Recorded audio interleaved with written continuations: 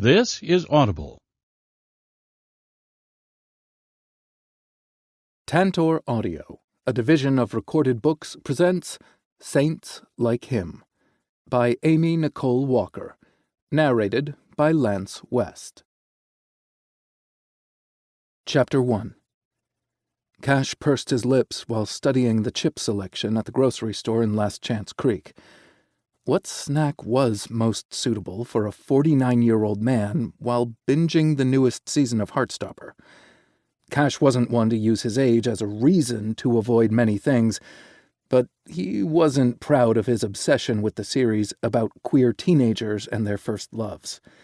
Their vitality and innocence sometimes made him feel older than dirt, but mostly it made him grateful that a new generation could see themselves in the characters.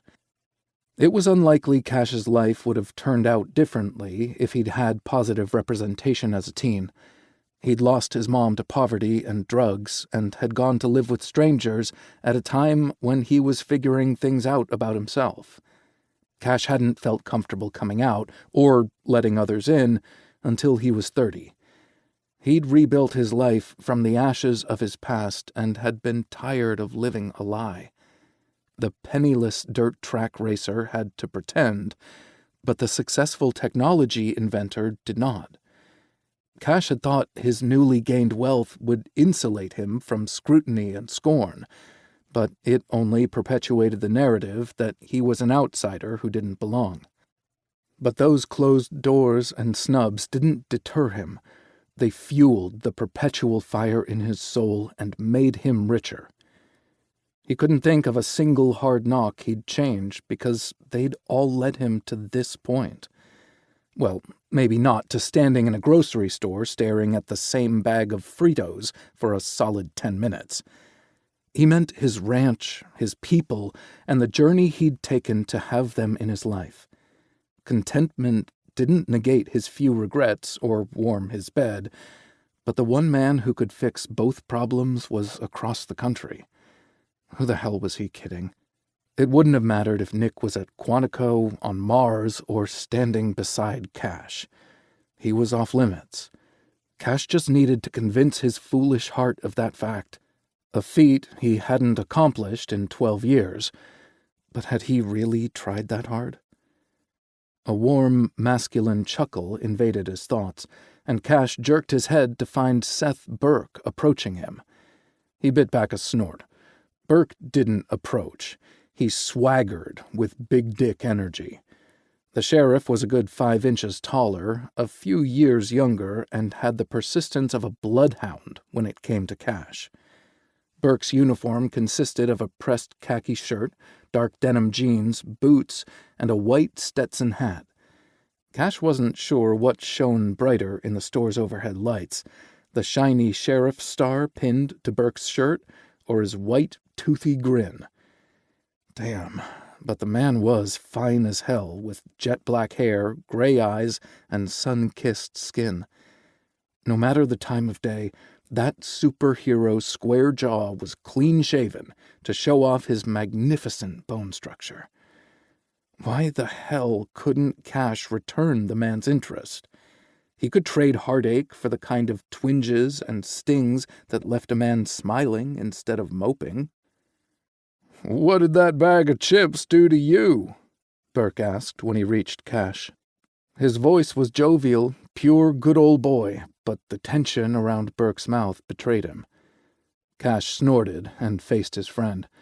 "I was just lost in thought." He glanced down and saw Burke had already placed several items in his basket. "I didn't see your truck in the parking lot." A dark brow arched. "Or you would have kept driving?" Cash sighed. "Of course not. I was just making conversation."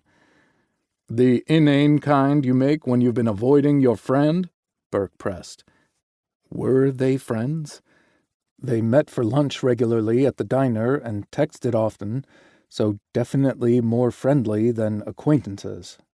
It was Burke's turn to sigh, but his was deep enough to pull his shirt taut across his chest. "Okay," he said. "Maybe our friendship is more of a one-way street, but I thought we were at least friendly. You've blown me off for lunch the past few weeks and only text after I initiate the conversation. What's going on?" "We are friends," Cash said, and realized he meant it. He enjoyed having Burke in his life, but that would change if he spoke honestly. Cash wasn't one to back down from a confrontation, but he didn't initiate them either. He chose avoidance until the showdown was inevitable, which he guessed was now. If their friendship was genuine, it would survive the conversation they needed to have. "Look, Burke, Seth," he said, "how many times do I have to tell you to use my first name?" The sheriff's authoritative tone took Cash by surprise.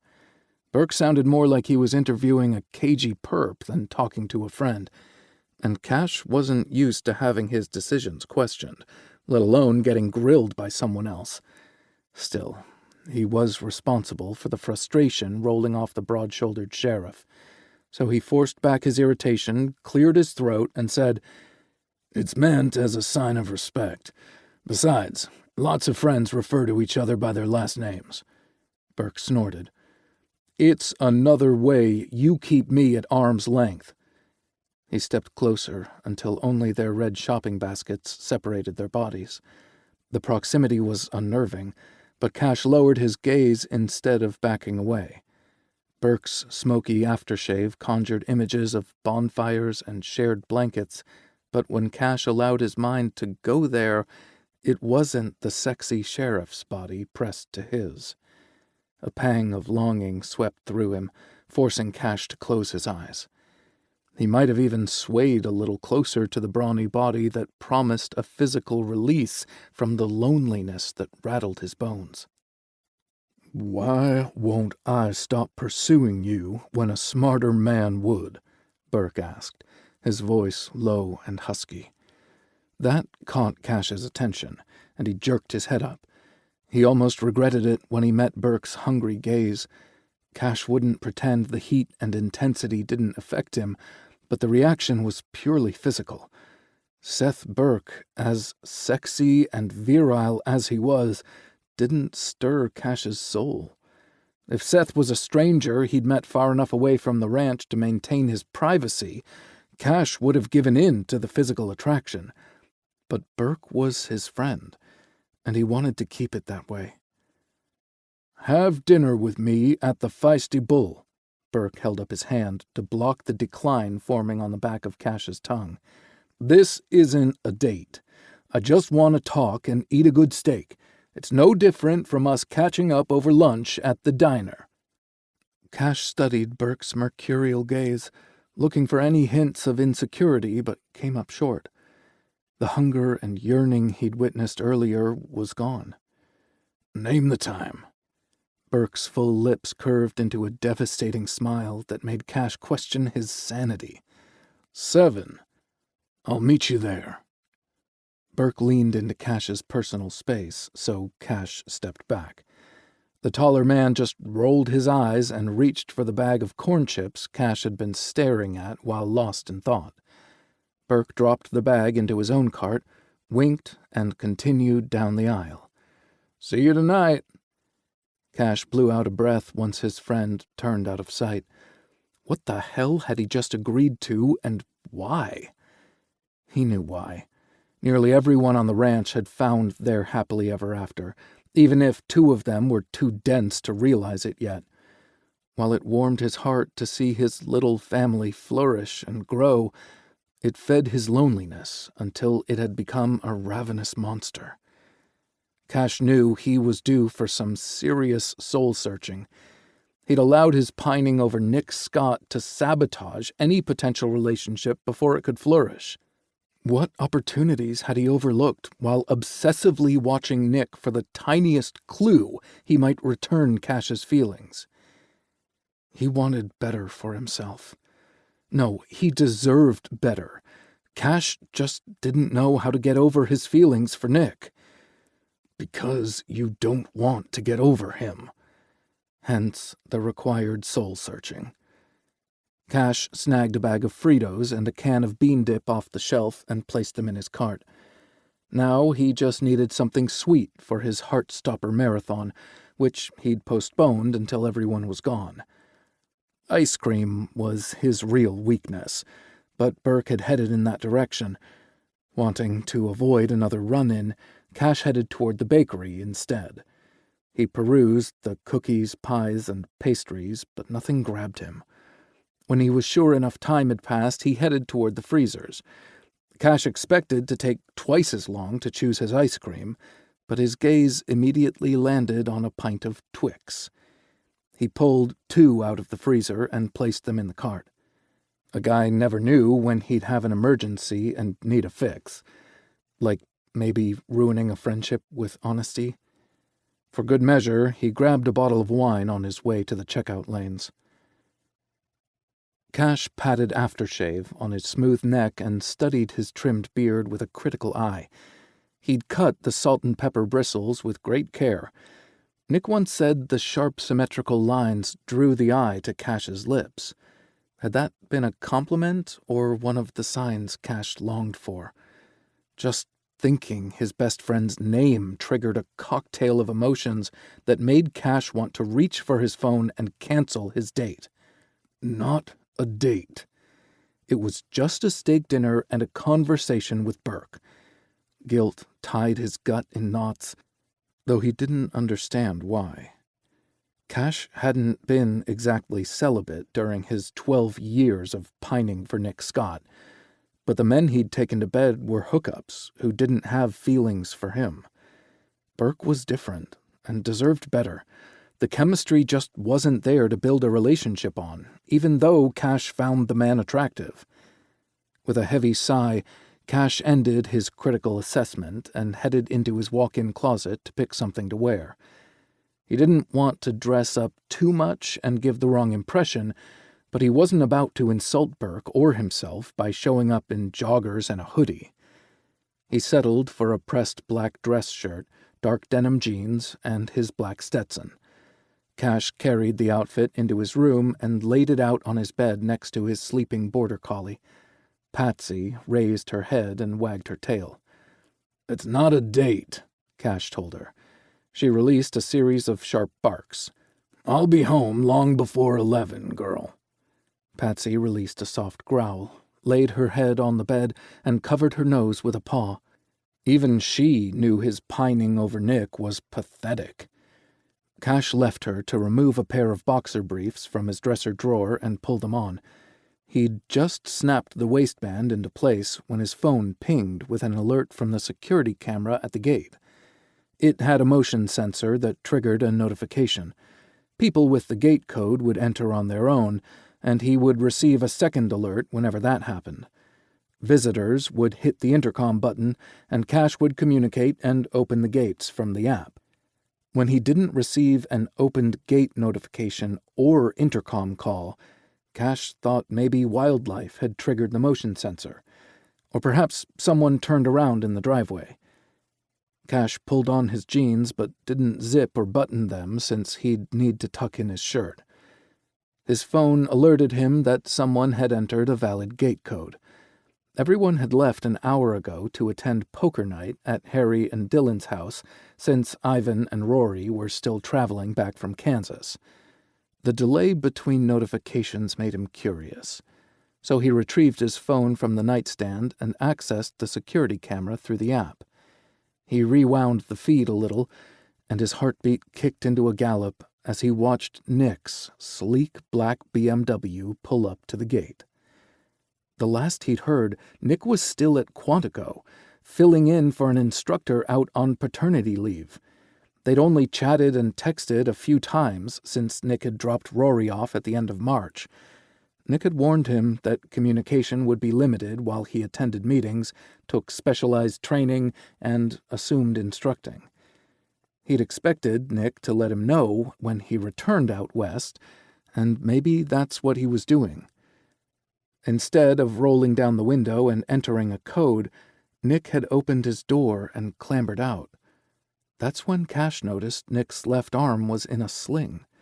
Snatching his shirt from the bed, Cash shoved his arms into the sleeves as he exited his bedroom. Patsy must have sensed his distress because she jumped down off the bed and followed him. Nick showing up unannounced and injured wasn't good. Cash didn't bother buttoning his shirt as he hurried through the house. The driveway to the ranch was long and windy, so Nick's car still hadn't driven into view by the time Cash and Patsy exited the front door and stepped onto the porch. It wasn't long before the sleek sedan eased from the dense trees and made the last turn toward his home, toward him. Patsy released a series of excited barks, but Cash bade her to stay put. He tried not to read too much into Nick's presence, especially with an injury, but his heart wouldn't listen. The stubborn organ always had a mind of its own whenever Nick was near. From the first moment their eyes had locked at a charity event 12 years prior, Nick had owned a piece of Cash's soul. Their chemistry had been undeniable, but neither man had room for a relationship. Cash had targeted flailing companies that were ripe for raiding. Nick had been about to start his FBI training at Quantico for 20 weeks. Neither of them wanted to ignore the energy crackling between them, so they gave themselves one weekend to fuck it out of their systems. 3 days of endless pleasure, passion, and laughter. The experiment had failed miserably, because the attraction was even stronger when their paths crossed a year later at the same annual charity event. They hadn't gone back to Cash's penthouse apartment in Denver that time.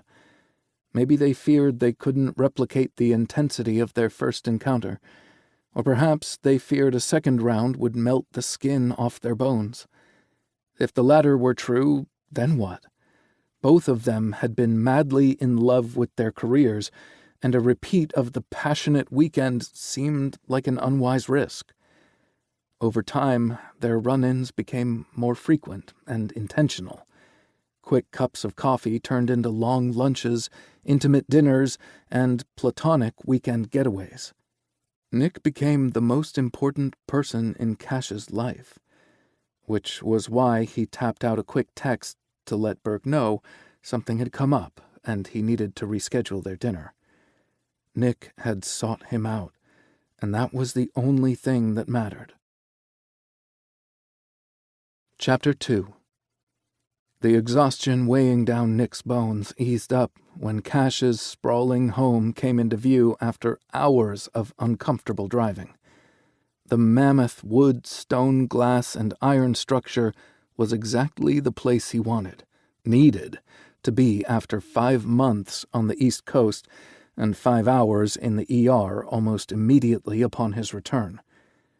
The man leaning against the stone porch pillar was the balm Nick's soul needed, more home to him than any building would ever be. Cash emerged from the shadows on the front porch, leaned against a tall stone pillar, and crossed his arms over his chest. His unfastened dress shirt and jeans gave Nick a peek at toned abs and black underwear beneath the denim. "Well, hello to you, too," Nick said to himself as he pulled up to the house and parked. A subtle quivering started in places that had gone dormant during his battle with burnout over the past year. He'd hit professional highs that couldn't compensate for the personal lows, and Nick only wanted to feel whole again. Heat spread low in his belly as he imagined nuzzling his face against Cash's happy trail, just as he'd done during their 3 days of debauchery. Damn, that weekend felt like 1,000,000 years ago instead of 12, and yet it also seemed just like yesterday. Nick didn't need to close his eyes and strain to recall the way Cash's body had felt against his, the sounds he made when aroused, or Cash's expression when he came apart in Nick's arms. It was all there in the forefront of his mind, the marks he judged all others by and ultimately found them lacking. Even those memories hadn't been enough to stir his libido back to life, until maybe now. There, in his car, Nick could almost feel the heat rolling off Cash's skin and smell his desire. For the first time in 8 months, He felt the promise of something more than a dark void. Cash straightened to his full height and trotted down the stone steps in bare feet. His faithful sidekick, Patsy, was quick on his heels. All Nick could do was stare at the gorgeous man smiling at him through the windshield. For far too long, Nick had had a gnawing emptiness riding shotgun in his soul.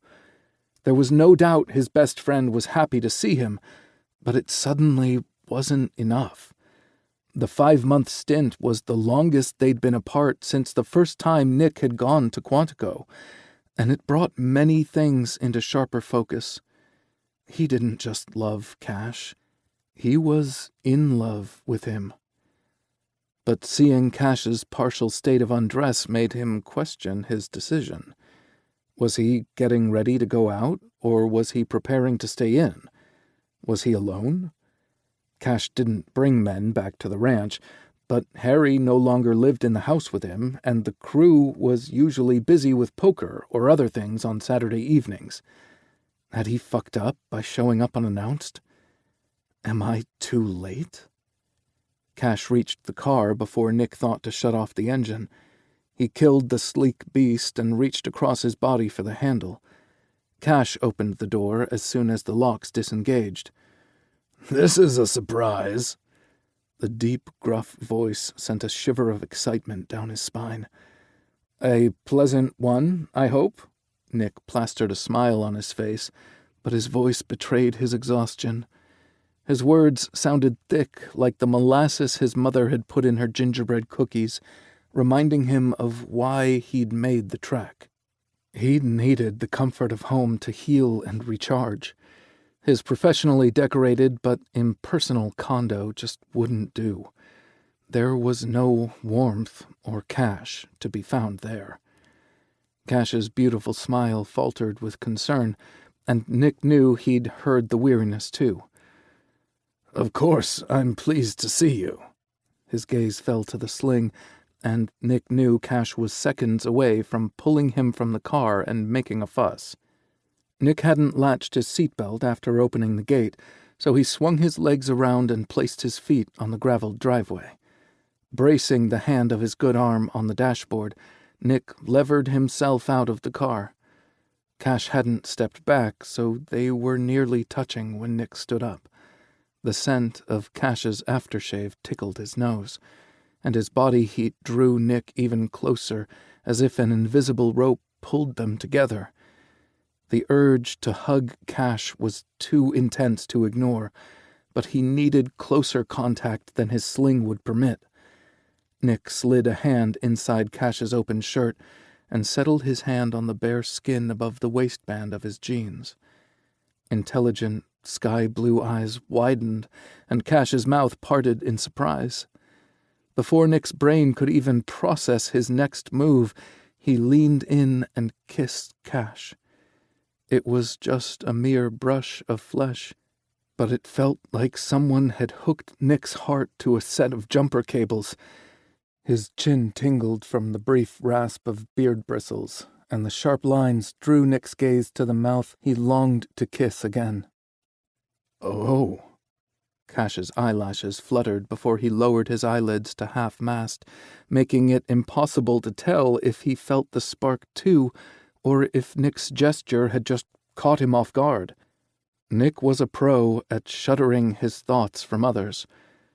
Except for the weekend when I'd kept him naked and sated. The pink tip of Cash's tongue appeared and made a quick swipe over his lips. An act of nervousness, or was he seeking Nick's taste? The urge to push his luck and swoop in for another kiss was strong, but he suppressed it. "Sorry," Nick said. "I wanted to hug you, but my stupid banged-up shoulder is in the way." He withdrew his hand and practically heard electricity crackling in the air from the rasp of his fingertips against Cash's skin. It reminded him of the cute special effects in the series Cash watched. Nick never let on that he'd seen Heartstopper in Cash's Netflix Watch Again queue the last time they'd watched a movie at Nick's place. They'd always talked about shows and movies, so Nick had been extremely curious why Cash hadn't mentioned that one. Nick checked it out for himself a week later and was completely charmed by it. Had he ever been that young or innocent? Nick had thought of Cash when he saw a new season was out. "Don't apologize," Cash said, capturing his hand before he got too far. His brow furrowed as he studied Nick's face. "Unless you've put yourself and others at risk by driving with one arm in a sling or under the influence of medication." Grateful for the connection, Nick just shook his head. His brain felt as fuzzy as if he'd taken the muscle relaxers the ER doc had prescribed. "I refused pain meds, and I waited to get here before taking the muscle relaxers." "What happened, Nicky? You look like you're about to collapse." "Feed me first?" Nick asked. As if on cue, his stomach growled in protest at its abuse. The last thing he'd eaten was a pack of cookies on his first flight of the day. Weather delays on the first leg had jeopardized making his connecting flight. The quick trip to Denver was fraught with turbulence, so the flight crew didn't get out the drink cart, and Nick had passed on the snacks they'd offered. If he'd known an accident involving his Uber would land him in the ER for 5 hours, he'd have devoured the chips and cookies. "Of course." Cash took a step back so Nick could clear the car. "Is there anything you want to take inside?" Nick reached down and pushed the button to pop the trunk before he cleared the door and closed it. Cash walked around to the back of the car, then peered around the corner at him. "Moving in?" "I came straight from the airport." It was mostly true. Nick had taken his luggage with him on the ambulance. He'd hired a second Uber to take him from the hospital to his condo. The driver had been kind enough to transfer the luggage from his trunk to Nick's. "I can make do with the smaller bag for now." Cash ducked out of sight long enough to remove the small suitcase before closing the door. When their gazes collided, Cash didn't bother to hide his curiosity or concern. "Did you get injured during drills?" Cash asked when he rejoined Nick. "Did a trainee take you down too hard?" Nick's stomach howled in protest again. Cash threw up his free hand and dropped his gaze to Nick's belly. "Okay, feed you first." He met Nick's gaze. "Your stomach has always had a mind of its own. We have all kinds of leftovers in the refrigerator." He placed his hands on Nick's lower back and led him toward the porch steps.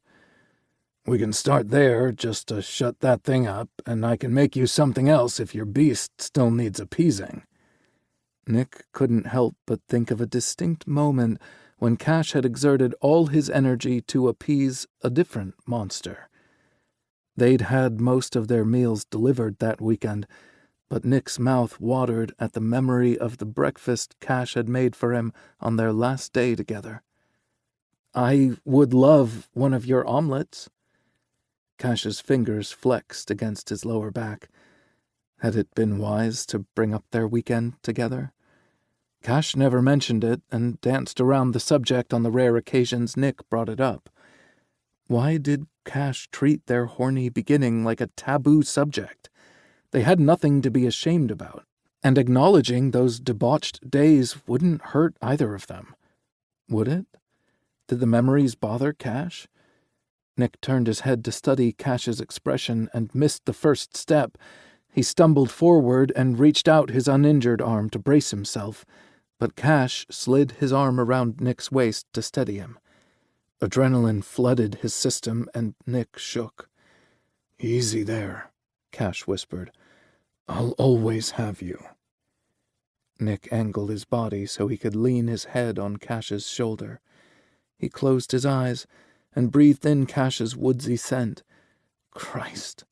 He smelled like a pine forest, a glass of really expensive bourbon, and a bonfire. The urge to nuzzle against the man returned with a vengeance. Nick's heart rate returned to normal after a few deep breaths, but he didn't budge from the comfort of Cash's embrace. "God, I've missed you, Saint." Nick was one of only a few people who knew Cash's middle name, and the only one brave enough to use it. In that moment, Nick truly understood that Cash was his savior. Perhaps he had been all along.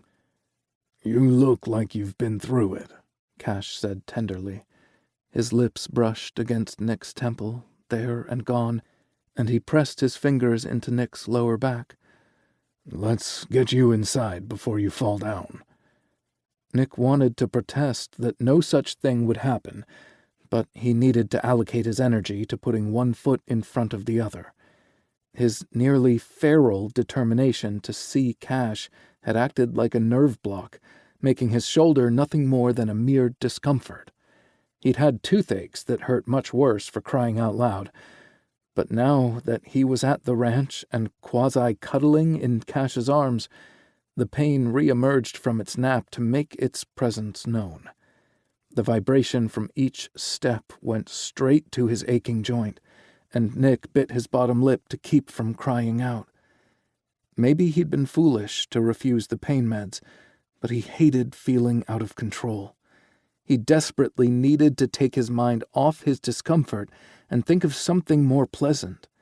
And so his brain chose that exact moment to replay the time he'd sunk to his knees behind Cash and rimmed him to orgasm in front of the wall of windows at his penthouse. It wasn't something Nick had planned. He'd woken in the middle of the night to discover Cash looking out over the city he was taking by storm. The bedroom was dark as pitch, and the city lights turned Cash's gorgeous body into a work of art. He'd had one forearm braced against the glass and a pensive expression on his face. Nick had risen silently from the bed and padded naked to where Cash stood.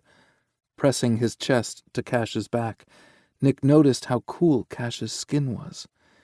How long had he stood there?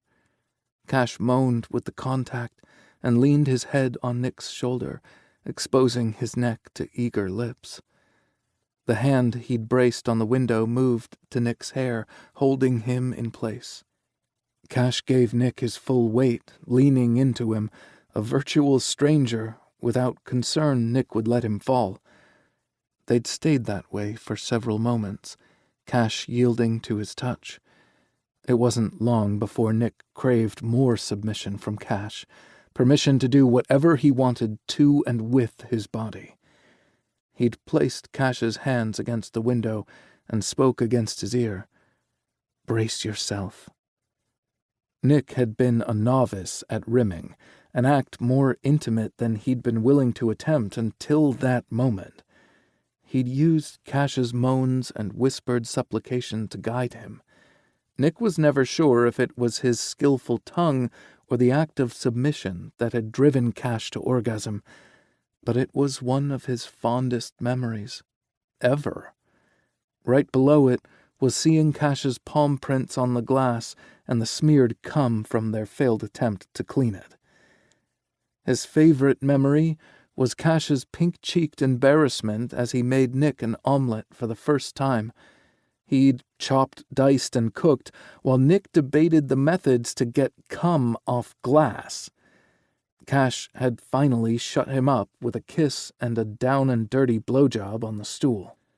Nick had been half-cocked and ready to fire the entire time, so his omelet was still piping hot after their shared orgasm. Cash wore Nick's spunk on his face and chest while wiping his own off the floor. "Did you remember to clean your cum off the penthouse glass before your cleaner showed up on Monday morning?" Nick asked. It was Cash's turn to stumble a little, and he tightened his hold on Nick. "What in the world brought that up?" "I think it was the omelet," Nick said, "and I was trying to distract myself from thinking about how bad my shoulder aches. My brain latched onto that night and the following morning in your penthouse. So did you get it clean?" "Of course." Cash's voice sounded tight and pained. Did those memories hurt him? That was the last thing Nick wanted to do. "Here we are." It took Nick a moment to realize they'd arrived in the kitchen without further incident.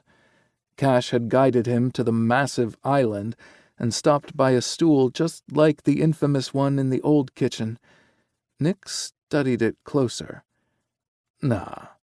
Cash still owned the penthouse in Denver and used it whenever he went there on business. Surely he'd purchased a similar design when he built the ranch house. Would you prefer a traditional omelet or egg whites? Cash inquired, before Nick worked up the courage to ask if this was the blowjob stool. Regular, Nick replied. You still haven't converted me. Cash snorted.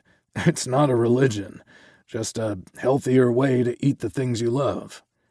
And I love egg yolks. Traditional omelet it is, Cash said with a nod. The bright kitchen light revealed that Cash's hair was more salt than pepper now, but it only made his eyes look bluer. Silence washed over the open and airy kitchen as Cash pulled ingredients from the refrigerator and set them on the island. The only noise that followed was Cash's knife cutting through peppers, onions, and mushrooms on a cutting board. His movements were quick and precise, unlike the time Nick had spent in the man's bed. Then Cash had been slow, deliberate, and very thorough. Careful, you're listing to the left, Cash said. Nick looked down at his crotch, where his dick slumbered, before meeting Cash's gaze. I always have. That earned a snort and a slight blush from Cash, before he returned to assembling the omelet on the stove. Nick raked hungry eyes over Cash's untucked shirt, long legs, and bare feet. I got lost in thought. Cash glanced at him over his shoulder, and a cute smile tilted the corner of his mouth. Nick knew how to coax a genuine smile out of him. Do I even want to know? Where had you planned to go tonight? Nick asked. Cash's shoulders stiffened ever so slightly, but Nick caught the subtlest changes in body language. Dinner with a friend. A guy friend? Cash's posture didn't change, but Nick heard the catch in his breath. Yes, a man. A date, then? I am too late. It was the second time since he'd arrived that a variation of the thought had echoed through his mind. Not a date, Cash replied too quickly, and Nick narrowed his eyes. Cash's shoulders heaved with an enormous sigh, and he added, Not to me, anyway. I think Burke has other ideas. Seth Burke, the county sheriff. Nick had checked him out when Cash had brought up his name in consecutive conversations. Hadn't a part of Nick braced himself for losing his best friend then? How much time could Cash possibly make for Nick while juggling the ranch and a new love interest? Cash had stopped mentioning the guy, so he figured nothing had come of the relationship. Maybe the silence meant they'd grown closer, and their bond was precious and worth protecting. Think or know? Nick pressed, sounding more like an investigator than a friend. The stiffness returned to Cash's shoulders, making Nick even more suspicious. Why wouldn't Cash look at him? He scooted off the stool to cross the room, but Cash turned from the stove with a skillet in hand. He set it down on a trivet and removed a plate from the cabinet.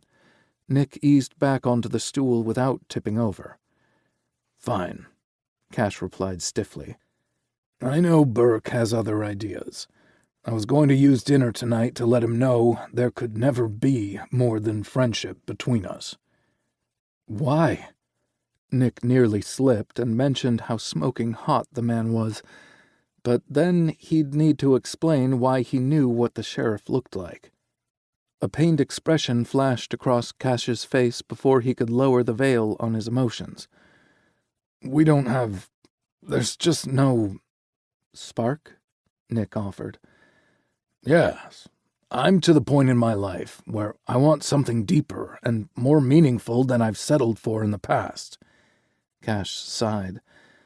But that doesn't mean I don't crave crackling chemistry. Like we had? Nick asked before he could stop himself. Have?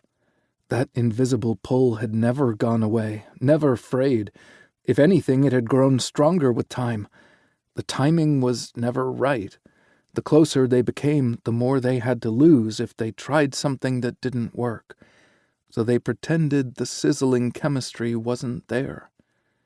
Cash's nostrils flared, and Nick thought he was going to dance around the question as he'd done in the past. Yes, Nicky. If I'm going to settle down, I want the kind of chemistry we shared. Maybe we imagined the whole thing, Nick said. I've never found it with anyone else.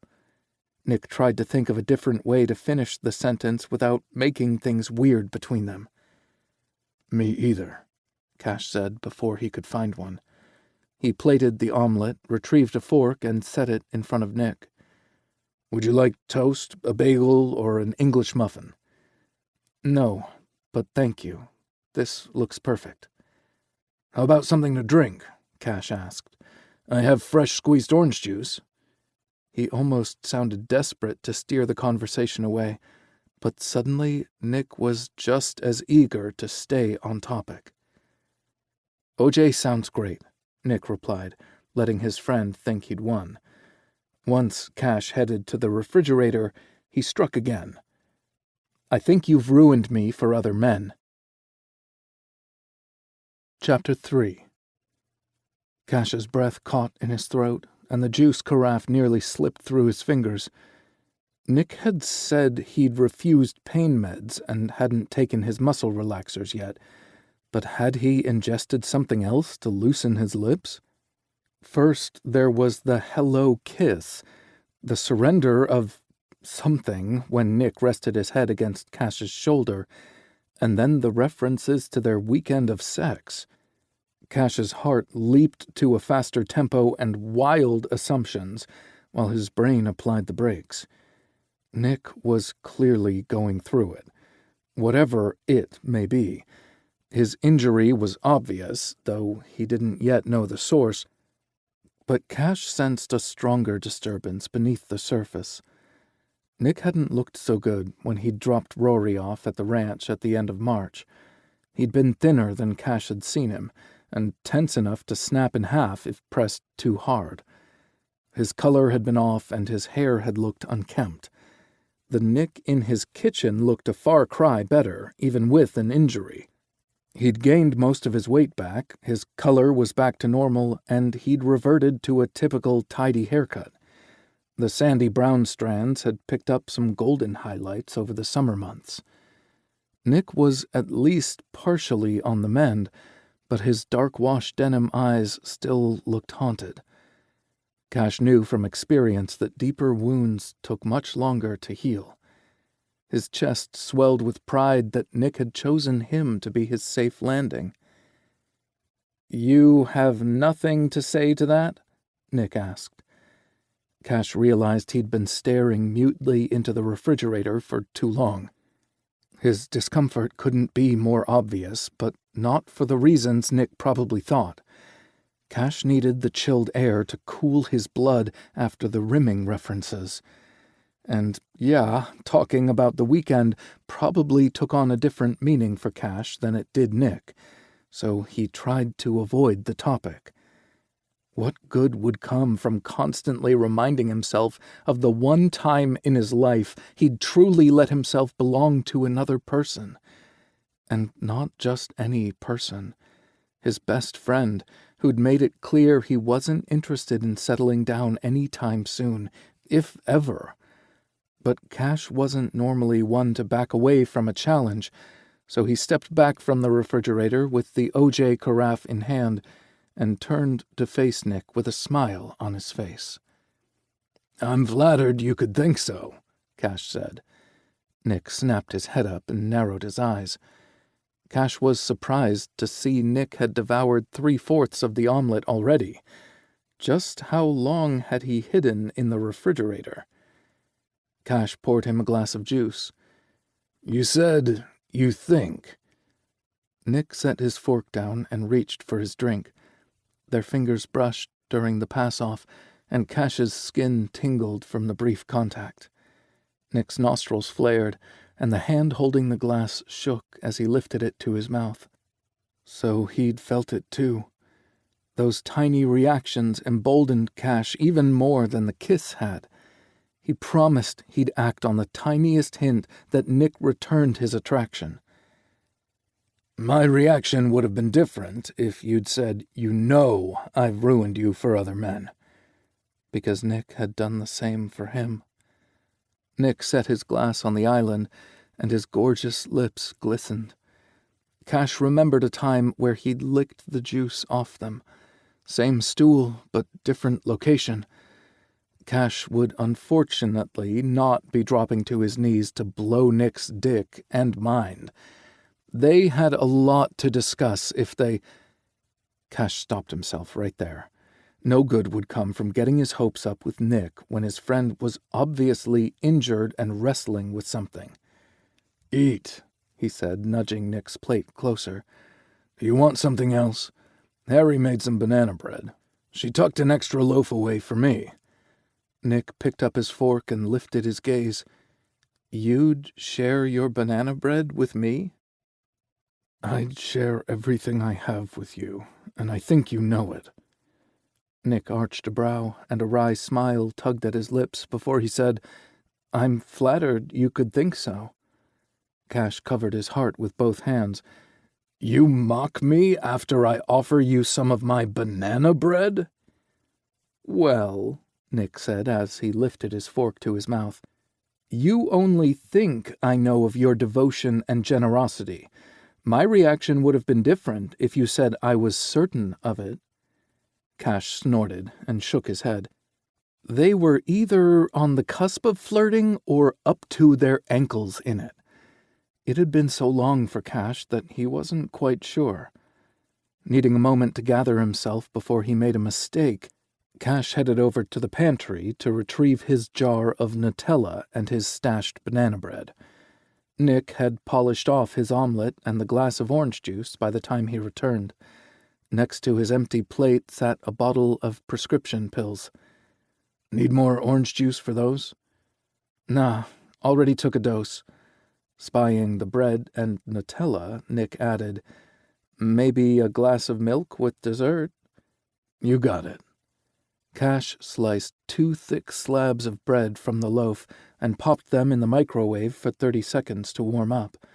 He poured 2 glasses of milk and placed them on the counter before spreading a thick layer of Nutella on top of the warm bread. "That smells almost good enough to make me forget what we were talking about," Nick said. He tilted his head to the side, squinted, and pursed his lips theatrically. "Oh, yeah. You dodged my remark about how you single-handedly ruined other men for me." If Nick didn't let it go, Cash would need to keep the kitchen island between them to hide his erection. "I'll make you a deal." "You have my full attention."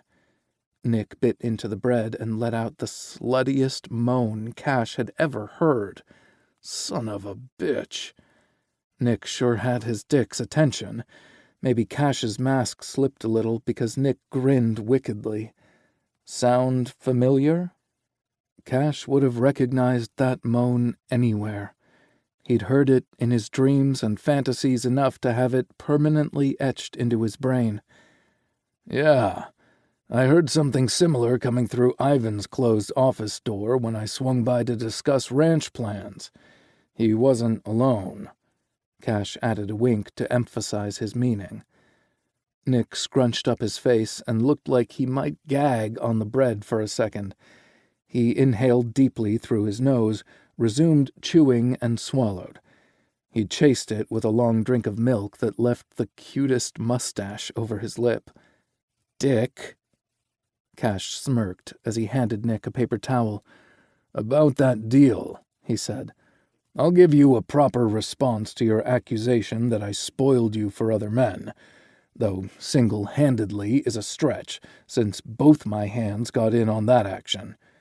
Nick's eyes glistened with mirth, making it nearly impossible to resist teasing him more, but Cash wasn't the only one with some explaining to do. You need to tell me about your injury first. You said you'd tell me what happened once I fed you. I made good on my end of the bargain." Nick's shoulders rose and fell on a deep sigh, then he grimaced.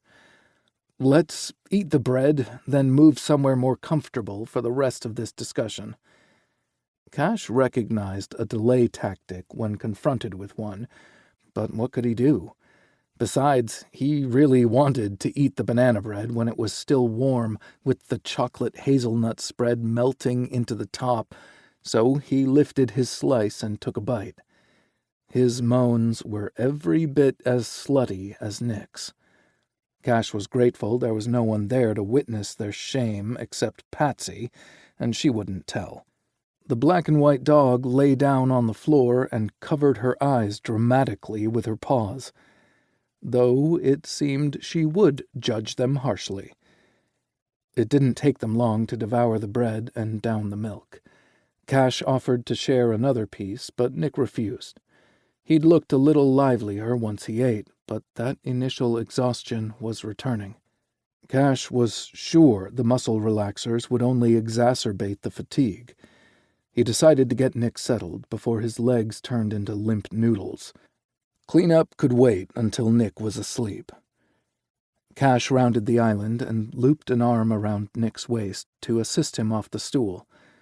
"See, not dropping to my knees and blowing him. Not even letting my mind go." Nick nuzzled his nose into Cash's neck and inhaled deeply. "Fuck, you smell good, Saint. Like wood, smoke, booze, and sex. Campfire sex. You ever had that?" "Is that muscle relaxer kicking in already?" Cash asked, instead of answering. No, he'd never had campfire sex, but holy hell, he was thinking about how much he'd love to see Nick stretched out naked with the great outdoors as a backdrop. Cash could kiss wherever the flickering firelight cast dancing shadows on Nick's tan skin. There probably wouldn't be much sleeping under the stars, but it would be a night they'd never forget. Nick let out a laugh that sounded suspiciously like a giggle. "Maybe they are. Doesn't mean I missed what you did there." "I don't know what you're talking about," Cash tried. "Bet you're thinking about campfire sex. You just don't want me to know. Who was he?" "I've never had campfire sex. Are you happy now?" "Not really," Nick said heavily. "I'm sad that you haven't experienced it." Cash nearly pulled up short, but sudden moves probably weren't the best thing for Nick just then. "Have you?" "No." He sounded so forlorn that Cash couldn't help but smile. When they reached the great room at the back of the house, Cash turned right toward the expansive suite Harry used to occupy. It would be the perfect space for visiting family members. They'd have their own little area on the opposite side of the home from Cash, giving everyone a private space. "Don't want to go right," Nick said. He stopped without warning and hissed at the discomfort, proving Cash's earlier assessment had been right. No sudden movements. "I don't want to go right. I need to be near you." As in Cash's room? There were no guest rooms on his side of the house, which had been a deliberate move on his part. Sleeping near Cash meant in his bed. "Nicky." "Please," Nick nuzzled against his neck. "I took a red-eye flight, hoping to get back to Denver this morning. I wanted to nap, swap out G-Man clothes for free-man clothes, and drive to see you." "Things didn't go according to plan?" "Nope. Weather delays, a car accident, and a ridiculously long time at the ER made me more desperate to see you," Nick said. Cash's heart froze at hearing about the accident, but melted when Nick said he needed him. "Please don't push me away or put up a wall between us like you sometimes do." God, had he been so obvious? The pushing and wall-building stemmed from the moments when wanting Nick was too much for Cash to bear. His wants and needs didn't matter just then, only Nick's. So they turned left. The only noises came from the suitcase's rolling wheels and Patsy's clicking toenails on the hardwood floor. Cash knew his house was large, but the hallway leading to his quarters seemed to stretch on forever. He felt like they were in the home stretch once they reached his office, but Nick let out a weary sigh in front of the library next to it that made Cash pull up short. "Need to rest?" Nick turned his head and looked into the library. "I want to lie on that velvety-looking sofa. Is that the same one you had in your penthouse in Denver? Lost track of how many times one of us got bent over that thing." "Same sofa," Cash admitted. Only a fool or a glutton for punishment would keep those kinds of reminders around to torture himself. Maybe he was both. "Don't worry, I've had it professionally cleaned since then." Nick's snort turned into a belch. Cash had to bite the inside of his cheek to keep from laughing. God, he would be so embarrassed if he recalled parts of their conversation. Cash steered Nick toward the sofa, intending to settle him there before taking a nearby club chair. He'd be down for the count soon, and Cash could retreat to his room for a bit to process everything that had happened and plan for things yet to transpire. Yeah, he had every intention of having a wall in place by the time Nick crawled into his bed. Cash eased him onto the middle sofa cushion, but Nick snagged his wrist before he could step back. "Don't leave me," Nick said. He possessed an eerie ability to read Cash's mind. "I was just going to sit over there," Cash replied, pointing to a chair. "Too far," Nick told him. "I hurt, and you can fix me." Cash's heart squeezed at the naked vulnerability in Nick's voice. "I'm not a doctor or healer." Nick patted the cushion next to him. His eyelids were at half-mast, and his face looked more relaxed than Cash had ever seen it. "Please, I want to lay my head in your lap." Lust struck like a lightning bolt, but Cash tamped it down. Nick was in no condition to consent to anything. Cash questioned if they should even have a conversation, since Nick was obviously under the influence of his medication. "I'm not sure that's a good idea." A wicked smile stretched across Nick's face. "I'll behave. Please, Saint." Cash was powerless to resist. He sat down on the sofa and stayed still so Nick could position himself on his back. "Do you need to prop something under your shoulder?" "Nah," Nick said. "I didn't break anything. Some teenager with a newly minted driver's license ran a red light and plowed into the Uber I was riding in.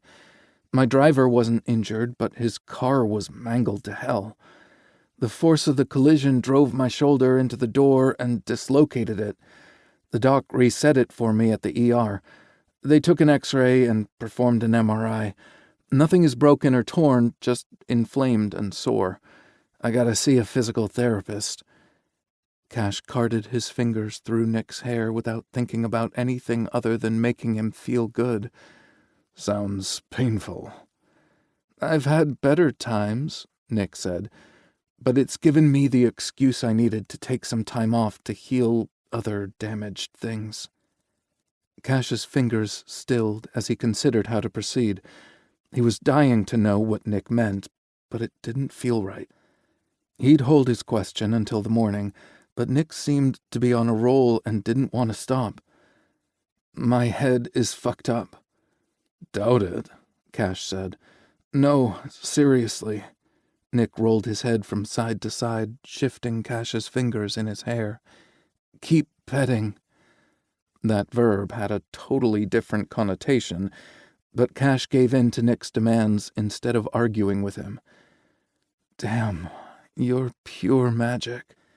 You did more for me in 5 seconds than my doctor or therapist have done in the past 8 months. "What's going on, Nicky?" Cash asked.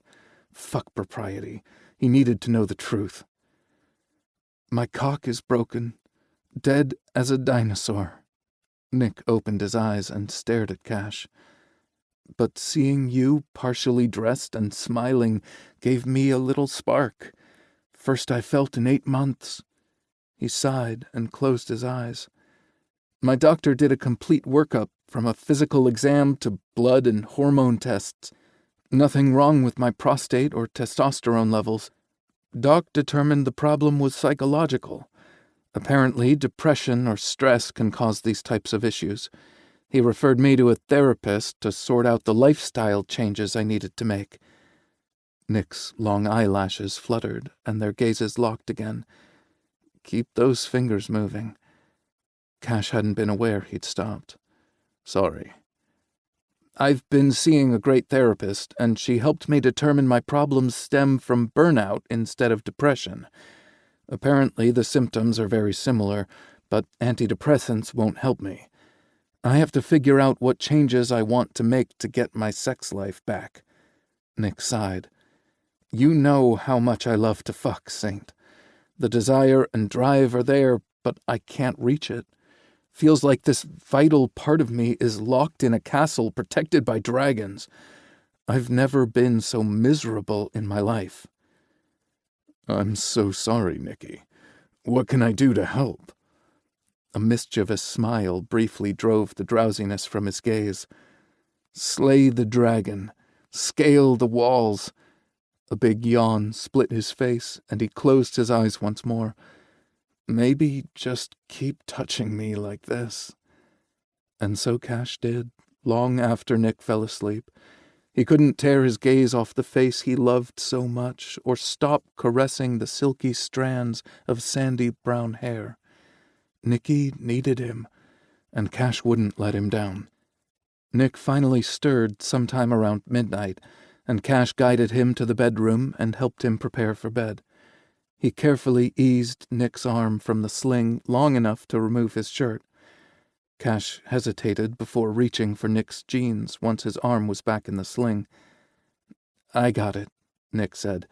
The next time you strip off my pants, it will be for entirely different reasons. Cash held Nick's denim blue gaze and tried not to show how the words affected him. Once Nick stripped down to his underwear, Cash turned down the bedding so he could climb in. Christ, Nick said. These sheets are even softer than the ones at the penthouse. What's the thread count? 1,200. Nick gave Cash a crooked smile. Fucking diva. And don't you forget it. Cash reached out and carted his fingers through Nick's hair once more. The man practically purred like one of the ranch cats. Need anything else before you go to sleep? A glass of water? Maybe leave one on the bedside table in case I wake up in the middle of the night. I probably don't need to go stumbling around in the dark until I learn the lay of the land. Just how long had he planned to stay? But that was a question for the morning. I'll get you a glass of water. Rest well, Nicky. He snagged Cash's wrist before he could pull back. Nick brought Cash's hand to his mouth and kissed his palm. Thank you, Saint. Nick's eyelids closed, and he was out like a light. Cash brushed the back of his fingers over Nick's jawline. Yes, Nicky. You've ruined me for other men, too. Chapter 4. Nick clawed his way out of a weird dream and jackknifed into a sitting position. Unfortunately, his subconscious had been too concerned with survival and forgot about his injured shoulder. The jarring motion sent pain shooting from his shoulder down to his elbow like lightning bolts of misery. Nick's fingers twitched as if he were a puppet and his master pulled on invisible strings. He clenched his teeth and breathed deeply through his nose until the discomfort subsided. Nick turned his fuzzy brain to figuring out where the hell he was. His surroundings were pitch black, and nothing felt familiar until a particular scent combination tickled his nose. Pine, bourbon, and wood smoke. Cash. His memory returned in fractured bits that made zero sense. Nick closed his eyes again and breathed in Cash's scent to stave off the rising panic so he could remember exactly what had happened. Campfire sex. The words came out of nowhere and reverberated around his head. The fog eased until he recalled a snippet of conversation. Nick knew damn well that he'd never had sex with Cash near a campfire. But you sure as hell brought it up to him. Nick blinked a few more times, and his vision adjusted a little better in the dark. Or maybe the cloud cover shifted to let moonlight shine through the wall of windows across from the bed. He was in Cash's room, alone. If it were daylight, Nick would have a glorious view of the Rocky Mountains. He hadn't immediately recognized the space. Nick had never spent the night there, and had only briefly seen Cash's inner sanctum, when his best friend had moved into his gorgeous home. Nick lay back down and fisted the soft sheets under his body. His next breath came easier, and the one after was almost normal. He scrubbed a hand over his face and tried his best to clear the cobwebs. He reviewed the fragmented memories and shuffled them around until they formed a clearer picture of what happened after he'd arrived at Cash's. The kiss, the rimming reference, and the omelet in the kitchen. Nick trying his best to get Cash to talk about their weekend tryst all those years ago, but still coming up short. He'd admitted that Cash had ruined him for other men. Well, he'd said he thought so, which Cash had pounced on. Nick turned the tables on him soon after, and he was almost sure Cash had flirted with him. Nick growled when he remembered telling Cash about his broken cock, his trips to the doctor and therapist, and his belief that Cash could fix him. Fuck me. Nick remembered that glorious tingling below that signaled all wasn't lost for him. But Cash had undressed him with impassive hands and tucked him into bed like he would a child. Nick groaned and pulled his pillow over his head. Had he destroyed 12 glorious years of friendship in one night by running his mouth? Maybe he could blame it on the muscle relaxers. Yes, Nicky, you've ruined me for other men, too. Nick's breath caught in his throat, and the backs of his eyes stung with impending tears. He hadn't imagined Cash saying that after tucking him in. Life couldn't be that cruel. Fear paralyzed Nick for a moment before he calmed down and willed his limbs to move. He gingerly threw back the covers and sought Cash's hiding spot. Nick didn't think he would sleep in a different room after Nick practically begged Cash to sleep with him. Had his insomnia returned? Once on his feet, Nick noticed a need more pressing than finding Cash. A soft nightlight plugged into the opposite wall helped him find the double doors that opened to the massive closet. Nick pulled them open and soft interior lights came on. Cash had called it smart lighting. He had the brightness programmed to match the time of day. The hardwood floors continued into the walk-in closet, and Nick couldn't help but stop and look around the space. Double rows of clothes racks lined one side, and shoe racks and dressers were on the other. Built-in shelves held folded sweaters and hats in a variety of colors. Cash had placed a tufted ottoman near the shoes and boots. Nick figured it was to sit on while slipping on footwear, but it would make an excellent place to get bent over and fucked. Nick's cock might be hibernating like a bear, but there was nothing wrong with his imagination. If only he could sync the two. The bathroom was on the other side of the closet, and the lights there also came on when Nick stepped onto the ceramic tile. He noticed the door leading out to Cash's patio sanctuary was slightly ajar. Was he soaking in the hot tub?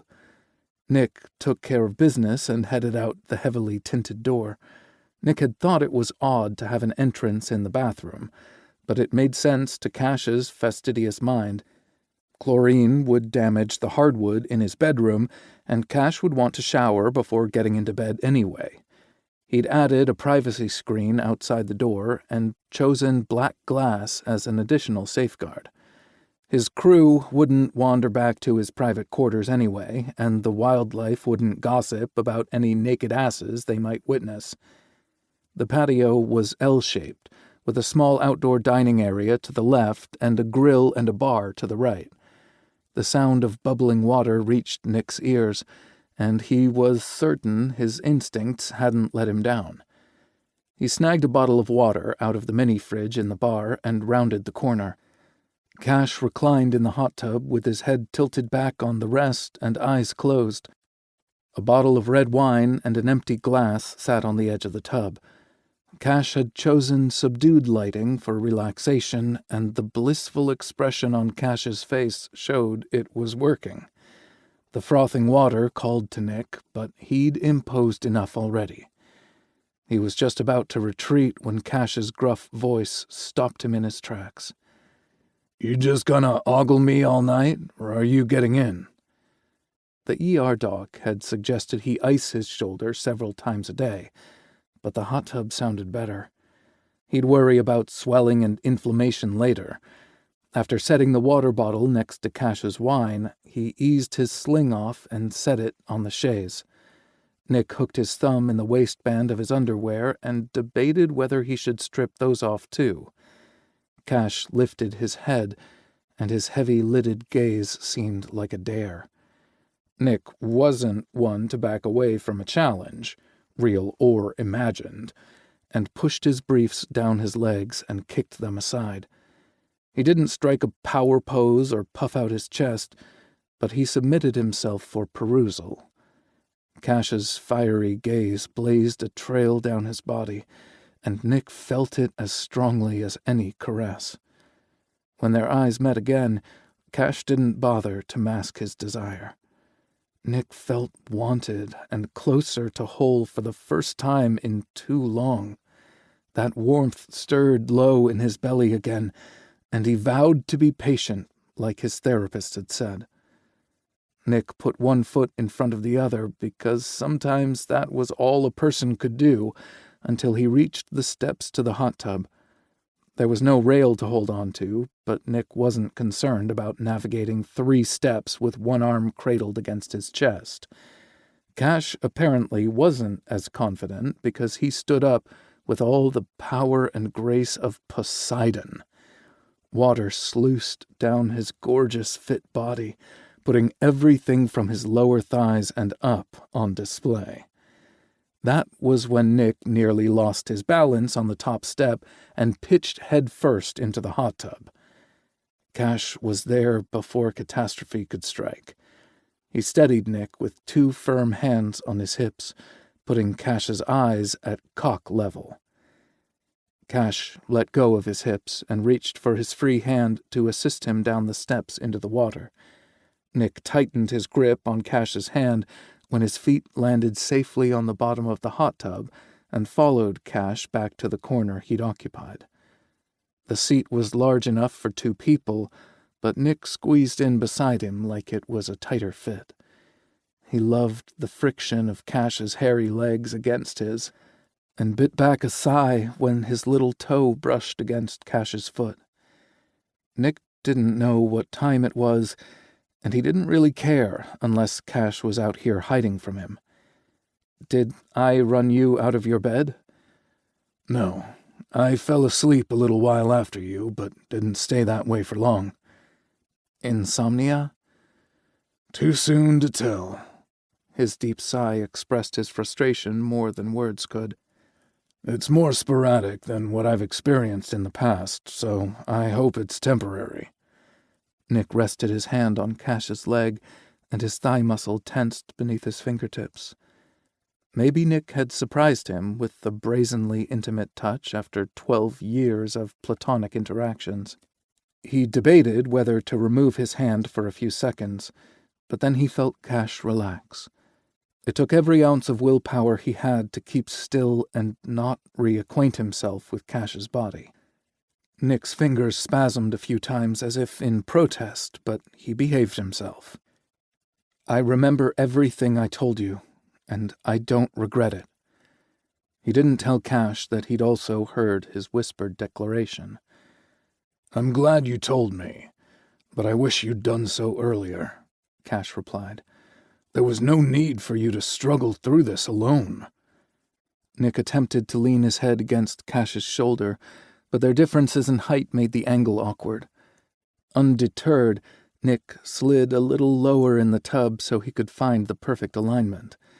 His hand also shifted on Cash's leg, but at least it was lower and not brushing against his cock. "I could say the same for you," Nick told him. "You can tell me what's keeping you up at night. Are you having trouble with salvation anew again?" Cash drew in a long, shaky breath, but Nick wasn't sure if it was due to his nearness or the mention of the cult. "Nah, they've retreated to their compound and stayed pretty quiet since your brother implemented his genius PR plan." Nick smiled at the respect Cash's voice held for Rory and the slick way he'd diverted the conversation away from himself. Nick wasn't really in the mood to talk about his boner-killing burnout either. Since Rory was a favorite subject, Nick would table their truth-spilling. For now. "So many people underestimate my brother, myself included occasionally, which is a big mistake. The guy could move mountains when he was in full throttle mode, and it was obvious how much the ranch and crew motivated Rory. I've never heard Rory sound so happy, Cash. I can't thank you enough for that." Cash covered Nick's hand on his thigh, sliding his fingers between Nick's. That simple touch ignited a spark in Nick's body. Could he stoke it and start a fire? His eyes drifted shut, and he imagined himself sitting between Cash's parted thighs, his back to Cash's front, and a hard dick nestled against his ass. The water would bubble all around them as Cash explored every inch of skin he could reach, paying special attention to the inches that had gone dormant. Nick would lean his head back against Cash's shoulder and nuzzle his nose against his neck to breathe his scent in deeper. Cash's caress would be thorough and all-consuming until Nick felt his touch everywhere, even the parts Cash couldn't reach.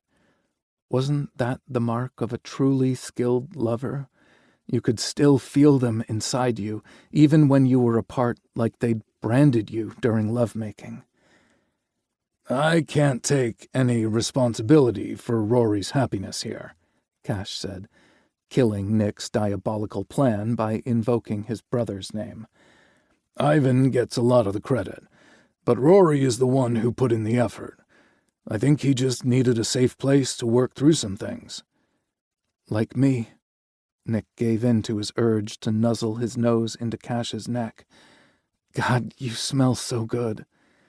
"Same stuff I've been using for going on 2 decades. Nick had adored his scent then, too. One shouldn't mess with a good thing. He wanted to take the words back before Cash realized cuddling with him would blur the lines they'd drawn. Come to think of it, neither of them had verbally drawn lines. They'd both assumed things by not engaging in sex and had relegated one another to the friend zone. "Life is interesting," Cash said thoughtfully. "How so?" "A near accident brought Rory to the ranch, and coincidentally, an actual accident brought you here." "There are no such things as coincidences, and I was already coming here. I told you that." "You were also under the influence of muscle relaxers when you said it." Nick snorted. "Okay, so they loosened my lips a little, but only the truth tumbled out, even if it was a little embarrassing. You're my home, and I've been gone too long." Cash moved his arm off the back of the hot tub to tug Nick closer, settling his hand on Nick's hip. "Still the pills talking?" "Nope," Nick said. "Those things wore off. That might be what woke me up, or maybe I knew you were gone." Great. He sounded like a needy punk. Cash stiffened and made to move until Nick pinned him to the seat with his weight. Let's get you another round. No thanks. I'll stick to OTC meds.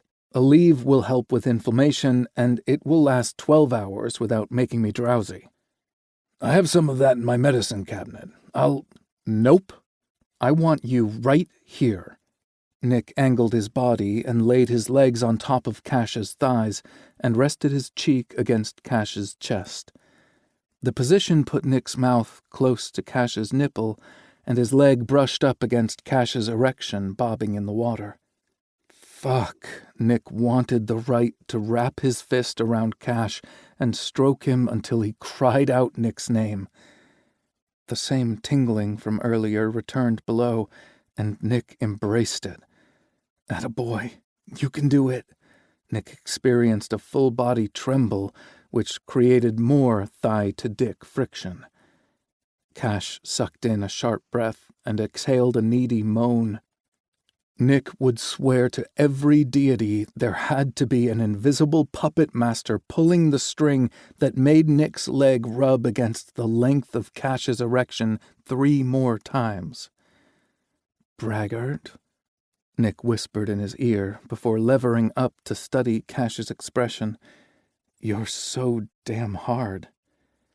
Cash turned sky-blue eyes Nick's way, and he saw a myriad of emotions warring in his gaze. He wanted Nick so badly in that moment, but was terrified of what would happen if they crossed the line again. I didn't mean for this to happen. Cash's voice sounded gruffer than usual and tinged with desperation. Was he hoping Nick would finish him off, or terrified he would? Some of the best things come out of nowhere, Nick said, leaning his forehead against Cash's. Their mouths were scant inches apart. All Nick had to do was lean slightly forward and claim his mouth, but kissing was far more intimate than a hand job. Anyone who said differently was a liar, or hadn't been kissed properly in their lives. Cash. Baby. Nick swallowed down the endearment before it caught air. I would really love to make you feel better. I would love to live vicariously through your orgasm. His saint trembled all over, and Nick held his breath, waiting for a response. Cash closed his eyes for what felt like an eternity, and when he reopened them, Nick had his answer. I'm too late. Cash tilted his head and studied him, and Nick realized he'd spoken his thought out loud. He searched for a way to minimize the phrase that had echoed in his brain since arriving at the ranch, then realized he didn't want to take it back. I'm right, aren't I? Nick asked. I'm figuring things out too late. Something akin to joy flashed in Cash's eyes, but it was gone after the next blink. He shook his head and said, You're not too late, and that's why I can't take things further with you right now. Nick cocked his head, and confusion must have been written on his face. Before he could press for more information, Cash made his stance crystal clear. I can't do casual with you. Not now, not ever. The sigh that followed was heavy enough to carry the weight of the world. I won't be able to separate emotional from physical. I'd be all in, and I wouldn't survive the heartbreak when you decided I'm not what you want. Hope leaped in Nick's heart, and heat pooled low in his belly. Was he hearing Cash correctly? What if I don't want casual either? Maybe I'm all in too. Cash leaned forward and kissed him, lingering for several seconds before pulling away. What-ifs and maybes are risks I'm not willing to take. They're fine for business ventures when it's just money on the line. Cash placed a hand over his heart and removed the veil he kept over his expressions. Every naked, vulnerable thing Cassius St. Sweeney felt was in his gaze. "You're my heart, Nicky. I can't lose you." A tidal wave of love and longing washed over Nick, threatening to pull him under. "Would it be better for you if I left?" "Hell no," Cash snarled. "I want you here. I'm your home, remember? We'll figure this out together." Nick breathed a sigh of relief. "Fine, but you'll tell the sexy sheriff you're not available?" A wry smile stretched over Cash's mouth, just as Nick realized his mistake. "And how would you know Burke is a sheriff?" "You mentioned it in passing." Nick was pleased with his quick thinking, though Cash's chuckle clearly called his bullshit. "The sexy sheriff is no threat to you," Cash said, not bothering to keep the humor from his voice. The jets turned off, and Cash sighed. "Time for bed, Nicky. Neither of us will be worth a damn if we don't get some shut-eye." "My only job is to recover from my banged-up shoulder, and to sort my shit out." His feelings for Cash weren't the only revelations. Nick had realized he no longer had a future with the FBI, something that had been his identity since he was 25 years old. "Now who's the braggart?" Cash teased. He gently shifted Nick back onto the seat so he could stand up. They both pretended to ignore the gorgeous erection jutting from his pelvis. "We have a problem." "Some of us do, Houston, but you certainly don't." Cash snorted and climbed the stairs, giving Nick carte blanche to ogle his ass and toned legs. Cash had gained a lot of muscle over the years, and Nick loved the way it looked on him. "I only brought one towel." Nick sighed when Cash descended the external stairs to the patio and his pert ass was no longer visible. "No problem. You dry off first, and then I'll use your towel." He stood up from the water, pulling Cash's attention to him. "Or I'll just walk like this, straight to the shower." They both walked naked as jaybirds and soaking wet to the bathroom. The water heated quickly, and Cash steered Nick inside before following him. The shower was big enough for the Denver Nuggets starting lineup, so Cash had one side of the shower and Nick took the other. The space between them was too far and not enough at the same time. Nick longed to reach for Cash, but took his words to heart. They quickly showered and toweled off before returning to bed. This time, Nick was awake to feel the bed dip from Cash's weight. He expected Cash to remain on his side of the bed, but he spooned in behind Nick instead. Neither of them had bothered with underwear, so they were flesh to flesh. Cash's heart pounded against Nick's back, and Cash's dick throbbed against his ass. It was perfection. "I'm so glad you're here." Cash pressed a kiss to the back of his neck.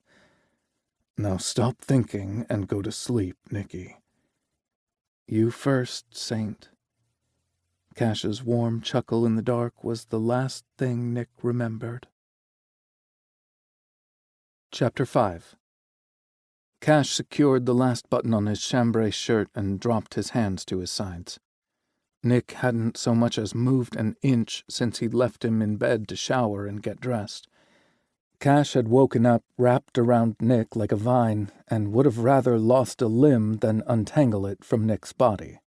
A cooler head prevailed, and not the one that had kept Cash awake long after Nick fell asleep.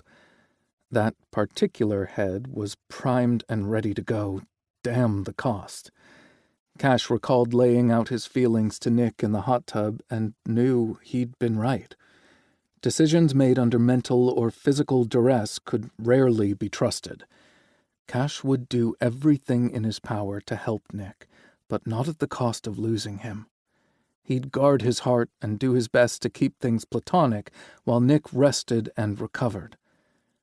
Cash nearly broke his own rule moments later when he refilled Nick's glass of water and left a bottle of Aleve on the nightstand. Leaning forward to kiss Nick on the cheek had felt as natural as breathing, but Cash stopped himself in the nick of time. Talk about sending mixed signals.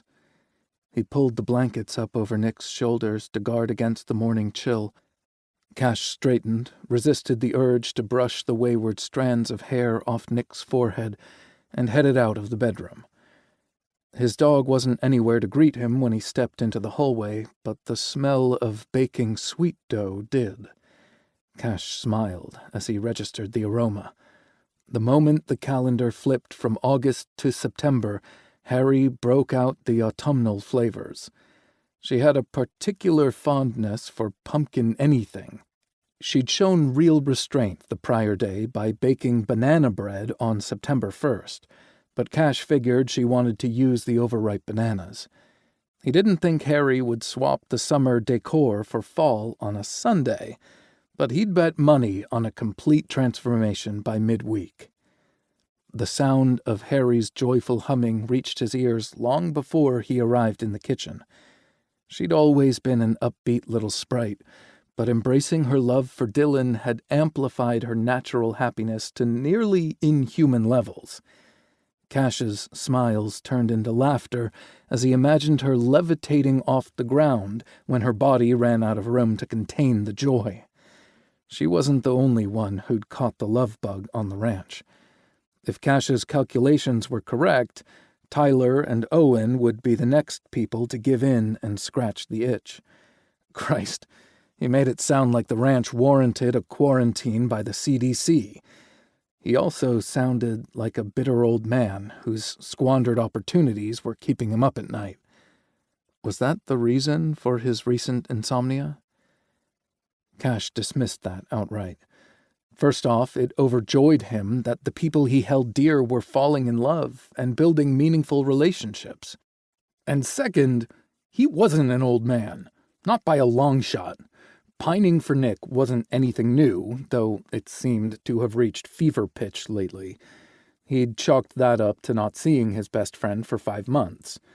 Text messages and phone calls couldn't hold a candle to being in the same room and breathing the same air. Cash just needed to give it a few days, and their relationship would be back to normal. But what if... Cash slammed the door on that thought as he rounded the corner and entered the kitchen. Harry danced in place behind the island while drizzling glaze over dozens of muffins with coffee cake crumble on top.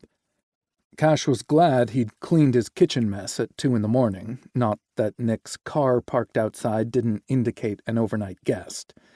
The last few times Nick had stopped by, he'd been driving his FBI-issued vehicle. They typically met in Denver when they got together, so only Rory would know the sleek import belonged to Nick. Harry looked up from her task with a smile, and he saw the curiosity in her green eyes. "Good morning," Cash said casually. Harry tilted her head to the side and studied him closely. "Are you feeling okay?" The question caught him off guard, and he fought the urge to look for a reflective surface. Had he forgotten to comb his hair after the shower in his haste to check on Nick? Was the lack of sleep etched on his face? He'd slept great once they'd returned from the hot tub, but not for long enough. Broken sleep had always fucked him up. "Whoa," Harry said, holding up her hand. "You're thinking way too hard over there. I only asked because you haven't harassed me about bringing out the pumpkin spice already." Cash repressed a relieved sigh and laughed instead. "You didn't give me a chance. I only wished you a good morning." "That's my point," Harry said.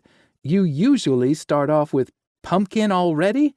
Then we debate the appropriate flavors for the Burr months before you concede and wish me a good morning. It's an entire thing for us. Forgive a girl for worrying." "There are other fall flavors besides pumpkin," Cash said, taking up his usual stance. "You know I love pumpkin." He snatched a muffin off the cooling rack to prove his point. "If it were up to me, apple cider would be the prevailing flavor for September. I'd settle for pumpkin for October and November, but peppermint mocha takes over on December 1st. Harry smiled at the familiar argument. Do you want to concede now, or carry on with the tradition until I wear you down? Cash peeled the wrapper off the pumpkin muffin as he debated his next step. He took a bite and nearly rolled his eyes back in his head. The pumpkin spice muffin alone was delicious, but the crumble and maple glaze were out of this world. He bowed to Harry and her wisdom, earning a giggle, and continued shoving the muffin into his mouth. Harry poured him a cup of coffee and retrieved the creamer from the refrigerator. He smiled when he saw it was peppermint mocha.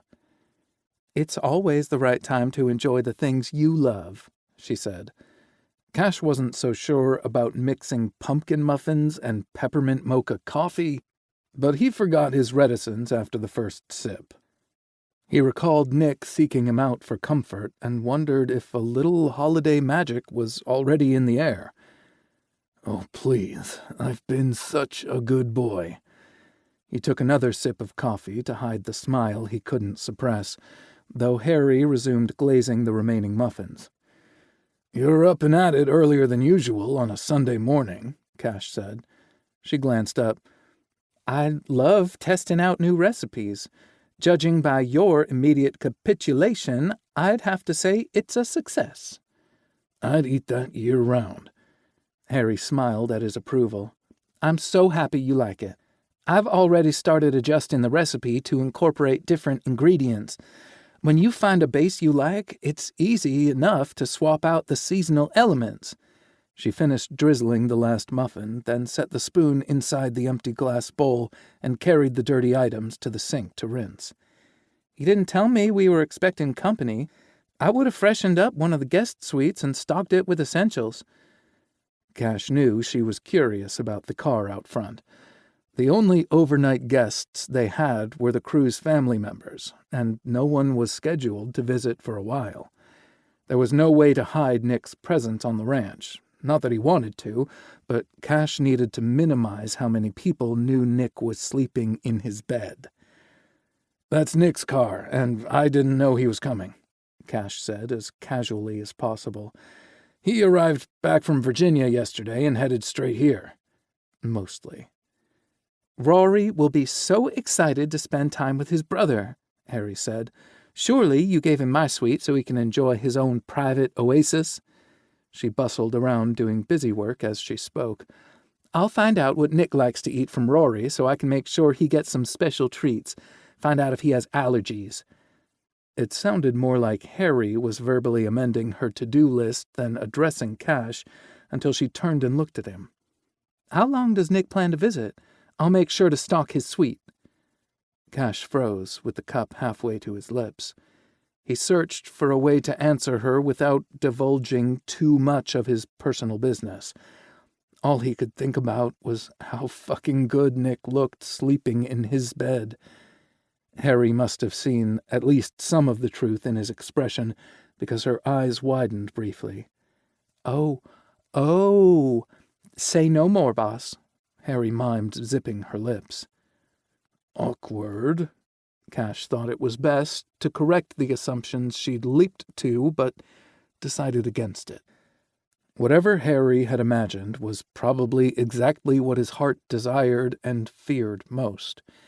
He should have probably downplayed her presumptions, but worried he'd just over-explain and make it worse. Everyone knows you're the real boss around here, Cash told her instead. And that's a fact, Rory said. The guy looked rested, in love, and borderline smug when he entered the kitchen. The last one surprised Cash because it seemed aimed at him. Rory had obviously seen Nick's car when they arrived home, but he didn't know Nick had slept in Cash's bed. He was just being paranoid and prickly about his privacy. And how was my brother last night? Cash nearly choked on his coffee. Rory's words didn't hold a hint of innuendo, but his shimmering, icy blue eyes were another story. That little shit might not know anything, but he suspected a lot. Nick had been spot on when he'd said people underestimated Rory, but Cash wasn't one of them. "He's tired from a long day of travel."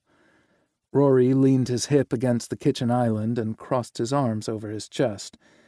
It was a classic "what are your intentions" pose, but his goofy grin ruined any intimidation factor. Or did it? That smile unsettled Cash more than he wanted to acknowledge. He'd fearlessly challenged the wealthy and powerful to achieve his successes, but facing Rory felt scarier. Nick loved his brother dearly and held him in high regard. Rory's opinion would be important to Nick, so it mattered to Cash too. "I bet he was tired. I assume he landed in Denver and drove here." "He did," Cash said casually. He debated telling Rory about Nick's car accident, but that would only make Nick's decision to drive to Redemption Ridge more curious. The last thing he wanted to do was encourage the grinning imp in his kitchen. Rory broke eye contact with Cash to inspect the rows of muffins. "These smell incredible." "I'll wait a bit to let Nick sleep in, then take him a few with his morning coffee. He loves anything pumpkin." "Great," Harry said. "You'll have to tell me his favorite meals so I can fix him something special." Rory faced Cash once more. "Cash would probably be a better judge. It's been a long time since I've lived with Nicky, and I'm sure his tastes have matured beyond chicken tenders and macaroni and cheese." Cash couldn't help but grin. Who doesn't love a good chicken tender and macaroni and cheese? As far as deflections went, it was pretty lame. "Nick wouldn't want you to fuss over him," he told Harry. "He doesn't have food allergies, and he isn't a picky eater." "He doesn't like mushrooms," Rory said. "He didn't used to like them, but he does now," Cash said, recalling the way Nick had wolfed down the omelet. He'd chocked that full of peppers, onions, and mushrooms. Rory quirked a brow in do-tell fashion, and Cash accepted the challenge. "Nick changed his mind when he had truffle butter on a steak once." "Well, damn," Rory said. "I used to love grossing him out with them." After a chuckle, he asked again where he could find Nick. "Maybe I'll jump on the bed the way I used to when I was little." Cash thought of Nick's injured shoulder and nearly cringed. He quickly pivoted his thoughts to how best to divert Rory's attention, but Harry beat him to it. She looped her arm through Rory's and pulled him toward the refrigerator. "You'll do no such thing. Tell me all about your trip while you help me prep for breakfast." Harry looked at Cash and made a get-out-of-here hand gesture. He took full advantage of her distraction to beat a hasty retreat to his office. Cash snagged another muffin from the cooling rack. Being the ranch owner had its privileges. "It was the best trip I've ever taken," Rory said wistfully. The guy had traveled the world, and Kansas had stolen the top spot. Cash knew damn well it had nothing to do with the location and everything to do with the people, namely the big teddy bear who'd stolen Rory's heart. Cash slowed his steps so he could catch the highlight reel. "Ivan's mom is so sweet," Rory continued. "I adore her and the fierce way she loves her sons. Ivan and his brother, Innes, razz each other nonstop. It's too funny. No one here would dare talk to Ivan the way his younger brother does." According to Nick, Rory knew exactly which buttons to push to rile him up, too. Cash hadn't witnessed the shenanigans for himself. If the ranch was lucky, they'd get to see Nick and Rory in action. "Oh my God, Harry," Rory blurted. "You should see Ivan fussing over his little niece. She looked so tiny in his gigantic hands. He cradled her tenderly against his chest and talked to her in the gentlest voice I'd ever heard. Swoon! I want to have 10 babies with him." Cash snorted and picked up the pace. He made a quick detour to the library to retrieve his phone before heading into his office. Burke had texted back, "No problem," and "I'll hold you to it," almost immediately after Cash had canceled their dinner plans. He felt like he owed his friend a better explanation. Regardless of Nick's presence, Cash needed to let Burke down gently, not through a text. He'd set up the rain-check meal where he could let the guy down. Normally, he wouldn't message people at 7 in the morning, but he knew from their conversations that Burke was an early riser. Cash sat down at his desk and took a fortifying sip of coffee before pulling up his text thread with Burke. He tapped out, "I'm really sorry about last night. A friend showed up unexpectedly. Could we meet for lunch this week?" He set his phone down and picked up the Sunday paper Harry had laid on his desk. Burke replied before he'd read the first headline. "How good of a friend?" Burke wanted to know. Cash chuckled and shook his head. Of course, he'd zeroed in on that part. Two could play this game. "Lunch?" Cash asked. The bubble with 3 dots popped up on his screen, so Cash didn't bother to set the phone down. "I see." Burke followed it with a sad face emoji, and "the lucky bastard. Lunch sounds good. Wednesday?" They bantered for a few more minutes while confirming the day and time.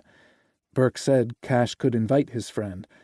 Maybe the sheriff was curious, or maybe he was probing for information. Cash hadn't taken the bait. He told Burke to have a good day and be safe. He was in a good mood when he picked up the paper again.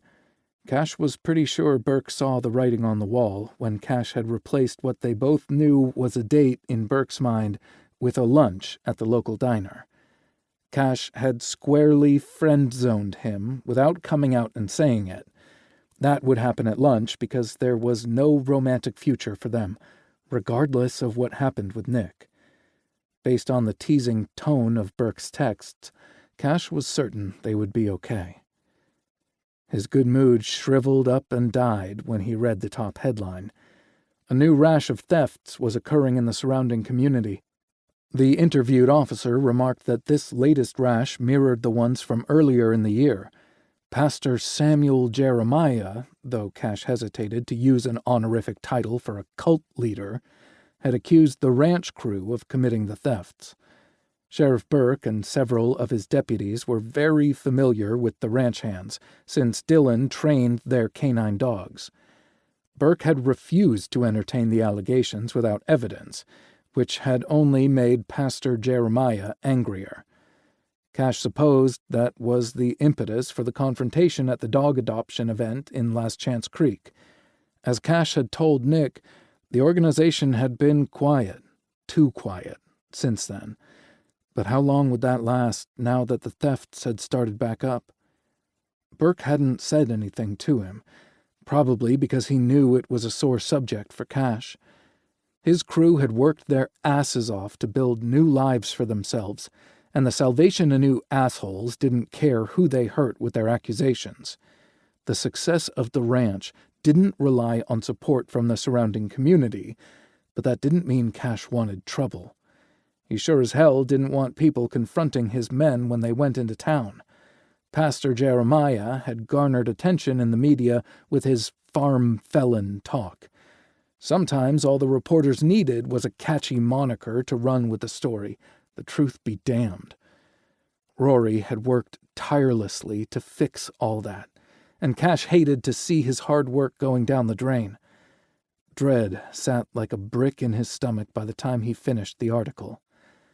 Voices and laughter filtered into his office, and Cash realized the rest of his crew had arrived for breakfast. He folded the paper and set it back on his desk. He'd had enough negativity to last a while. Cash wanted to be with the people who'd become his family. When he reached the dining room, Rory was passing out souvenirs to the crew. There was a fresh round of exclamations and guffawing with each revealed gift. Cash understood why when Rory handed him a keychain that said, "What happens in Kansas stays in Kansas." Most of the other gifts either played on or outright stole slogans from other states or cities. Reuben got a coffee mug that said, "Topeka, the city that always sleeps." Harry got a trucker hat that said, I left my heart in Wichita. Some souvenirs included famous lines from The Wizard of Oz. They were silly little gifts, but everyone loved them. Once the laughter died down, they grabbed plates and filled them with food. Besides the pumpkin muffins, Harry and Rory served a breakfast casserole that combined hash browns, eggs, cheese, and breakfast meats. Cash took a serving and a half because it was one of his favorite meals, and he helped himself to a third muffin. He could punish himself in his home gym later. "How was poker last night?" Cash asked once they settled around the table. He expected the stories to be numerous enough to get them through breakfast, but the replies were brief and general. They all had a great time. Harry and Dylan have a cool place. Finley won most of the chips. Again. Cash looked at them, wondering why they didn't embellish like usual, but realized the answer was sleeping in his bed. Of course they'd noticed the sporty sedan parked in front of his house. None of them seemed brave enough to come right out and ask him about it, though he felt the curious glances tossed his way. "Did you buy a new car yesterday?" Tyler finally asked. Some of the crew groaned and others laughed. Wallets came out and several bills got passed to Reuben, who laughed gleefully and tucked his winnings away. Cash assumed the bet was on which of the crew would break first and ask about it. God, he loved the asshole so much, but he wouldn't let his expression give that or anything else away. Apparently Rory wasn't inclined to help them out either, because he just sat there with a smug smirk on his face. "No, I didn't buy a new car," Cash replied. "An inheritance from an unknown benefactor," Kieran suggested with a smirk. "It fell through a portal," Reuben said. Finley grinned like a lunatic, and Cash braced himself for his guess. Finn's mouth opened, but no words came out because Nick had chosen that moment to enter the dining room. Silence washed over the group. Cash felt the exact instant everyone's gaze pivoted to him, but he only had eyes for Nick. He wore jeans so faded they were nearly threadbare in interesting places. They fit Nick like a second skin, and Cash hated and loved them at the same time. Nick's shirt was so old that it was hard to discern its original color, but Cash remembered. The shirt had been Kelly green. The white screen-printed lettering behind the sling was missing, cracked, or peeling in most places. Cash knew exactly what it said, because he'd bought the shirt on his first day of community college. He'd tucked it away as a cherished reminder of the day that changed his life. Cash thought he'd lost the shirt in a move, but it turned out he'd been a victim of theft, and in more ways than one, it seemed. Nick had stolen a huge chunk of his heart that fateful weekend, so why not take his clothes, too? But holy hell, Nick looked so fucking good in it. The hem didn't even reach the waistband of his jeans, leaving a good inch or more of golden skin on display. Cash dropped his gaze and reassessed the jeans. Those threadbare areas looked familiar, too. When Nick angled his body to scout the food, Cash noticed the iconic Triangle Guess logo was missing. The denim was still a little darker where it used to be. He'd fucking loved those jeans when he'd bought them at the thrift store in town. They'd fit him so well, and he wore them until they were no longer decent to wear in public. Like the shirt, he hadn't been sure when they'd gone missing, only that they had. He'd mourned their loss and wanted to blame the joy of rediscovery on his racing heart. But foolishness was not a key to Cash's success, and he forced himself to admit several truths. Nick Scott wore the outfit better. With his bare feet and mussed hair, no one had ever looked more beautiful to Cash. The things Nick did to his body were wicked, but it was nothing compared to the impact he had on Cash's heart. And regardless of the speech he'd given Nick in the hot tub, Cash was well and truly fucked.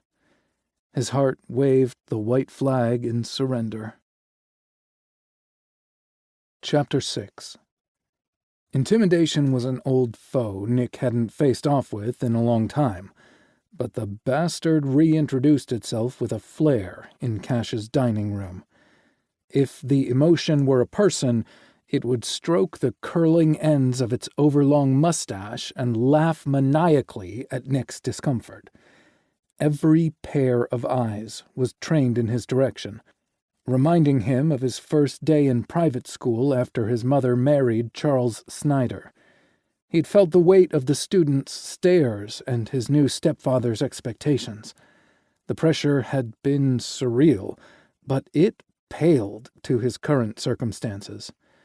He hadn't stayed in touch with a single person from his school days, but the people gathered around the table mattered to Cash. Nick wanted to make a good impression, which meant he probably should have dressed better, but his outfit made a statement, even if only Cash understood it.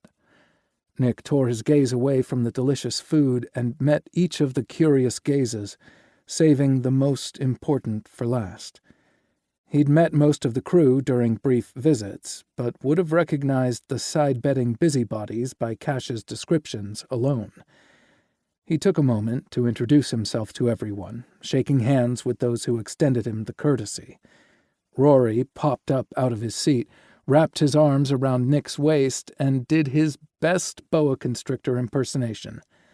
"Leave some air," Nick gasped. Rory laughed and loosened his grip, but he didn't pull away. "You have some serious explaining to do," his little brother whispered before finally letting go. Nick wasn't sure if Rory meant his presence on the ranch or his injury. "Looking forward to it," Nick said, but he figured his host deserved those answers first. They'd only scratched the surface the previous night.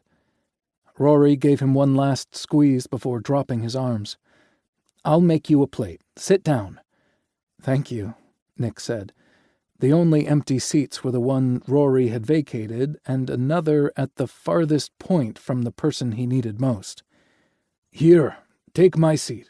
Reuben rose from his spot immediately to Cash's right. The Hispanic guy in his mid-20s was almost too beautiful to be real.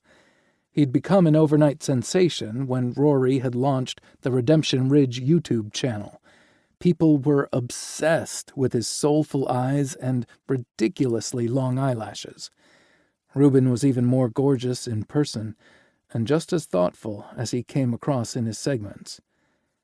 "Don't mind if I do," Nick replied at the same time Cash said, "That's unnecessary." Nick met Cash's gaze for the first time since entering the dining room. Cash had his mask firmly in place now, but Nick had felt his incinerating perusal earlier.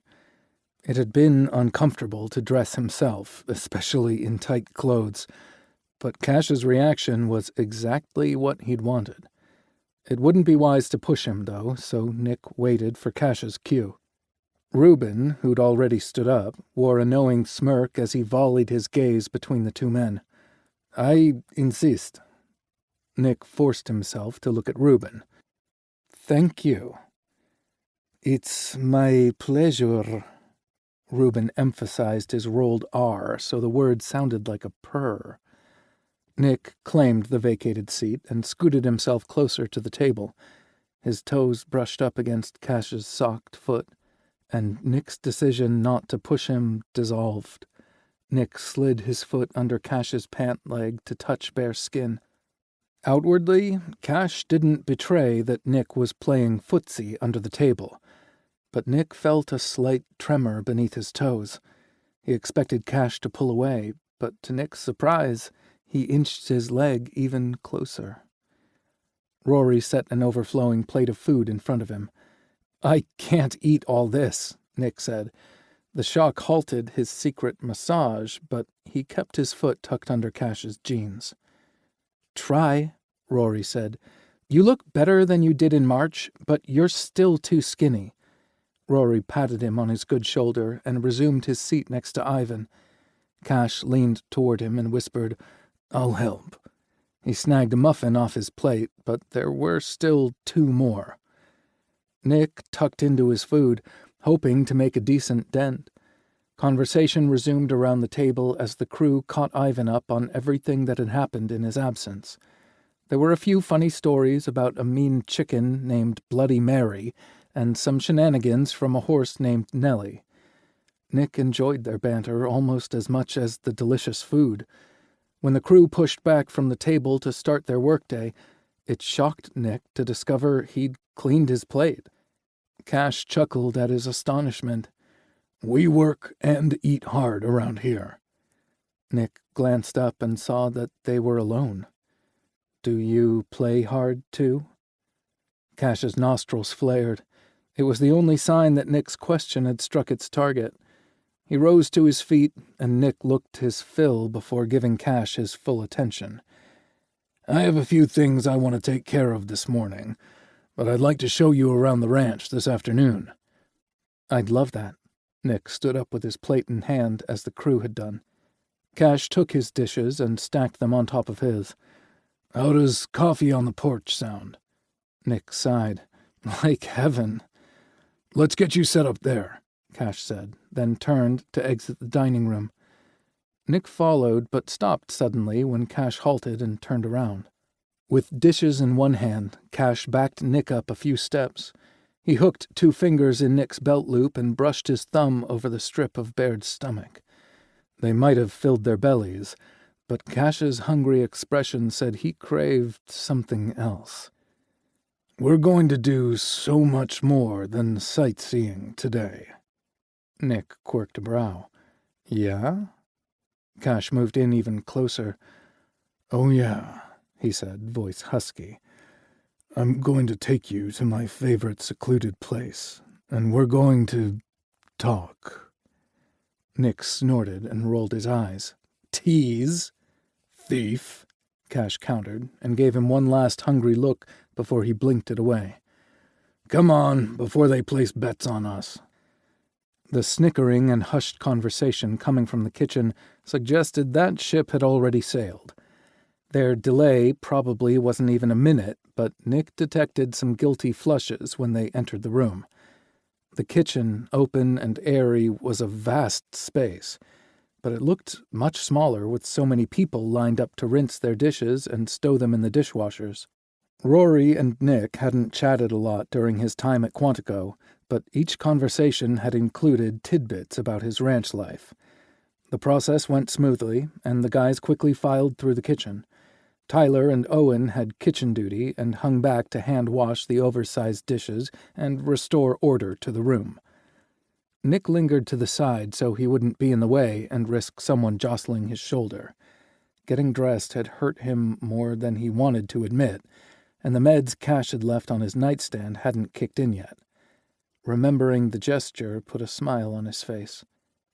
Rory sidled up beside him and stopped just shy of bumping into his shoulder. "You might want to cool it, Nicky. You're staring at the boss with a dopey expression on your face." Nick looked at Rory and thought his brother was one to talk. He'd caught him making moon eyes at Ivan throughout breakfast. Rory was so in love it almost hurt to look at him. During his long drive to the ranch, Nick had made a mental note to have a private conversation with Ivan. His brother had fallen ass over tea kettle in love with the foreman, and Nick needed to be sure that Ivan's feelings were genuine. After only 5 seconds in their presence, Nick scratched that item off his mental to-do list. They were so besotted with each other it nearly gave Nick a toothache. "You're projecting," Nick said. "You're so infatuated that you see it everywhere you look." "Is that so?" Rory asked smugly. "Where'd you sleep last night, Nicky?" Harry swooped in like an avenging angel before he could reply. She handed Nick a cup of coffee, looped her arm through Rory's, and led him away. "Off we go, Brat," she said. "You're about to see a new side of me. It's called the Pumpkin Spice Queen." Nick wasn't sure how much she'd overheard, but Nick appreciated the interference. He and Rory had a lot to discuss, but he wanted the peaceful afternoon Cash had promised him. Then Nick remembered Cash wanted to talk too. What was with all the talking around here? Patsy trotted up to him and let out 3 sharp barks. "You too?" Nick asked. She turned around in a circle, but Nick wasn't exactly sure what it meant. "You want to go outside?" It was a safe guess. She barked 3 more times, which he took to mean yes. "Lucky for you, my lady. I was just headed that way." Nick didn't risk looking in Cash's direction, in case Rory had been right. He didn't want to make Cash uncomfortable in his own home, which was why Nick should move to his own suite. Fuck that. Patsy trotted beside him down the long hall toward the front door. Once outside, she dashed down the broad steps to the grassy lawn. Nick headed to an Adirondack chair on the side of the house to get a better view of the mountains. A throw blanket rested over the back, and he covered himself up. He should have put on shoes and a long-sleeved shirt to ward against the chill, but Nick was too comfortable to care just then. He sipped his coffee and set it on the matching table next to him. Patsy finished her business and ran to him as if he were a long-lost friend. Cash often took the dog with him to Denver if he planned to stay for more than a night or 2, so Nick had been around her a lot. She'd always been affectionate toward him, but she was even more so on her home turf. Dogs were exceptionally sensitive, so maybe she sensed his injuries, physically and emotionally. Whatever the reason, he was grateful for her presence when he sank his fingers into her soft fur. The sun rose opposite of the mountains and set behind them. Nick stroked Patsy from head to tail while watching the shadows shift on the mountain range as the sun rose higher in the sky. It was the most peaceful he'd felt in a long time, so it didn't surprise him when Cash gently woke him some time later. Nick blinked the world into focus, and damn, it was a beautiful day. Blue skies, fluffy clouds, and his saint squatting down by his chair. "There you are." Those 3 words held a special meaning between them. Cash reached up to brush the hair off Nick's forehead. Such a simple gesture, but Nick felt it everywhere. "You still want that ranch tour, or would you rather—" Nick threw the blanket back so fast that Cash had to stand up to avoid getting hit in the face. Patsy barked and pranced. "You heard the lady," he told Cash. "This day is too beautiful to spend it sleeping." Judging by the sun's position, Nick had been out for a while. Cash chuckled, then leaned down to pick up a wicker picnic basket. "You head inside to get socks and shoes, and I'll get the side-by-side out. Harry and Rory made us enough food to last us a week out on the range." Nick just bet they did, and he suspected Rory had loaded the basket with presumed aphrodisiacs. There had better be something besides oysters in there, or Nick would find a way to wring his little neck with one hand. He'd wondered if he'd run into his meddlesome brother and his sidekick when he walked through the house, but Nick didn't see anyone. His shoes weren't in Cash's bedroom with the rest of his clothes from yesterday, so he detoured to the library after grabbing a pair of socks. He located his battered Hey Dudes by the sofa. Nick had hiking boots and tennis shoes in his car, but his favorite casual loafers didn't tie. He doubted Cash would take him hiking in his current condition, so he sat down and put on his socks and shoes. He'd spent the last year in the bureau, second-guessing himself, and it felt good to decide and go with it. Cash and Patsy were waiting for him by the porch in a black and silver side-by-side. The utility vehicle had all the power of an ATV, but came with a roll cage, a hard plastic canopy, doors, and seatbelts. Cash had stashed the picnic basket in the small bed and buckled Patsy into one of the rear seats. She let out a little Chewbacca-like growl that said, "Hurry the hell up." "Forgive me, ma'am," Nick said as he descended the steps. He tipped an imaginary hat toward her.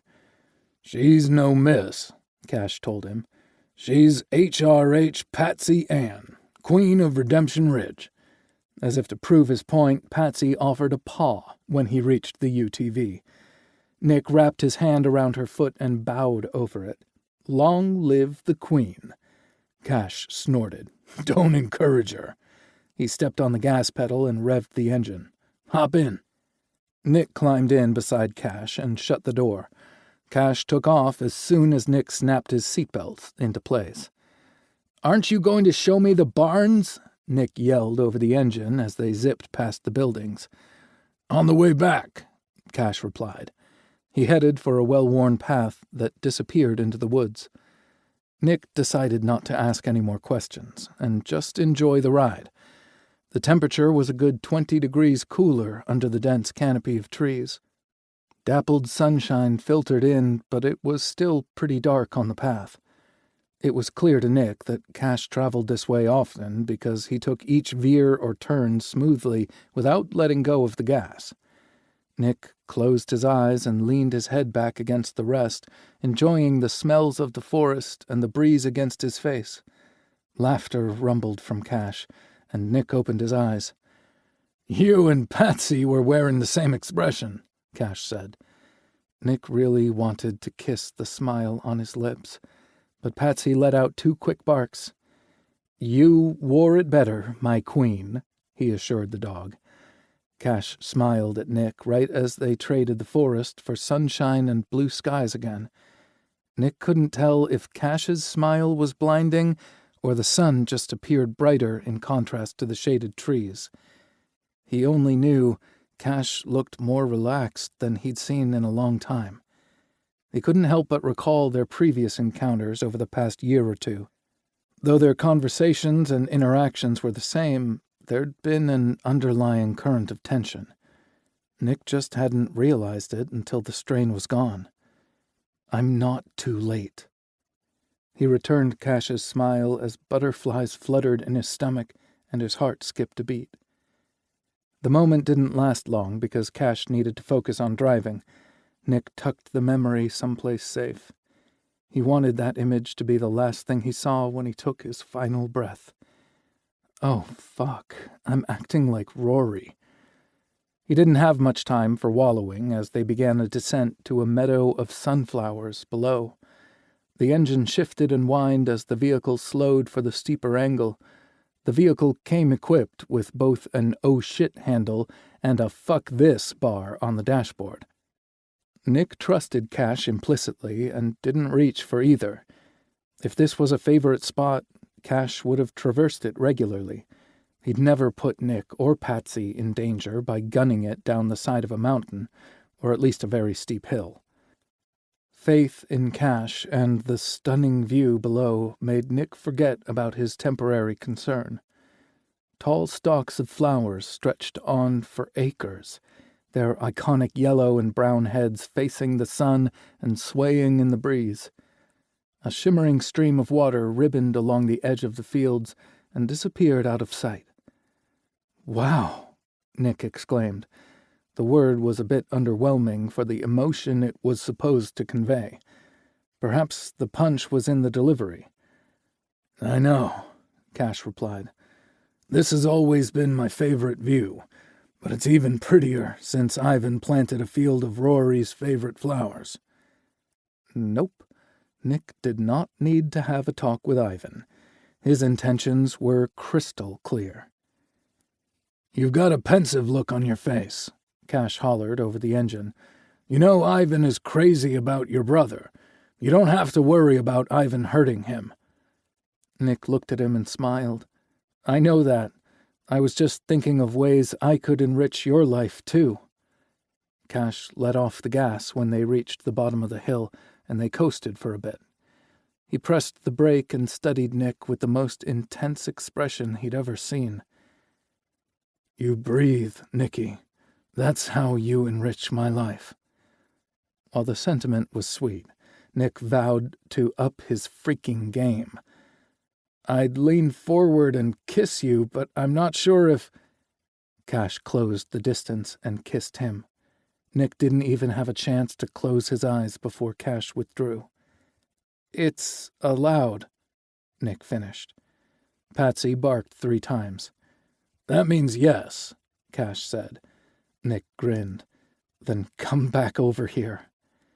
Cash chuckled and shook his head. We need to do some talking first. With a deep sigh, Nick accepted defeat. Feed me first.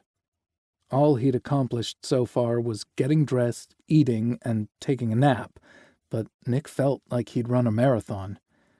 Happy to oblige. Cash drove a little farther, stopping near the stream. He killed the engine, and Nick got swept up marveling at Mother Nature.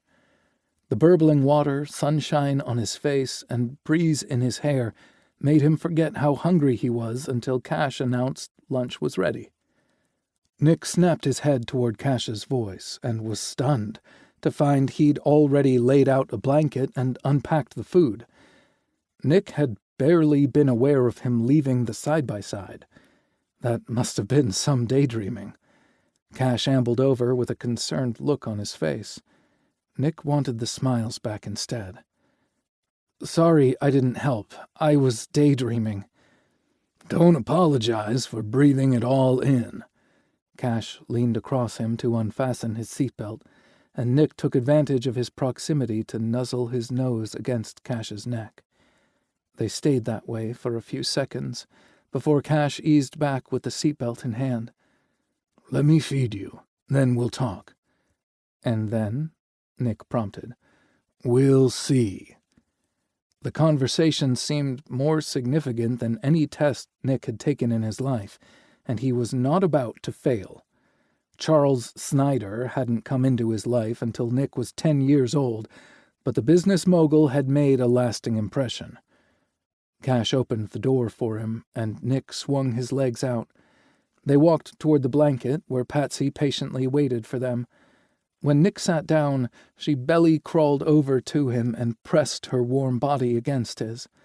He stroked her fur just as he'd done that morning. The same sense of calm washed over him. First my clothes, and now my dog, Cash said when he sat across from them. Nick wanted Cash closer, but thought it might be wiser to keep the food between them. I didn't consciously plan to steal your clothes that weekend, Nick said. I'd borrowed them for the one time we left your apartment, and I just never gave them back. Nick remembered they'd sought a certain food that they couldn't get delivered. Ah, the bagel run, Cash said. I remember the errand, but not what you wore. My tuxedo from the charity event would have drawn a lot of attention, Nick replied. Funny, I remember what I wore, but not where we went. An example of the way they completed each other. I'm curious about how they ended up with you in Virginia 12 years later. You said all this stuff came from your trip to Quantico, right? If Nick was to get what he wanted, cash, then he would have to bear his truths. A part of him wanted to point out that Cash had promised to feed him first, and Nick didn't have any food in his hand. But this conversation was 12 years late already. Yes, I had them with me in Virginia, but I should probably start at the beginning. I took your clothes with me when I left your apartment in Denver. I intended to get them back to you, but couldn't part with them. Heat spread up his neck. Nick knew his face was turning pink, but he held Cash's gaze. They've been with me on every trip I've taken, and have become a security blanket. I put them on when I'm stressed, lonely, or just need to feel connected to you. Nick inhaled a shaky breath and dug deeper. He wanted to give Cash a verbal field of sunflowers. Seeing those clothes in the suitcase this morning was the epiphany I needed. You wanted me to be sure, and the evidence was right there in front of me. No what-ifs or maybes. I've been yours since we met. Cash's lips parted, and his eyes drifted closed for a few moments. But your career is in Denver. Nick knew his time with the FBI had come to a close. He just hadn't severed the connection permanently. He had a few months of salary he could collect while he figured out his future, with Cash. Nick offered a wry smile and shook his head. Listen, I haven't figured out all the answers on my first day off, just the most important one. Maybe I would have solved all the mysteries of the universe if I hadn't fallen asleep on your porch. Cash's nostrils flared as he breathed in deeply. "Are you sure, Nicky? I can't lose you." "I'm positive, and you couldn't shake me if you tried." Nick cocked his head to the side and said, "Now feed me or kiss me." Chapter 7. There was zero doubt in Cash's mind about which option he wanted to choose. Nick's words and his expression were the signal he'd been waiting for to make his move. Yet he froze. Instead of sweeping the food out of the way and claiming what Nick offered, Cash's brain was trying to figure out how long he'd been in love with his best friend. His single-minded focus came in handy with business deals, but it was mighty annoying just then. Still, once his brain locked onto the point, he couldn't budge from it. Maybe there hadn't been one big event, but several important moments that had added to their bond. Their connection grew from a few delicate strands to a sturdy rope capable of "Woof, woof, woof." Patsy's barking snapped Cash out of his reverie, and he blinked the present scene back into focus. "There you are," Nick said. He picked up an egg salad sandwich triangle and took a bite, watching Cash as he chewed.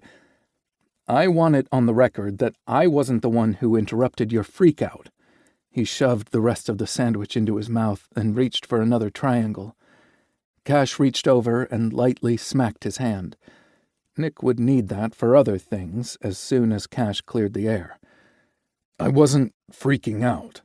His tight chest and racing pulse mocked him. Okay, so maybe his brain had kicked into analysis mode to distract him from scarier emotions. "Saint," Nick said, his disbelief stretching out the single word. "You trust me?" "More than anyone." "Good." Nick kept his gaze locked on Cash as he shifted all the food to one side of the blanket. "Because I'm coming over there." Cash stopped thinking and started reacting. By the time Nick crawled across the small gap, Cash was already shifting to a side reclining pose. He reached for Nick before he could stretch his long body beside him on the blanket. Their lips were tentative at first, curious and playful. That lasted until Nick nipped Cash's bottom lip and tugged on it. Cash fisted Nick's hair so he'd let go and took control, pushing his tongue inside Nick's mouth. Cash relaxed his fingers and cupped the back of Nick's head to make sure he didn't escape. Nick growled low in his throat and sucked on Cash's tongue, making him think of other things. It had been nearly 2 years since he'd been with someone, and he'd craved Nick for too long. Cash was dry timber to Nick's spark. Arousal spread through him like a wildfire as his blood rushed south. Each twirl of their tongues stoked the flames higher and higher. Nick used his good arm to roll Cash to his back and straddled his waist. There was no way in hell Nick didn't feel Cash's erection. It had been a long time since he'd been embarrassed about getting hard, but Nick broke their kiss and sat up. "You're overthinking it again, Saint. That will make me question my prowess more than my ability to get fully erect right now." Nick rolled his hips forward and created the perfect amount of friction where Cash needed it most. Leaning forward, Nick placed his hand on the blanket next to Cash's head. "Don't hold back. Let me have this. I want to kiss you everywhere and enjoy your body like it's the first time. I need to hear, feel, and smell your arousal." Nick continued to rock against him and lowered his head to Cash's ear. "You're so hard for me. Give me all of you." Cash emitted a soft whimper before Nick swooped down and claimed his mouth in a branding kiss. There was no capacity for worry, because all Cash's focus went to the pleasure building in his core. He reluctantly tore his mouth away from Nick's. "I'll come if you don't ease up," Cash whispered. A wicked smile greeted his confession. "We can't have that." Nick stilled his hips, and Cash wanted the delicious friction back, Before he could complain, Nick sat up straight, untucked Cash's t-shirt from his jeans, and rucked the material up to his armpits. "Christ, you're sexy." Nick didn't wait for Cash's reaction before inching down and leaning over Cash's chest. A breeze whistled through the field of flowers and brushed over his bared skin like a caress. Goosebumps popped up all over, and Cash's nipples hardened. The heat from his lower belly expanded like a giant blush. "Are you still really sensitive here?" Nick blew across Cash's nipples, causing him to tremble. "That's a yes." He teased the tight bud with the tip of his tongue, then alternated between sucking and rasping his teeth over it. Cash hardly recognized the needy moans escaping his own mouth. He thrashed his pelvis upward, seeking the glorious friction he needed to find release. Nick ripped his mouth away and smiled down at him. "I'd planned for you to come in my mouth." Nick snapped his hips forward, making Cash arch his neck. "But I can get you off like this." The urge to close his eyes and just let the passion sweep him away was strong. But this wouldn't just be anyone's mouth on his cock, nor would he be staring into any old pair of blue eyes. This was Nick, the man he'd loved since forever. What did it matter when, why, or how Cash fell in love with his best friend? He would not squander the moment he'd ached for by living in his head instead of in the moment. So Cash met Nick's scorching hot gaze and reached down to still his hips. "I want your mouth." Nick's chuckle was dark and wicked. "In due time." He leaned back and kissed a path to Cash's other nipple. He added more suction, teeth, and wet tonguing before inching his way lower. Nick took his time, mapping out every inch of exposed skin, and rubbed his face against Cash's happy trail. "I've been wanting to do that since I saw you standing partially dressed on your porch last night. I'm so fucking hot for you." Cash fisted his hand in Nick's hair and pulled until their gazes met. "Prove it. Suck me off." Keeping eye contact, Nick stuck his tongue out and dipped it into Cash's belly button. "I only have one good hand. Gonna need you to take your dick out and feed it to me." Cash nearly broke a world record when unbuttoning his fly. Nick eased up so Cash could shuck his jeans and underwear to his knees. He felt absolutely carnal as he lay there partially dressed and stretched out for Nick. The sun kissed parts of his body he hadn't exposed to daylight for a very long time. "God, you make me hungry." Nick's sexy growl wasn't for the food Harry and Rory had packed. He inched down until Cash's thighs supported his chest. Nick hovered over the drooling erection, but kept his gaze locked on Cash's face. "Feed it to me, slowly." Cash fisted his dick and offered it to Nick, who swirled his tongue around the leaking tip. "Tastes so good," Nick groaned. He sucked the crown into his mouth and used his tongue to massage the sensitive spot beneath the head. Cash wanted to close his eyes and bask in the incredible sensation of Nick going down on him, but he didn't want to miss a single expression that crossed his gorgeous face. Need quaked inside him, making Cash desperate for more. Nick looked content to roll his tongue around and suck on his cockhead for eternity. He'd said to feed him. Cash used one hand to guide Nick's head down, and the other to push his cock deeper into Nick's eager mouth. A wicked chuckle reverberated down the length of Cash's erection as Nick took him down. Nick eased off to tease the tip before descending again. This time, he didn't stop until his nose pressed against Cash's trimmed pubic hair. Nick made a muffled gag and breathed deeply through his nose. Christ, Cash had forgotten just how well Nick could deep-throat him. "I need to come," Cash groaned. Nick swallowed, and his throat massaged Cash's cockhead. "Fuck," Nick moaned. "Nick, baby, Nick eased up slowly until the tip slid from his slick lips. "Say it again." "Baby." Nick's eyelashes fluttered, and a flush spread across his face. Cash knew what he wanted, needed, and said it a third time. Nick swallowed Cash's dick back down, hollowing his cheeks with the force of his suction. Christ almighty! Cash nearly levitated off the blanket when Nick bobbed his head up and down his erection.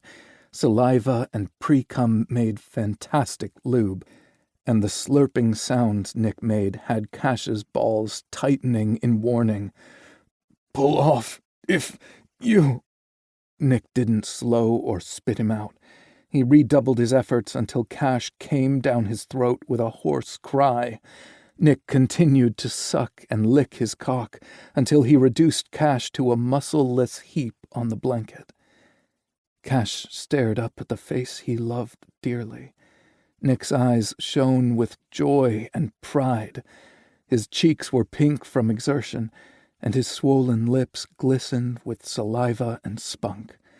Cash pushed up to his elbows and kissed Nick, tasting himself on Nick's tongue. Now that the immediate passion had subsided, Cash's earlier concern returned.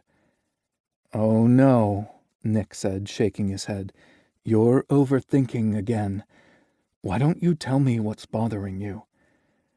"I feel selfish, letting you pleasure me without reciprocating." "If the situation were reversed, what would you do?"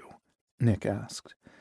Cash thought the asshole looked a little too smug and really hated to agree with him. "I'd stretch you out and make you feel good." The truth earned Cash a long, hungry kiss. "I craved your taste and your happiness more than anything else. There are other ways for us to be intimate. I'd love to feel your hands and mouth on any part of my body you'd like to touch." Cash cupped Nick's face and brushed his thumb over Nick's cheek. "It's your love language." "I'm not sure what that is, so I'll take your word for it." Cash spent the next 30 minutes stripping Nick down to his underwear and proving just how much he loved being touched. Nick didn't get fully erect, but he'd cheered when he achieved a half chub. Shoving his underwear to mid-thigh, Nick trailed his fingers over his flesh. "Isn't he a beauty, Saint?" He told Cash it was the hardest he'd gotten in 8 months. "Perfection," Cash said. He licked and kissed Nick's semi-erection to show his adoration. Then Cash rested his head on Nick's thighs and took his dick into his mouth. He'd just meant to lie there for a moment, but the warmth of the sunshine and the bone-melting orgasm made his eyelids too heavy to keep open.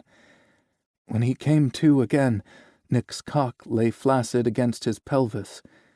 It was still perfection in Cash's eyes. Nick and Patsy were sound asleep, too. The egg salad sandwiches were gone, and it was a toss-up who'd eaten them.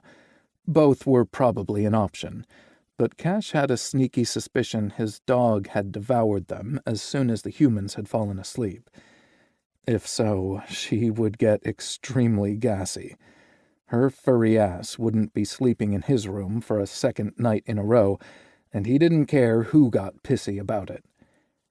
Cash's cell phone rang, startling him and the nappers. Nick jackknifed into a sitting position, then recalled his injury with a grimace and foul language.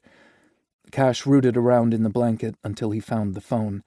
Seeing Owen's name on the caller ID surprised him. The guys rarely called him unless Ivan was unavailable.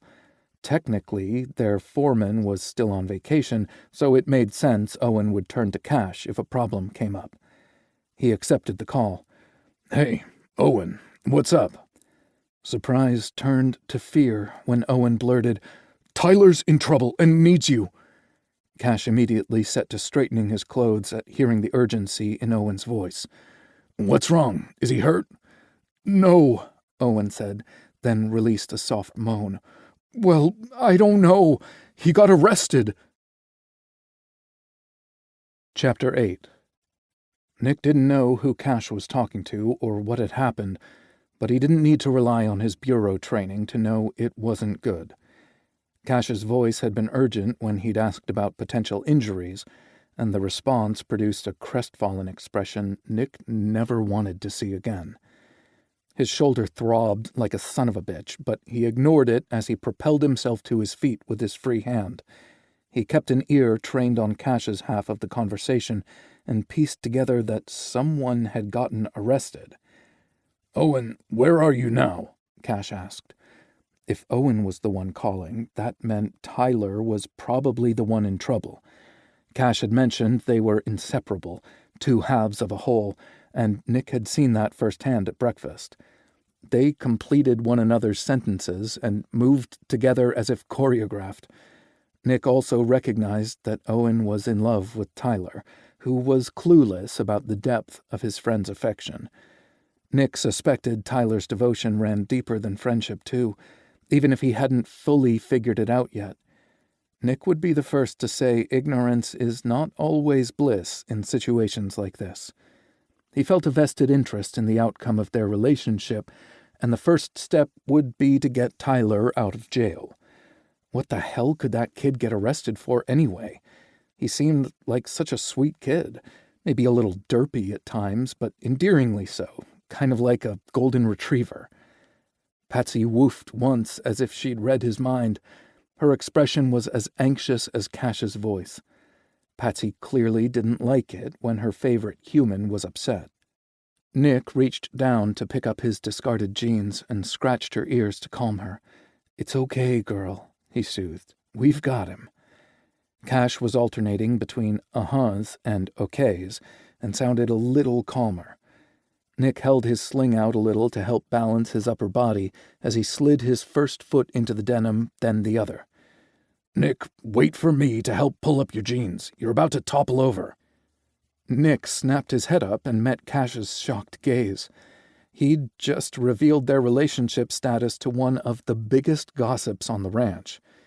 If Cash was lucky, Owen was too distressed to comprehend what he'd heard. Cash mouthed, "Sorry," as he stepped over to assist with the jeans. Nick just shrugged because he'd hire a skywriter. Cash was the one who would struggle with the ranch knowing his business. "Just hang tight, Owen," Cash said into the phone. "Head over to the diner and hang out there until Nick and I arrive." In less than 24 hours, Nick had gone from me to we, and it pleased him immeasurably. Once Nick tucked everything away, Cash disconnected the call and turned his attention to pulling himself together. He put on his socks and shoes, then started repacking the picnic basket. The container that held the egg salad sandwiches was empty. Nick was almost positive Cash hadn't eaten them, and he knew damn well he hadn't. He glanced over at Patsy, who wore an innocent wasn't-me expression. Nick quietly put the lid back on the container and stacked it in the wastebasket without ratting on her. She had offered him more comfort than one man deserved, so keeping quiet was the least he could do. Nick winked at the dog and was positive she understood. "Which one of you ate all the egg salad sandwiches?" Cash asked. So he had noticed the empty container. "We're not telling," Nick replied, darting a conspiring glance at Patsy. "Okay," Cash said. "Looks like I'm sleeping alone until I get a verbal confession or flatulence gives someone away." Nick pointed at the dog and said, "She did it." Patsy's expression didn't change, but Nick figured she'd get even. When Cash turned around, he shrugged as if to say, "What could I do?" No grace was given. Once the food and blanket were in the basket, they loaded it in the side-by-side. Cash wore a pensive expression as he drove, and the trip back wasn't nearly as fun for many reasons. The light-hearted mood was gone, and Cash had to be more aggressive to make the climb to the ranch. He drove the vehicle full throttle, like his racing days. Nick gave up looking brave and grabbed the fuck this handle on the dashboard in front of him. Cash didn't ease up once they crested the hilltop and entered the woods. The forest rushed by them in a green and brown blur. Nick was eager to find out what the hell had happened, but waited until they wouldn't have to yell over the engine. Cash sped through the barnyard and screeched to a stop near the front porch. "I just need to put Patsy and this stuff in the house," the dog responded with 2 sharp barks. "Don't sass me, young lady. In you go." The border collie's head hung low, and her tail drooped as she followed her human. Cash returned moments later with a key fob in his hands. He pushed a button, and Nick's BMW beeped twice. Cash scowled and looked at his hand. "I didn't mean to grab your keys," he said. Nick didn't allow anyone to drive his car, a playful point of contention between them. "She's closer, and will get us to town faster than a lumbering pickup." "It's not lumbering when I drive it," Cash said as he led the way to Nick's sleek sedan. "Though I have wanted to drive this bad girl since you bought her." The engine fired up with a throaty purr that made Nick want to shimmy in his seat. He watched as Cash familiarized himself with the car's bells and whistles. He adjusted the seat, mirrors, and steering wheel before putting the car in reverse. "You look damn fine driving my car." Nick's voice did a good impression of the engine's throaty purr. "I'm going to buy you some black leather driving gloves." Cash smirked and glanced over at him. "I'm going to drive you." Nick sucked in a sharp breath. God, he wanted that so much. It wouldn't matter if he couldn't get hard or climax. Just imagining Cash's dick inside him again was enough to make him shiver. Nick needed the connection, to give his body to Cash and witness him take pleasure. Fucking yum. Nick shivered again. "Need me to turn the AC down?" Cash teased. "You damn well know how much I love getting on my knees for you," Nick fired back. If Cash was going to play dirty, he'd do it too. "Now that the whole ranch is going to know about us, I won't have to worry about keeping quiet while you plow me." Cash puffed up his cheeks and blew out a harsh breath. "I can't believe I was so careless." "That phone call rattled you good," Nick replied. "Tell me what Owen said instead of acting like me." Cash glanced over at him with a scowl. "How am I acting like you?" "You used sex or sexy banter as a distraction device." Chortling, Cash shook his head. "That is your M.O. "Yeah, it is. My therapist helped me sort that out. When the thrill of the hunt and sex with nameless strangers had lost their appeal to Nick, he hadn't found a different stress reliever. His agitation had just built until he'd burned out, silencing his libido completely. Temporarily. Nick refused to believe his condition was permanent. Panicking, he'd learned the hard way, would only delay his recovery. The engine downshifted as Cash slowed to take a twist in the road. Nick looked over to see if he appreciated the sexy way the Beamer hugged the curves. Instead of a joyous smile on Cash's handsome face, Nick saw a scowl.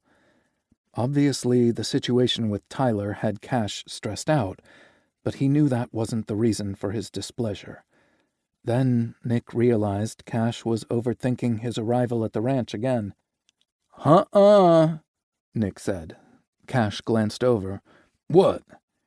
"Now you're resorting to your brand of distraction by overanalyzing my words and gestures. You're looking for ulterior motives or any little excuse you can latch onto to justify your fear. I'm an open book, Saint." And after they dealt with Tyler's situation, Nick would bear everything to Cash. Cash sighed heavily and laid his right hand on Nick's thigh. "You're right. I do trust you, Nicky. I've just wanted this for so long. Me too." Nick reached over and laid his hand on top of Cash's. "I was just a tad slower than you were, I think." Cash rotated his wrist and threaded his fingers between Nick's. "You think?" Well, I'm not flattered by your tone, Nick teased. It implies I'm dense. Cash's lips quirked, but the half-smile didn't linger in light of the uncertainty with Tyler. I think we were both a little dense. Cash squeezed his fingers. Or maybe the time was never right before now. Maybe we needed to stop thinking about why it didn't work out before and focus on how it could now. I'm game if you are, Nick told him. Now bring me up to speed. Cash sighed deeply again. All I know so far is that Tyler got arrested. Owen was too distraught to say much beyond that. Cash let out a little growl. People think my mission is nuts. They think these guys are destined to become repeat offenders. Cash's voice rose, and his tone went from mild to spicy. Not me, Nick said quickly, hoping to douse the heat like a glass of milk. Anger wouldn't get Cash the outcome he wanted, and he'd be upset later for his loss of control. I've just met Tyler today and have no clue what crimes landed him in jail, but I feel confident going out on a limb to say there's no way in hell he willingly committed a crime since breakfast. Thank you. Cash's words were heavy with gratitude and relief. I hope this is all a simple misunderstanding I can clear up quickly. Nick hoped so too, but he wasn't holding his breath. Tyler comes across as a goofball, but there's depth beneath that affable facade. He's starting to figure a lot of things out about himself, and I know the truth scares him. I've been there. Cash sounded so dejected and like he was putting the cart before the horse. That wouldn't serve any of them well. So have I, Nick replied. We'll figure this out. Let's find out why he got arrested, and then you can call a good lawyer. I'll call an excellent lawyer, Cash growled. That's my guy. Nick briefly wondered why he hadn't spoken that thought out loud. Maybe because navigating this new aspect of their relationship felt a little like tiptoeing through a minefield. It might have helped if they'd had a deeper conversation before Nick sucked Cash off. Nah, nothing could make him regret pleasuring Cash in his favorite spot on the ranch. He would turn the moment into his go-to place during meditations. He'd feel the warm sun and breeze on his skin, the tug of his fingers in his hair, and the expression of pure bliss on Cash's face as he climaxed. Nick would relive those moments any time stress threatened to wreck his recovery.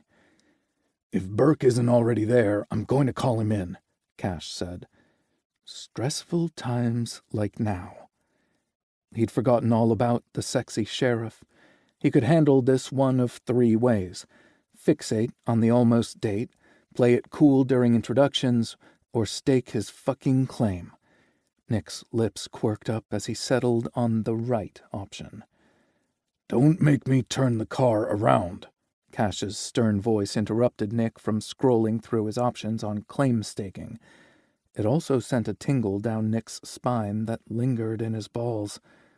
What did I do? Nick asked. He couldn't seem to wipe the smirk off his face, no matter how hard he tried. You are not going into the sheriff's department and engaging in a pissing contest with Burke, Cash replied, proving the mind-reading went both ways. I agree it wouldn't be appropriate today. Not any day, Cash countered. Nick sighed. My dick will stay in my pants. There were other ways to get his point across. Cash grunted, but let it go as they pulled into town. Nick didn't like the tense set of his shoulders as he smoothly parallel parked the car down the street from the diner. Owen was leaning against the front of the building and watching the road coming into town. He probably didn't expect them to arrive in Nick's car, so he reluctantly let go of Cash's hand to lower the window. Nick stuck his arm out and waved to get Owen's attention and retracted it once the younger man noticed him. Nick rolled the window back up and covered the hand Cash had left on his thigh. Hey, once Cash met his gaze, he said, do I have dry cum on my face? Cash growled low in his throat, but he inspected Nick's face for evidence of their debauchery. You're good to go, he said, right before Owen opened the door behind Nick. "Sorry about that," Owen said. "I was looking for Cash's truck." He sounded much calmer than Cash had described. Maybe knowing the boss had Tyler's back was the assurance Owen needed to regain his composure. "No problem," Cash replied as he merged into traffic. To Nick's surprise, Cash resettled his hand on Nick's leg. "I grabbed the wrong keychain and didn't want to waste time going back inside." "Appreciate you, boss," Owen said. "Sorry I was so rattled when I called you. Probably couldn't hear a word I said." "Not much beyond Tyler getting arrested," Cash admitted. "And don't apologize for caring about people, Owen." "Especially not your best friend," Nick added. "Can you tell us now what happened?" "Honestly," Owen said, "I don't really know anything more. We'd come to town for a bite to eat and to do some shopping. My mama's birthday is coming up, and I wanted Hope to put together a goodie basket for her so I could get it shipped out." Brave man.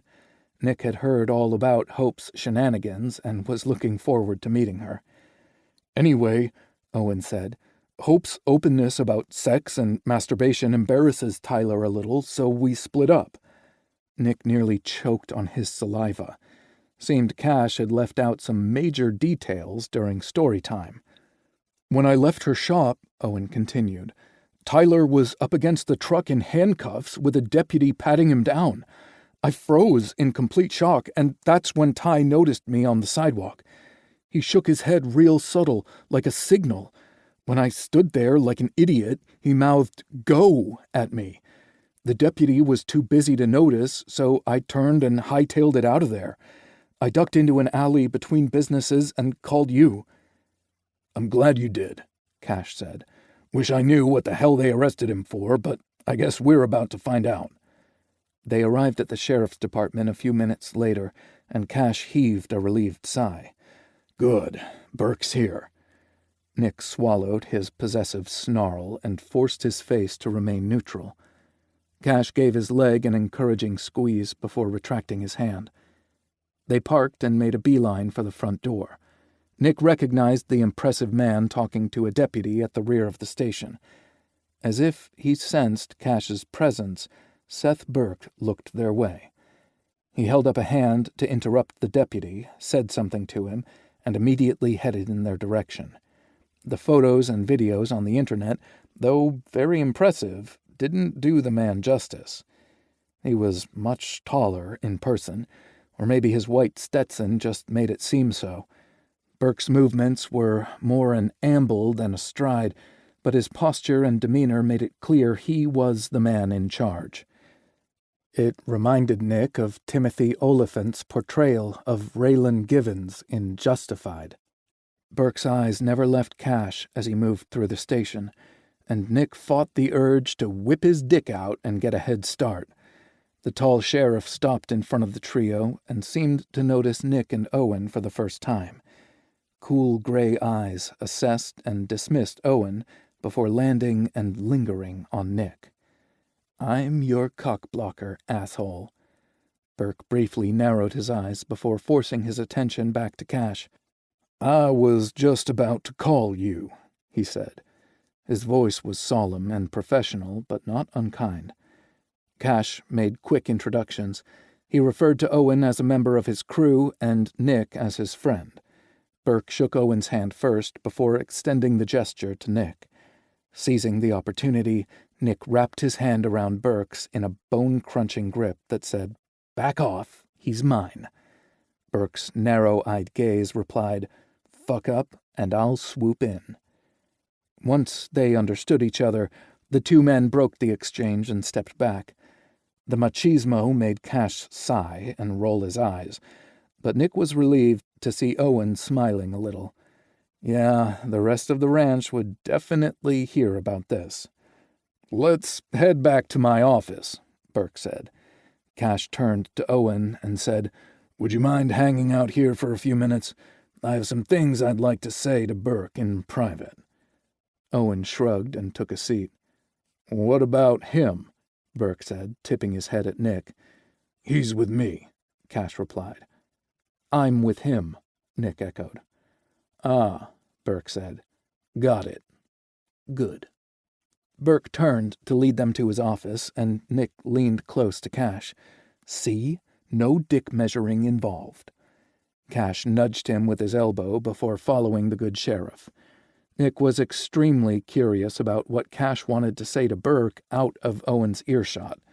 Burke didn't take long to get right to the point. Deputy Hines was walking down the sidewalk and noticed tools matching the description of stolen items in the bed of Tyler's pickup truck. There was so much wrong with the statement that Nick opened his mouth to cut him off, but Cash reached over and squeezed his thigh. Burke's eagle-eyed gaze noticed the gesture, which was the only reason Nick let it fly. Cash, it seemed, was not so inclined. "Burke, you expect me to believe your deputy was just strolling by a Redemption Ridge pickup and looked inside the bed without provocation, and these stolen tools just happened to be out in the open for him to find? Don't you find that odd? I also want to know how the deputy knew they were stolen tools. Were they rare?" "The items had the owner's name written on them in black marker," Burke replied calmly. "He's a contractor and labeled his equipment for easy identification on crowded jobs. Hines phoned the station and confirmed the serial numbers were a match from the police report." That information sounded pretty damaging, but the seizure itself was sketchy. Nick wasn't willing to be silent any longer. "A good attorney will have this thrown out," he told Cash. The deputy still needed just cause to search an open truck bed. Burke cocked his head to the side. "Just what is it you do, friend Nick?" "FBI, special agent in charge." "I see," Burke replied, sounding unimpressed. "But I don't agree. Items left out in the open are fair game." "He needed a search warrant," Nick argued. "If they'd been inside a locked car, your deputy wouldn't have been able to break the window to inspect the serial numbers. He would have had to get permission from Tyler or get a warrant to search." "They weren't in a locked car. They were right out in the open for my deputy to spot." "You mean the deputy that had to leave the sidewalk and lean against the truck or even stand on tiptoes to see inside the bed?" Nick asked. "These are tall trucks, not low-riders. The whole situation sounds fishy. I like our chances with a judge." "Guess we'll see," Burke said, crossing his arms. "I don't want it to get that far," Cash said sternly. "You're right," Nick replied. "Let's discuss this with the county prosecutor." "I don't want to do that either," Cash said. "Nick, I can prove Tyler didn't steal those tools, thanks to your buddy at the Bureau." "How?" Nick and Burke said together. Cash chuckled nervously and licked his lips. "When the first theft occurred months ago, Samuel Jeremiah from Salvation Anew went to the press and accused someone from my ranch." "That guy," Burke's irritated growl raised his standing with Nick, but only slightly. "My crew has had some unpleasant interactions with the group even before the incident at the pet adoption event. Nick put me in touch with someone at the FBI who investigates cults, and he gave me some invaluable advice to protect myself and the crew." Nick got the impression this was the part he didn't want Owen to overhear. "I installed tracking devices on every ranch truck, including my own, and I can pinpoint exactly where the vehicles have been. I've also documented each reported theft and cross-referenced my vehicle's locations during those incidents." Burke exhaled slowly, and Nick could tell he was relieved. "Does your crew know about the devices?" "They don't. I worried they'd misunderstand my motives. I think in the long run it worked out better for them. You can't accuse them of working around something they didn't know existed." "What about personal vehicles?" Burke asked. "Only Finley and Harry have their own vehicles, but neither has a record and aren't as much of a target." "Did you bring any of this evidence with you? I'm willing to release Tyler into your custody without booking him while we investigate further." Cash shook his head. Owen said Tyler got arrested, but didn't know what for, so I didn't come prepared. If you can give me the theft dates, I can get you what you need." "This theft was back in May," Burke said. Nick snorted. "And you guys thought Tyler was just carting the stolen tools around in the back of his truck for over 3 months? Sounds like someone planted them." Burke scowled at Nick. "Are you accusing my deputy of planting evidence?" "No, Sheriff, I'm not." Nick's gut told him the cult was behind this, but he'd love to know what made the deputy decide to look in the truck's bed. "Receiving stolen property is also a crime, Agent Scott. Surely they teach you that at Quantico." Cash held up his hand before Nick could reply. "Enough." His stern voice did funny things to Nick's insides. Maybe Cash could raise his libido from the dead faster than he'd hoped. The cock whisperer. "How about I voluntarily share all the data I have? I can transfer everything to a flash drive." Burke pushed back his chair and said, "Let's go." "Go?" Cash asked. "I want to see the files and set up with my own eyes," Burke said. "That way, no one can suggest I gave Tyler a free pass because of our friendship." Nick knew the sheriff was correct, but that didn't mean he had to like it. Inspiration struck as Nick and Cash stood up too. "Do you mind giving Cash a ride to the ranch, Sheriff?" "Of course not." Nick turned and met Cash's curious gaze. He wanted to accomplish 2 things with his suggestion. First, Nick wanted to check the stores closest to the truck for security cameras, and then he wanted Burke to know he didn't intimidate Nick in the least. "I'll help Owen finish his errands, and we'll meet you back at the ranch once you get Tyler out." Cash knew he was up to something but didn't push. "Okay." And because he was a petty bitch, Nick kissed Cash softly before leaving the sheriff's office. Chapter 9. Tyler looked like a whipped dog when a deputy escorted him to Burke's office nearly 2 hours after Cash received Owen's call. It had been 115 minutes of tension that Cash was eager to put behind him. The silent trip to the ranch with Burke had been pure hell.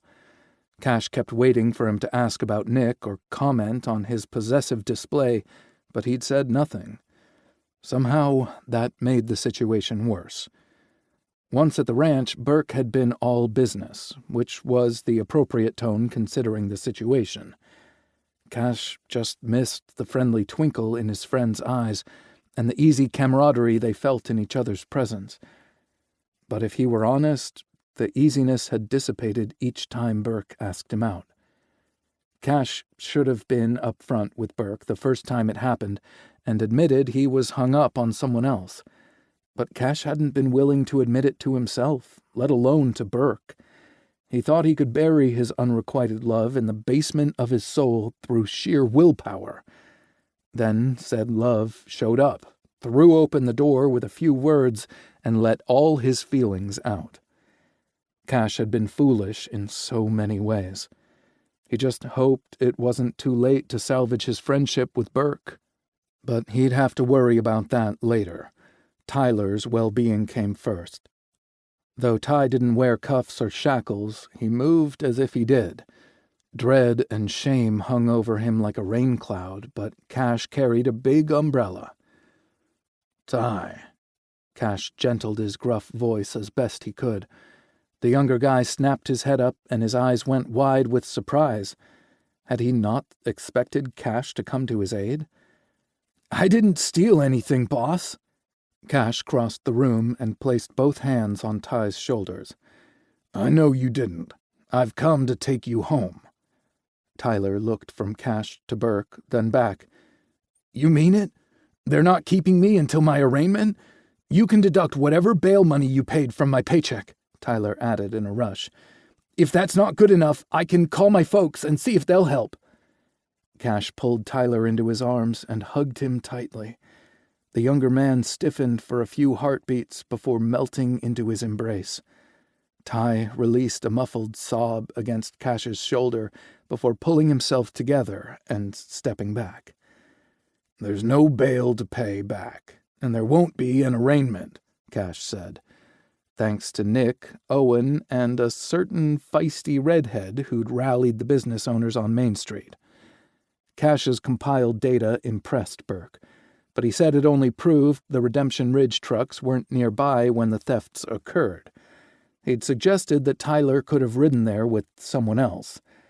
Cash explained that Tyler went nowhere without Owen, and vice versa. They weren't close to anyone outside the ranch's tight inner circle, and they didn't own their own vehicles. Burke dismissed the logic and said he could charge Tyler with receiving stolen property. Cash had countered that Tyler didn't need to purchase or receive stolen property because every tool he needed was available on the ranch.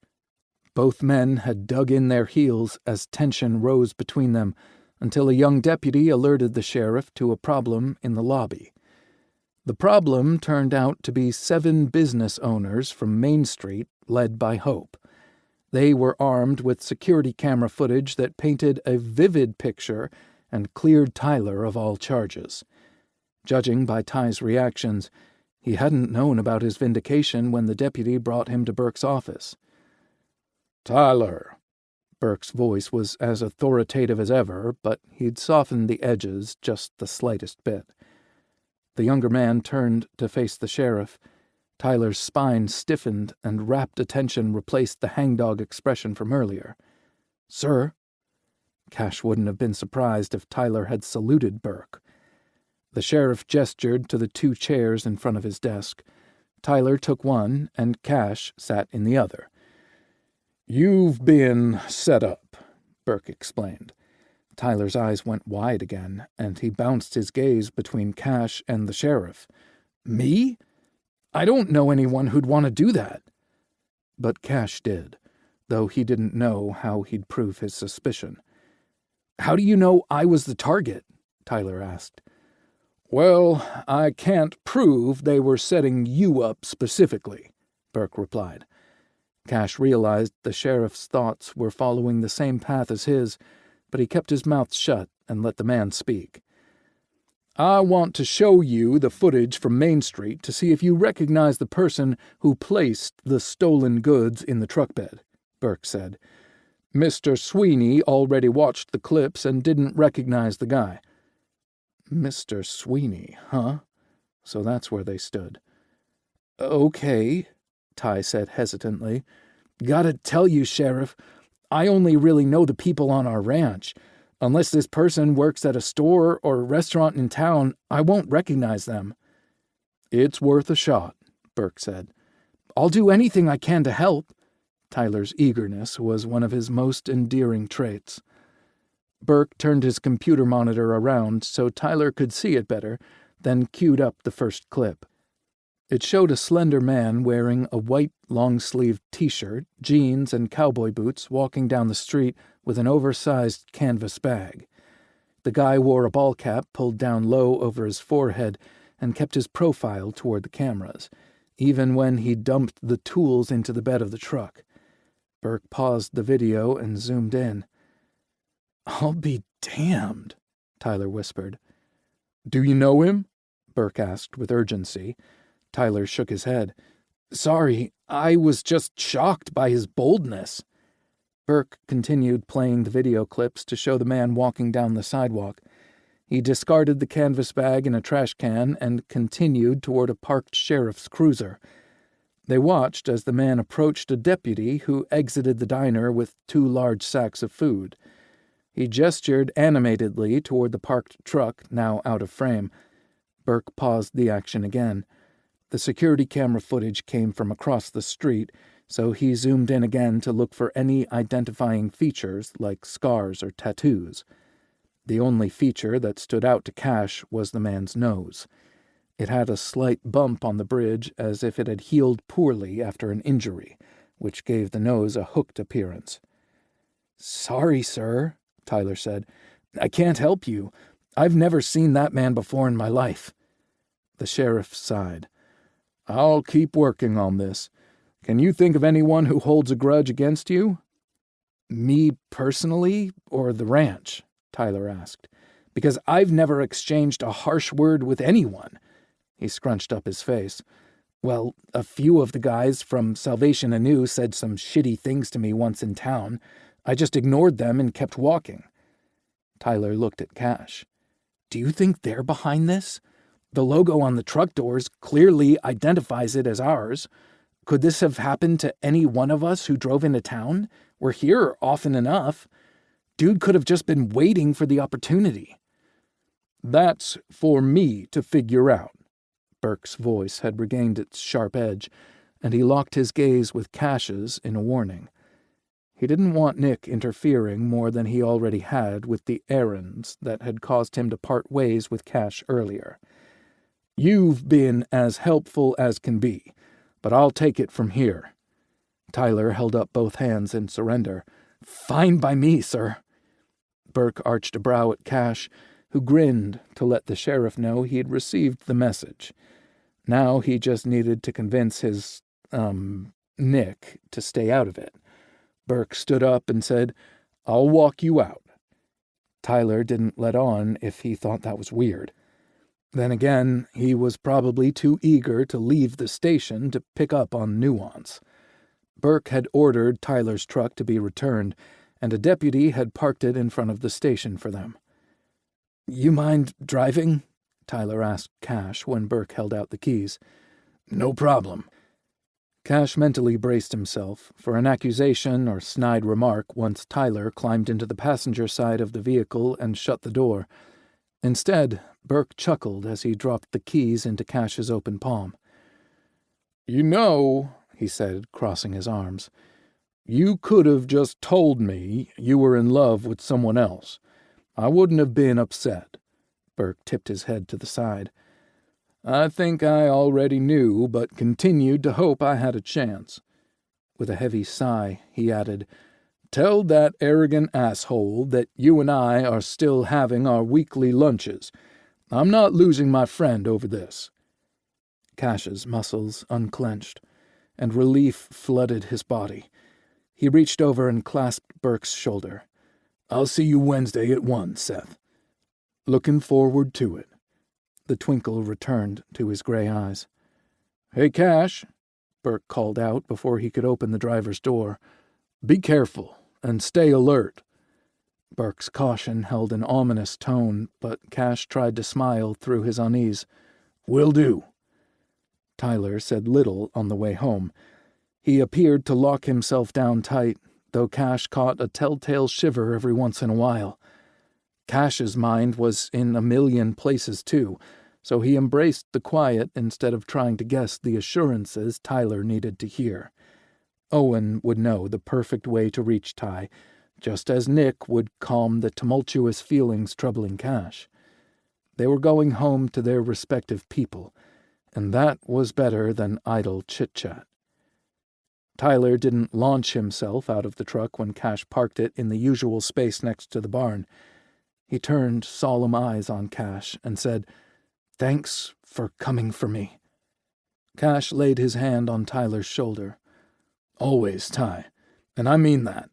There may come a day when your dreams take you away from the ranch, but I'll always be just a phone call away." Tyler's lower lip trembled for an instant before he stiffened it. "Landing in lockup was the best thing to happen to me. It forced me to get clean. I found Owen. Then I met you."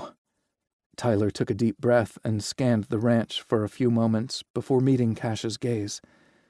"This ranch and the people on it mean everything to me." "And all of you enrich my life in ways I never dreamed possible," Cash told him. "I'll never be able to repay your kindness, but I promise to never betray it." Tyler puffed up his cheeks and blew out slowly. Movement in his periphery caught his attention. Cash glanced out the rear window and saw Owen and Reuben advancing on them. "Heads up, incoming." Tyler looked in his side mirror and smiled as he removed his seatbelt. "My favorite welcome wagon." He opened the door, and Owen was on Ty as soon as he stepped down.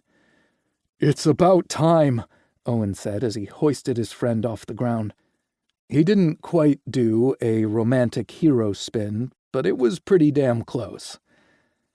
"I was just about to mount a posse and bust you out of there," Reuben said. He swooped Tyler up as soon as Owen set him down. Cash released his seatbelt and eased from the truck. Reuben and Owen were speaking over each other and peppering Tyler with questions. Cash shook his head and headed toward the house. "Oh my gosh," Tyler said. "One at a time." "Why did it take so long to get you out?" Owen asked. "It's a long story," Tyler replied. "I'll tell you all about it." "How sexy was Burke when he had you in handcuffs?" Reuben asked. "Sounds like the thoughts crossed your mind a time or two," Tyler said. "Maybe 3, Reuben replied slyly. The trio laughed and headed toward their cabins. Cash wasn't sure if Reuben was serious about his crush on the sheriff, but he thought it was cute. Stranger things had happened. Neither his man nor beast greeted him when he entered the house, though he suspected they were together. Patsy sensed Nick's emotional turmoil and wanted to mother him. He kicked off his shoes and walked silently through the house in his socked feet. The kitchen, living room, and library were empty, so he continued back toward his bedroom. He eased the door open in case Nick was napping, but only the dog was zonked out. Her front paws twitched like she was chasing something in her sleep. Nick lay sprawled on the bed, reading a paperback book. He still wore Cash's t-shirt, but had swapped out the tight jeans for a pair of black sweats. Must have been a damned good book, because he didn't hear Cash enter the room. Nick stared intently at the pages in front of his face and licked the corner of his mouth. "What you reading?" Cash asked. Nick flinched and fumbled the book, but caught it before any harm came to his handsome face. He pushed himself into a sitting position and laid the book on the other side of his body. Didn't Nick want him to see what he was reading? Cash noticed the canvas shopping bag sitting on the bedside table. Hope's white label stuck out in stark comparison to the purple, further proving that Nick was the one behind Hope's rally. "I really wish I'd been there when you met her," Cash said with a smirk as he gestured to the tote. Nick laughed and rubbed a hand over his face. "God broke the mold after she was born." Cash eased toward the purple bag to see what he'd picked up during his excursion, but Nick pulled it away from him. "How about show and tell? You tell me everything that happened with the sheriff, and I'll show you what I bought from Hope's store." Cash walked to the bed, and Nick eased over to make room for him. "By the way," Nick said before Cash could start his story, "I'm nearly positive there's no need to ban Patsy from the room." He waved his free hand in front of his face. "Pretty sure she's already expelled all the gas from the egg salad sandwiches." Cash chuckled and shook his head. "I know that dog, and I'm pretty sure she's just getting started. No man or beast is going to gas me out of my bedroom." Nick tapped his temple. "Noted." Cash stretched out on his side to face Nick, who still lay on his back. "The situation with Tyler was stressful and awful, but knowing I got to come home to you made it so much better." He gave Nick a sweet kiss before he launched into the story. Nick narrowed his eyes and interrupted Cash when he started with their return to the station. "He didn't make a single remark about my chest thumping?" "Burke got your message loud and clear." "Yeah?" Nick asked. "What did he say?" Cash cut him off with another kiss. "All in due time." Nick circled his forefinger in the air as a gesture for Cash to speed up. He went through the conversations they had about Tyler's potential role after Burke accepted none of the ranch trucks were involved. "Just when I was about to lose my cool, in marched Hope and her brigade of do-gooders." "Concerned citizens," Nick amended. "Thank you for doing that," Cash replied. "I'm not sure Tyler would have gotten out of there tonight if not for those videos." Cash told him the rest of the story and finished with Burke's message for Nick. "I deserve the arrogant asshole remark," Nick said. "How do you feel about me pissing on your leg before you go to town?" "Hell no." "Can I sit in a nearby booth?" Cash tilted his head. "You're not really jealous, are you?" Either the question or Nick's unspoken answer made him uncomfortable. Not full-on twitchy, but close. Nick met Cash's gaze and held it for a long time. "Only with you," he finally said. "I've never cared about anyone else enough to bother with such a primitive emotion. I'm not really sure I like it." He sighed. "And I'm sorry if my Neanderthal routine embarrassed you today. This is my problem to deal with, and I will add it to the list. If it's all the same to you, I'd rather put most of my attention on firing old Sparky back to life first." Cash rested his head on Nick's good shoulder and rested his palm on his tight stomach. "I need to make a confession." "Need an attorney or priest first?" Nick teased. Cash pinched the skin just above Nick's waistband. His stomach muscles tensed, reminding Cash that Nick was ticklish there. It probably wasn't a good time to make him flinch or shake. He eased his hand down lower and just kept going until the tips of his fingers dipped beneath his waistband. Cash's fingertips didn't encounter underwear, only smooth skin. "I thought it was really fucking hot." "Huh?" Nick asked breathlessly. "The caveman routine," Cash said as he trailed his fingers across Nick's pelvis from left to right. Nick groaned long and low. "Don't stop." Cash leaned in and kissed his neck. "Never." "I want to feel you inside me," Nick said. "I want to watch you take pleasure from my body again." Cash's fingers stilled, and he forgot to breathe for a few seconds. The visual sent a spike of lust straight to his dick until he thought of how painful that could be for Nick. Penetration was often uncomfortable even when you were aroused out of your mind. He wouldn't use Nick that way. He would wait until Nick had healed. "And you will, Nicky." "Now?" Nick's whimper nearly made Cash take back his unspoken promise. "I won't hurt you like that," Cash said. "There are many ways to be intimate that won't cause discomfort or make you feel used." "I'm begging you to use me," Nick whined. "Not like that, baby. Please don't ask that of me. I crave so much more from you than sexual release." Nick turned his head, and Cash had to pull back to see his expression. Nick's dark blue eyes sparkled like sapphires. "I figured out your love language." Cash smiled. "Did you now?" Nick nodded, looking smug as hell. "I bought a book on the subject from Hope's store." "What else did you buy?" "I see you trying to change the subject," Nick said. "I'll do the showing my way." He covered Cash's hand and pushed it down lower to rest on Nick's cock. "Touch is definitely my love language, and yours is quality time." Cash struggled to define the pleasure coursing through his veins.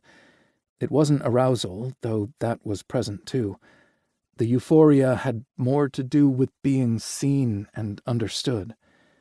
Nick took in a shaky breath. "No fucking wonder we couldn't get this right. I've been too busy or far away to give you the quality time you need, and I didn't have your hands on my body." Cash grazed his fingertips over Nick's cock and cupped his balls. "We're already making up for lost time." Nick closed his eyes, bucked against Cash's palm, and fucking purred. After a few moments, he met Cash's gaze again. "I bought a variety of lubes and a men's supplement that's supposed to promote healing and improve all aspects of my life. All natural stuff." Cash's hand stilled but remained on Nick's crotch. You had enough time to shop for books, sex aids, and mail supplements while organizing Tyler's rescue? I introduced myself to Hope and explained Tyler's situation to her. She was the one who rallied the shop owners while her husband watched the store. I bought one book, several lubes, and a single bottle of supplements from him. Gotta give him credit, he didn't blush once. If Gary were the blushing type, he'd be perpetually red, Cash replied. They lay intimately entwined on the bed, touching and talking until a horrendous odor made them gag. Told you she was just getting started, Cash said as he launched off the bed to turn on the ceiling fan. He narrowed his eyes and studied the sleeping dog.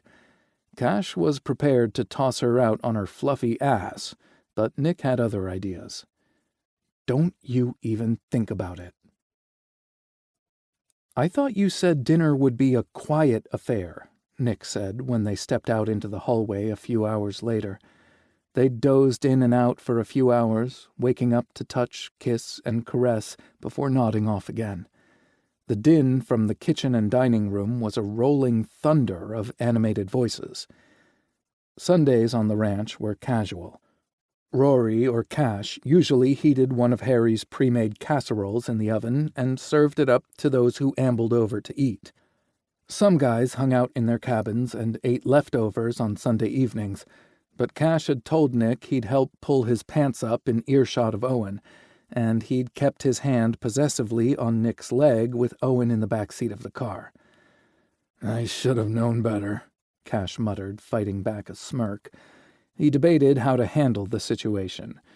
Give those nosy Neds something to talk about, or keep it cool and leave them guessing. Nick must have read his mind, because he said, "How do you want to play this?" Cash stopped in the hallway, backed Nick against the wall, and planted a hard kiss on his lips.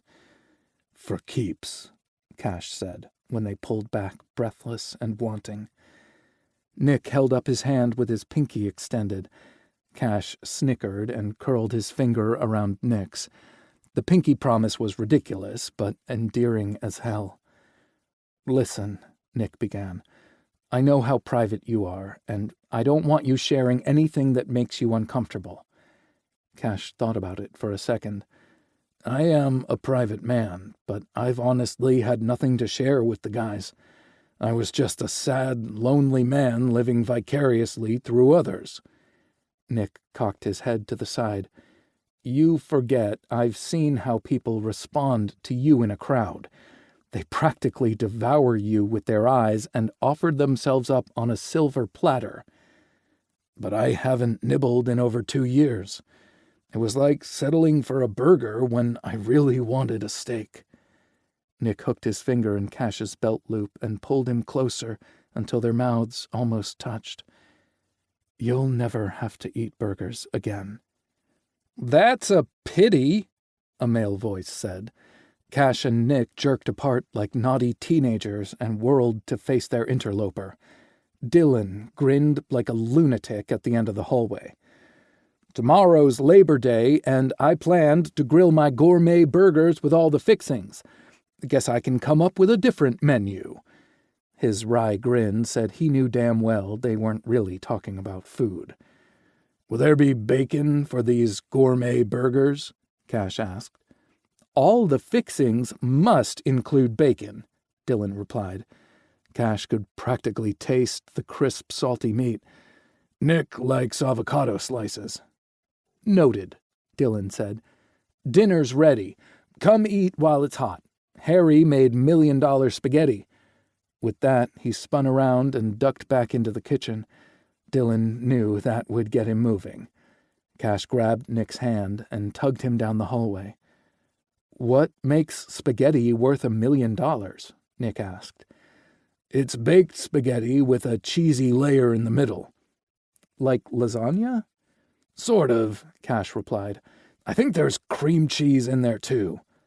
Nick groaned and stepped up the pace. "Sounds good to me. I'll carbo-load and sleep like the dead tonight." A hush spread over the kitchen when Nick and Cash stepped into the room, still holding hands. "Oh, get over it," Cash told them. No one moved or practically breathed for a few seconds. Then the group exhaled collectively and started talking at once as they helped Harry carry the food to the dining room. She'd tossed one of her delicious salads together and made several loaves of cheesy garlic bread. On her way out of the kitchen, she leaned close and whispered, "Happy for you, boss? I hid another loaf of banana bread in the pantry." Harry winked and continued toward the dining room. Nick squeezed his fingers, and Cash turned to face him. "You've created the most incredible atmosphere with your family. Thank you." And they were his, which is why he should have trusted them with the truth about the damn trackers when he'd installed them. Cash couldn't go back and change the past. He could only explain his decision, apologize for the subterfuge, and promise to be more transparent if faced with a similar choice in the future. Cash waited until the animated chatter about Tyler's arrest settled into focused eating and furtive glances in his direction. He set his fork down and told them everything. Cash saw a brief look of hurt cross Ivan's eyes. The big guy was used to being included in every decision regarding the ranch, but his subtle nod let Cash know he understood. "I'm sorry I didn't tell you," he explained. "I just didn't want any of you to think I suspected you of the thefts or anything else nefarious.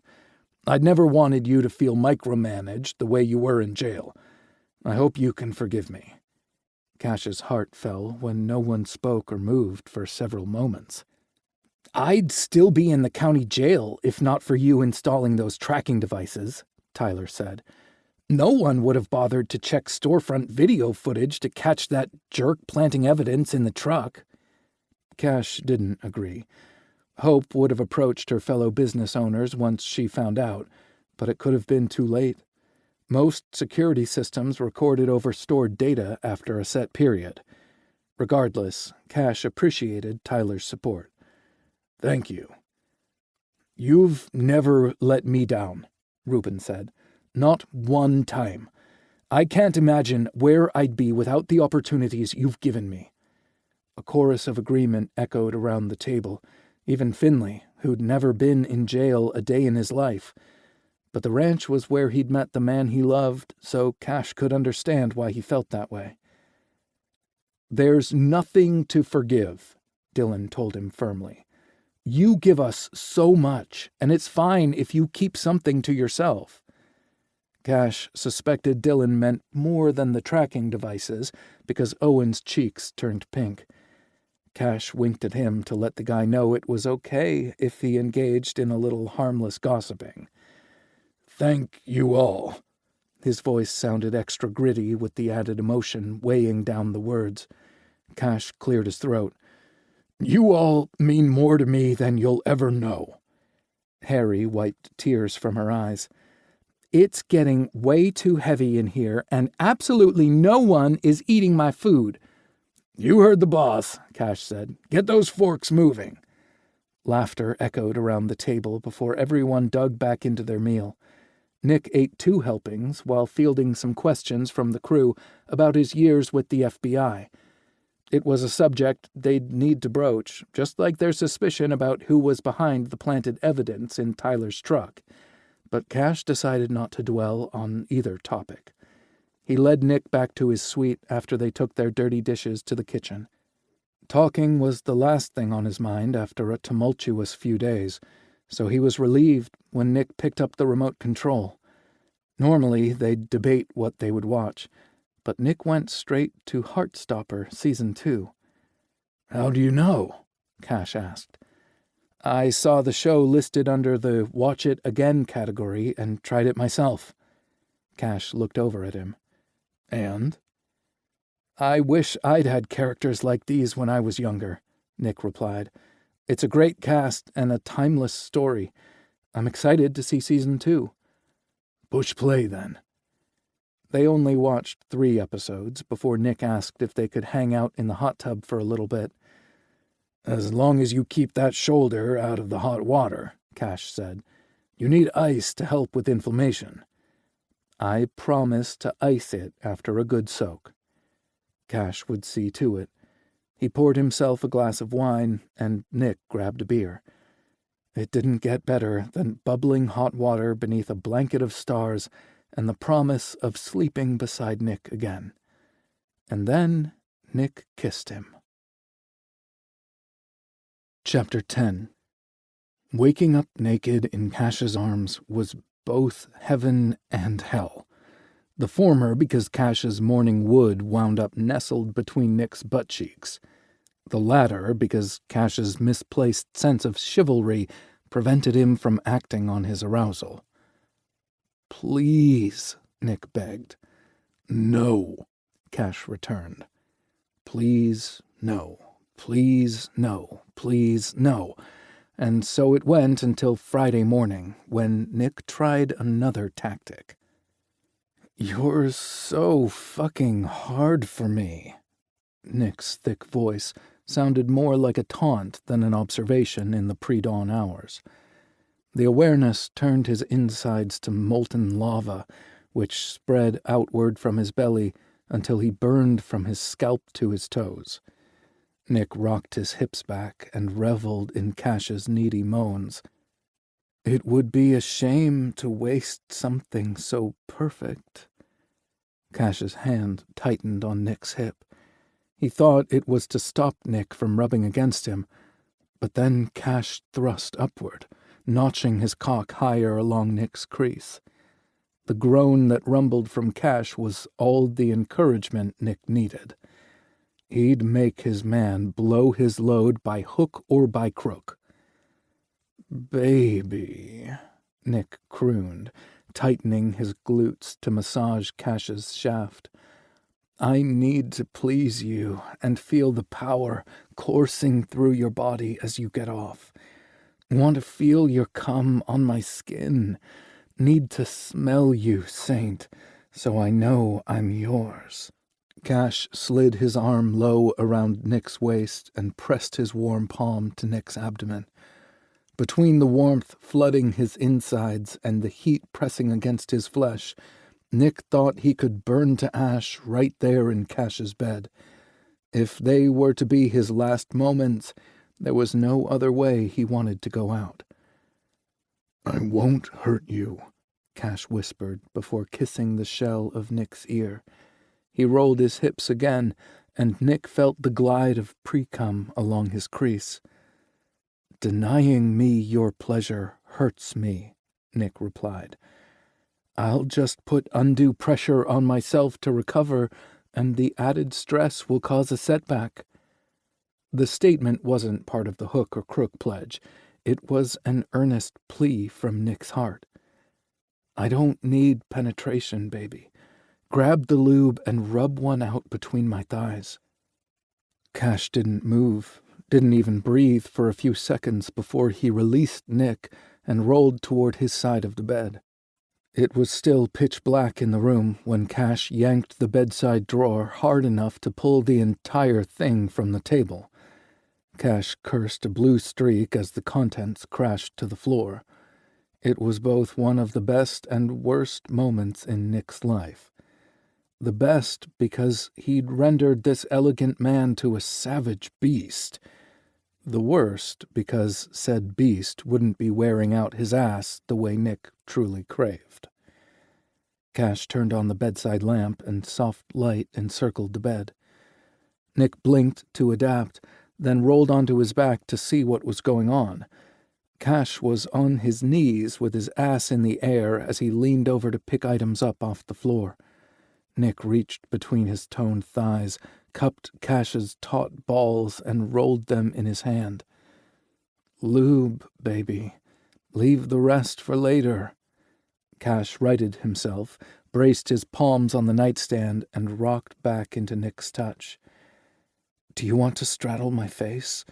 I can eat you out and jerk you off." Cash lost his balance and nearly pitched off the bed. "You're trying to kill me, right?" Nick chuckled. "Come here, Saint. Quit stalling." Cash repositioned himself to lie on his side while Nick rolled over and presented his ass. "Won't last long." "And whose fault is that?" Nick playfully chided.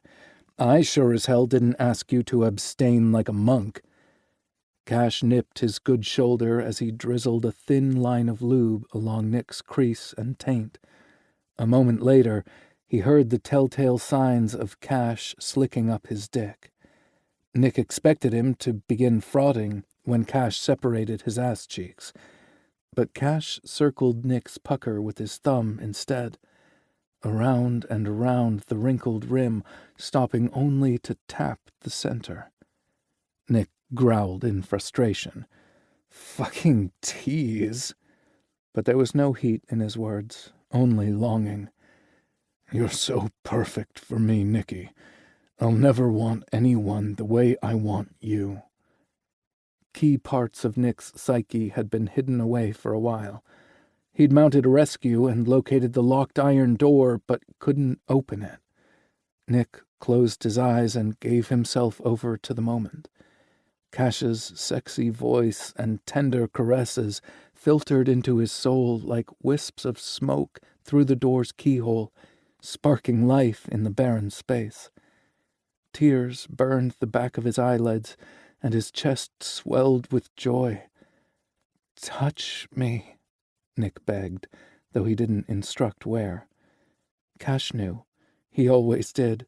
Sliding his hand around to cup Nick's cock and balls, Cash shuttled his erection between Nick's closed thighs. The rasp of Cash's cockhead over his anus and against his taint drove Nick fucking nuts. Cash's caresses and thrusts started out tender, almost soothing, but quickly escalated in intensity. "I'm going to come," Cash snarled in his ear. "Glaze me like a donut," Nick panted. Cash eased from between Nick's legs and got to his knees. Nick carefully rolled onto his back and lifted his legs toward his chest, exposing his hole. Cash positioned himself at Nick's ass and shuttled his hand up and down his cock.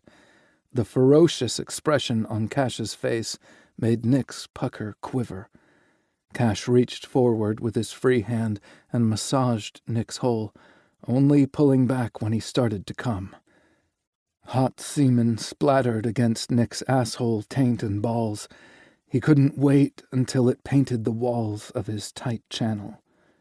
When he lowered his legs, Nick noticed he'd achieved an impressive 3/4 boner that promised soon. He couldn't resist reaching down and tracing its length with a few fingers. Cash leaned forward and kissed the head of his cock before easing off the bed. "Don't you dare call him Old Sparky again," he called out as he restored order to his bedside table. "That's what they nickname electric chairs." "Fine. He'll be known henceforth as Spiffy Stiffy." Cash snorted from somewhere in the closet or bathroom. Nick was content to stretch out in the bed with his almost erection and his glazed donut. The underlying panic Nick had pretended wasn't there or under control eased up. Cash returned with a wet, warm washcloth and lovingly wiped Nick's cock, balls, and ass. "Hey, I was still enjoying that," Nick groused. Cash tossed the rag onto the floor and eased onto the bed. "You'll enjoy this more." He splayed Nick's thighs apart and lay flat between them. Cash licked a path along Nick's shaft and sucked it into his mouth. The heat was incredible, and Nick moaned. "I don't think I can yet," but he used his free hand to anchor Cash in place. Cash eased off and met Nick's gaze. "This isn't about orgasms or hard-ons. I'm just speaking your language, baby. Let's try to get some more rest." Cash nestled his shoulders between Nick's thighs to lie flat. Then he rested his cheek on Nick's pelvis, put Nick's cock back in his mouth, and closed his eyes. Nick carted his fingers through Cash's hair, closed his eyes, and imagined that damn iron door to the room beyond. Cash's earlier caresses felt like wispy smoke tendrils through the keyhole, but these wet, passionate kisses were bright shafts of sunlight piercing the gloom and despair. Smoke and bright light created fog, but it was better than bleak darkness. His last coherent thought was, "Hang in there, Spiffy Stiffy. The cavalry has arrived." It was after 10 o'clock when Nick entered the kitchen in search of breakfast leftovers. He'd hoped to sneak in and out unnoticed, but no such luck. Harry and Rory were sitting at the kitchen island, sipping coffee and looking at something on a laptop. It reminded Nick that he'd left his computer in the library and it probably needed charging. He made a mental note to take care of that after breakfast so he could do some covert research on Salvation Anew and the Samuel Jeremiah guy at its helm. Cash had passed along Burke's message that he didn't want interference, but Nick didn't trust Cash's safety to just anyone. He'd hoped Cash would come back from lunch on Wednesday with news other than the meatloaf had been dry and the mashed potatoes too wet. Cash had read his mind, kissed his mopey face, and retrieved the rest of Nick's belongings from the truck.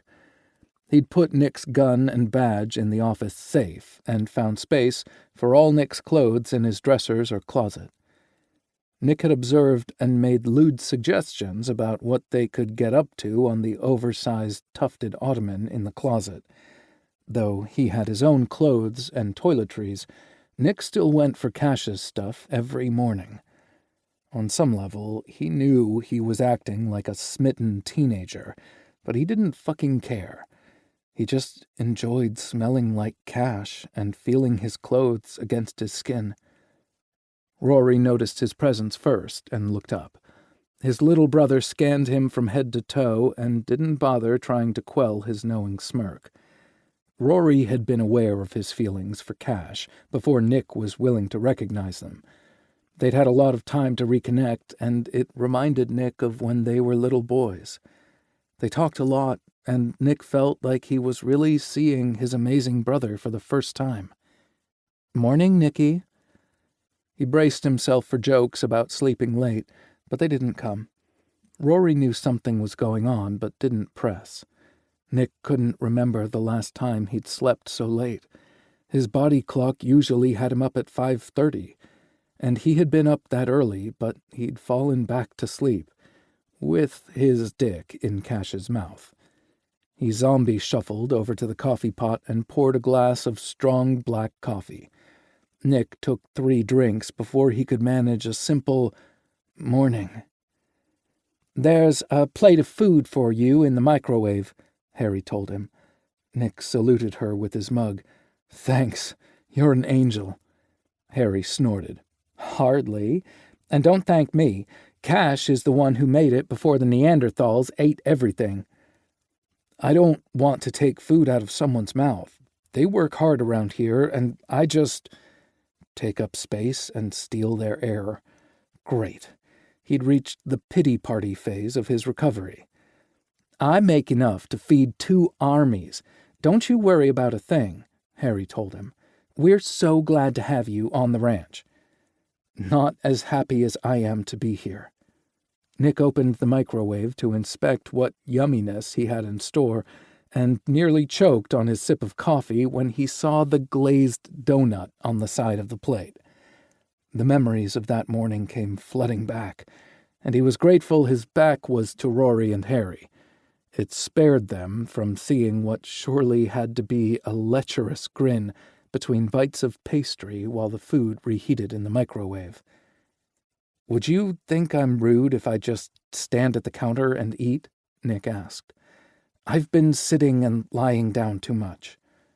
Harry waved away his concerns and continued working. Nick enjoyed watching Harry and Rory interact because they fed off one another's energy.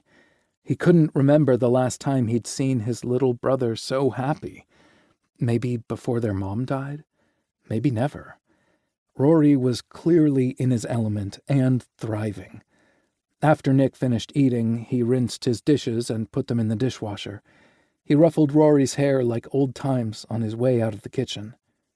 "Paybacks will be hell after you recover," Rory said as he straightened his hair. Nick still had one more week in the sling before he could start physical therapy. He needed to find a facility close by to knock that off the list. Cash's office door had been shut when he walked by on his way to breakfast. He'd heard Cash's voice and figured he was on a phone call or Zoom meeting, so Nick didn't interrupt him. The door was open now, and he didn't hesitate to poke his head inside. Cash looked up from typing and smiled. He wore a pair of black glasses that made him look even sexier. The mouth that had been wrapped around his dick spread into a warm smile. "Good morning," Cash said. "I saved you a plate of food." Nick eased into the room and shut the door behind him, earning a bigger grin. "I already enjoyed it. Thanks for the glazed donut." He'd kept the innuendo out of his voice, but he could tell Cash received the message loud and clear. Nick walked around to Cash's side of the desk and sat on the edge directly in front of him. Cash placed his hands on Nick's hips and tipped his head back for a kiss. Nick leaned forward and took his time, teasing Cash's lips open and tasting his mouth before straightening back up. "What's on your agenda?" Cash asked. Charge my laptop and find a local physical therapist? Take a nap? Both his brain and injured body needed the rejuvenating sleep. Once I get some mobility and strength back, I can do more stuff to help around here. He'd tried to lend his good hand, but everyone shot him down. Earn my keep. "You don't need to earn anything," Cash said. "But I'd be going out of my mind if the roles were reversed, so I'll try to think of something." "Appreciate it." Nick slid off the desk to his feet. "I'll get out of your hair so you can get back to work. A minute wasted is 1,000,000 lost." Cash snorted. "Hardly." He snagged Nick's hand before he could get too far. Cash's baby blues smoldered with intensity. "I want to take you on a date." It would be their first. I would love that. "Where would you like to go?" Cash asked. Nick nearly said Cabo San Lucas, but realized Cash might take him seriously. "You pick. I will love any place as long as you're there."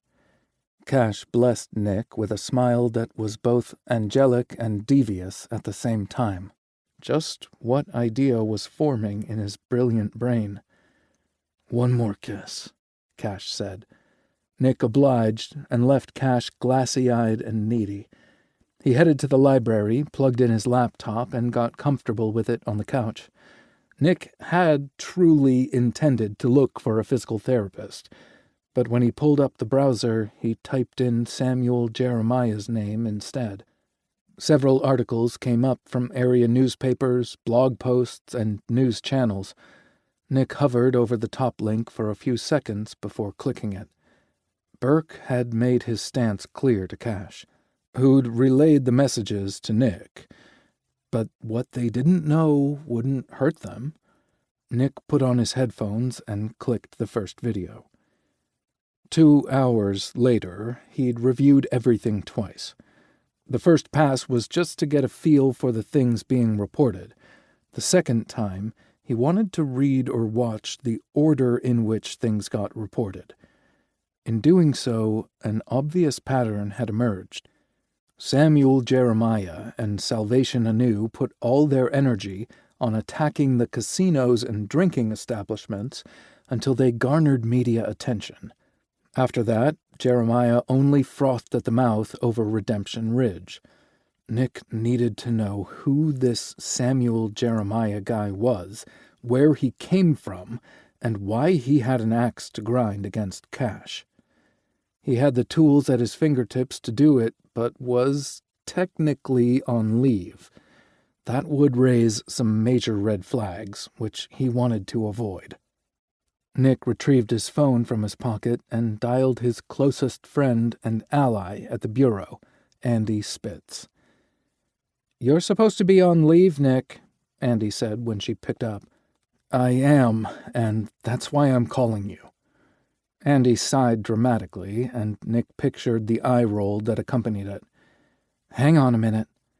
He heard her high heels clicking as she hurried. A door swung open, more rapid footsteps, and then creaking hinges. "Are you taking me into the bathroom?" Nick asked. "Yes. I sensed you needed to ask a favor you might not want overheard." "This is why you're my favorite," Nick told her. "These bullshit lines are why you're single," Andy shot back. Nick didn't bother to correct her and got straight to the point. "I've just got a terrible feeling about this guy," he added once he finished. "Samuel Jeremiah sounds unstable at best and downright unhinged at worst. I'll see what I can find out for you, but I'm really swamped right now." Andy lowered her voice and added, "They're keeping me on a pretty tight leash at the moment." A wave of guilt washed over him because it was her willingness to assist him that had landed her in hot water. And there he was, doing it again. Andy cut him off with an impatient growl. "Do not apologize one more time. We did the right thing then, and I'd bet good money you're doing the right thing now." "I've got your back, Nick." "Thanks." Relief flooded through him, easing his tense muscles. "And hey," Nick said before she could disconnect, "is your brother still looking for instructors at the police academy in Colorado Springs?" "He is," she replied. "You know someone who's interested?" Nick expected saying goodbye to this dream would be harder, but all he felt was solace. "Yeah, I do. Can you tell me the best way to get in touch with him?" Chapter 11. Cash heard the shower running when he entered the bedroom suite. The image of Nick naked and wet was almost more than he could resist, but he was in a time crunch. An idea for a perfect date had popped up in Cash's head almost immediately that morning, but it had taken a bit of finagling to make the arrangements. Cash rarely used his clout to get his way, but he would have done so to make this date perfect. Luckily, everything clicked into place with a little extra effort and money. Seeing the look on Nick's face when he realized what they were doing would justify any cost. By the time Nick strolled into the bedroom, Cash was zipping up the oversized weekender. He glanced up and froze. Nick's hair was several shades darker when wet and stood out in every direction. The towel he'd rubbed over his head was now wrapped haphazardly around his waist. One faint breeze, and that sucker would drop to his feet. Cash wanted to help the towel along its way, but they'd be late if he touched Nick right then. Nick darted a glance at the overnight bag on the bed, then back to Cash. His gorgeous lips turned down at the corners briefly before Nick recovered. "Packed bag and a scowl on your face. What's wrong? Did you get called away on business?" Cash shook his head rapidly as if he could clear his face of an expression like it was an etch-a-sketch. "Nothing's wrong," Cash replied. He laid his hand on top of the bag and added, "This is for both of us. The scowling is because I don't have time to toss that towel to the floor and do the things I want to do to you." Nick dropped both hands to his waist, opened the towel, and showed off every glorious inch of his toned body. He was still 5 or 10 pounds below his normal weight, but Rory and Harry's cooking would fix that in no time. They'd gotten off to a great jump start already, and Cash planned to pick up the ball and run with it during the sentimental weekend he'd planned. The reminder stopped Cash before he could start toward Nick. Cash released a frustrated growl instead. Checking his watch, Cash said, "We need to be on the road in 15 minutes. Need help getting dressed?" Nick reached for the folded clothes he laid on the bed. "Nope." He gripped a pair of hunter green briefs in both hands and held them in front of him. "Where's your sling?" "I found a highly rated physical therapist in Colorado Springs. I scheduled my initial appointment with Heather next week, and we had a brief Zoom call once she received my records from the hospital. She discouraged me from using the sling 24/7. My shoulder could freeze up and cause more damage than using it at my comfort level. Heather also emailed a few exercises I can do until my appointment. She advised me to only use the sling when I'm fatigued or need added stability. "Where is it? And I'll add it to the bag," Cash asked. "On the bathroom vanity." Nick looked at the bag again. "Did you already pack clothes for both of us?" "I did," Cash replied. He stopped and gave Nick a quick kiss. "All you have to do is get dressed. I've taken care of everything else." "No one has whisked me away before." "Get used to it," Cash called over his shoulder. He grabbed the sling and retraced his steps. Nick stood by the bed in just his underwear and rummaged through the bag. Cash stepped beside him and gently nudged Nick out of the way. Get dressed." Nick rolled his eyes and reached for his jeans. Cash's jeans. He'd noticed Nick wore his clothes instead of his own. It was startling how much the simple gesture moved Cash. "I noticed you packed all the lube I purchased from Hope." Cash cocked his head to the side. "Do I look like an idiot to you?" He scrunched up his face as he considered the 12 years spent dancing around one another instead of with each other. "Don't answer that." Nick laughed and pulled his jeans on. Cash sat down on the bed and tried not to whine pitifully as he covered up his gorgeous body. A text came through his phone informing him of the helicopter's ETA. He got up and retrieved 2 light jackets from the closet. "So we're not going someplace hot and sunny?" Nick asked, reaching for a lightweight ivory sweater. "Not this time." The men both lavished love on Patsy, who looked pissed that she wasn't going with them. But Cash needed to give his full attention to Nick this weekend. Quality time wasn't just something Cash craved from Nick. Cash wanted to give an abundance of it to Nick also. Cash unlocked the BMW with the key fob, and Nick laughed. "I see how it is." "You wear my clothes," Cash countered. "Better than I do, I might add." "Not possible," Nick said as he opened the passenger door. He got buckled in while Cash stowed the bag and climbed behind the wheel. The sun was barely peeking over the mountains when they pulled out of the ranch's long drive and onto the county road. Cash could navigate the twists and turns with his eyes closed, and the looming darkness wouldn't slow him down.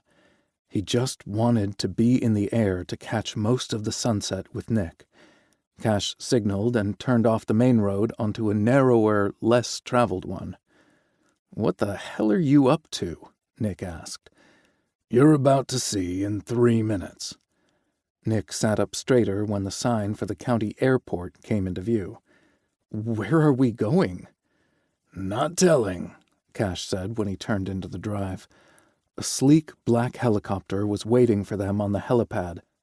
Cash pulled Nick's swanky sedan inside an empty hangar the airport reserved for VIP parking. He wanted nothing to happen to Nick's baby while they were away. "Ready?" Cash asked when he turned off the car. Nick grinned with unabashed excitement.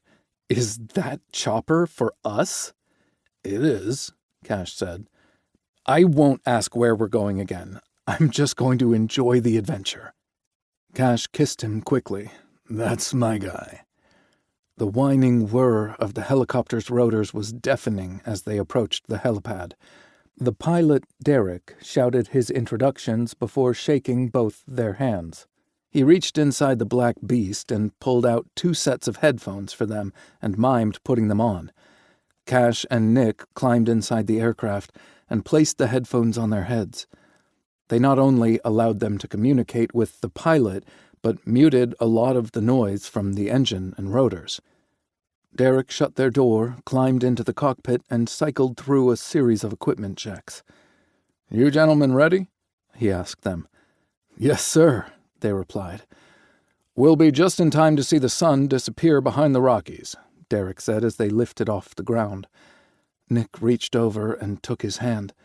Cash lifted it to his mouth for a kiss before turning his full attention out the side window. The sun looked like it was melting into the mountain, making the snowy caps look like molten lava. The view was so breathtaking Cash couldn't speak. Incredible view, isn't it? Derek asked. Stunning, Cash replied. Indeed. Nick's voice sounded as thick as molasses. Cash turned his head and caught Nick looking at him instead of the sunset. Nick pointed at him and mouthed, "You are stunning." Cash suddenly didn't care about Derek's comfort level with two men kissing in his aircraft. He leaned forward and kissed Nick hard.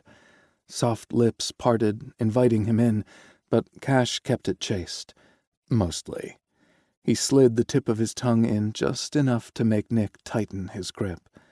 Their gazes and smiles held when they broke apart. "You guys been together long?" Derek asked. 12 years, Nick replied. The answer rolled off his tongue too fast to be rehearsed. Cash quirked his brow but didn't contradict him. He'd given his heart to Nick that first weekend together. Maybe Nick had done the same to him. They still had a lot to discuss, but this weekend would be perfect for it. "About the same time I met my husband," Derek replied. "We're incredibly lucky tonight because we'll have calm winds when flying into Denver."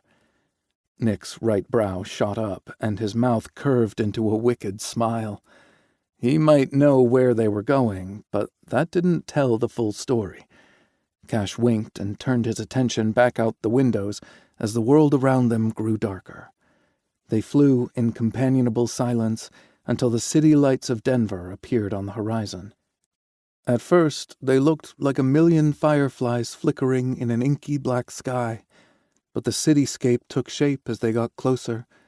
The helicopter's lights bounced off the building's glass as they weaved among them.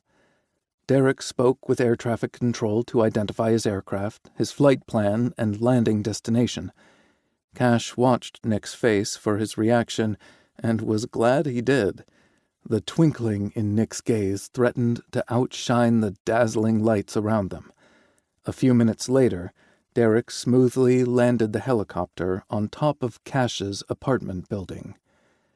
Nick removed his headphones and hung them on the hook in front of his seat. Cash did the same, and they unlatched their seatbelts. Derek exited the cockpit and held open the back door for them. They thanked the pilot for the ride before ducking and jogging toward the door on top of the building. Cash entered a code into a keypad, and the red light turned green. He pulled the door open and guided Nick inside with his hand on his lower back.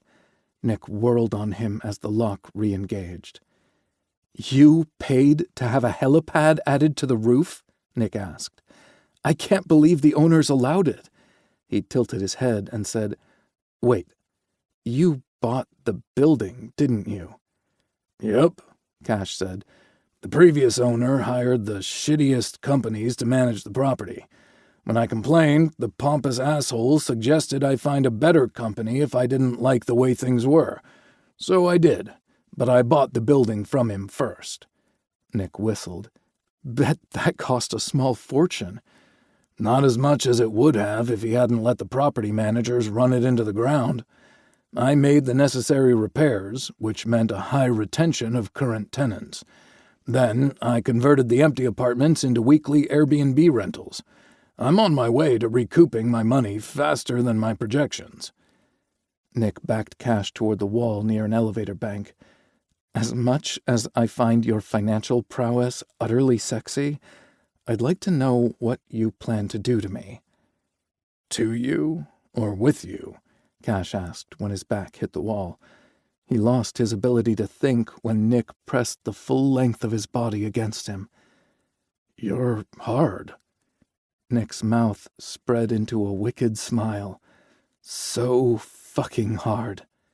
He pushed the call button and said, "Is this your private elevator?"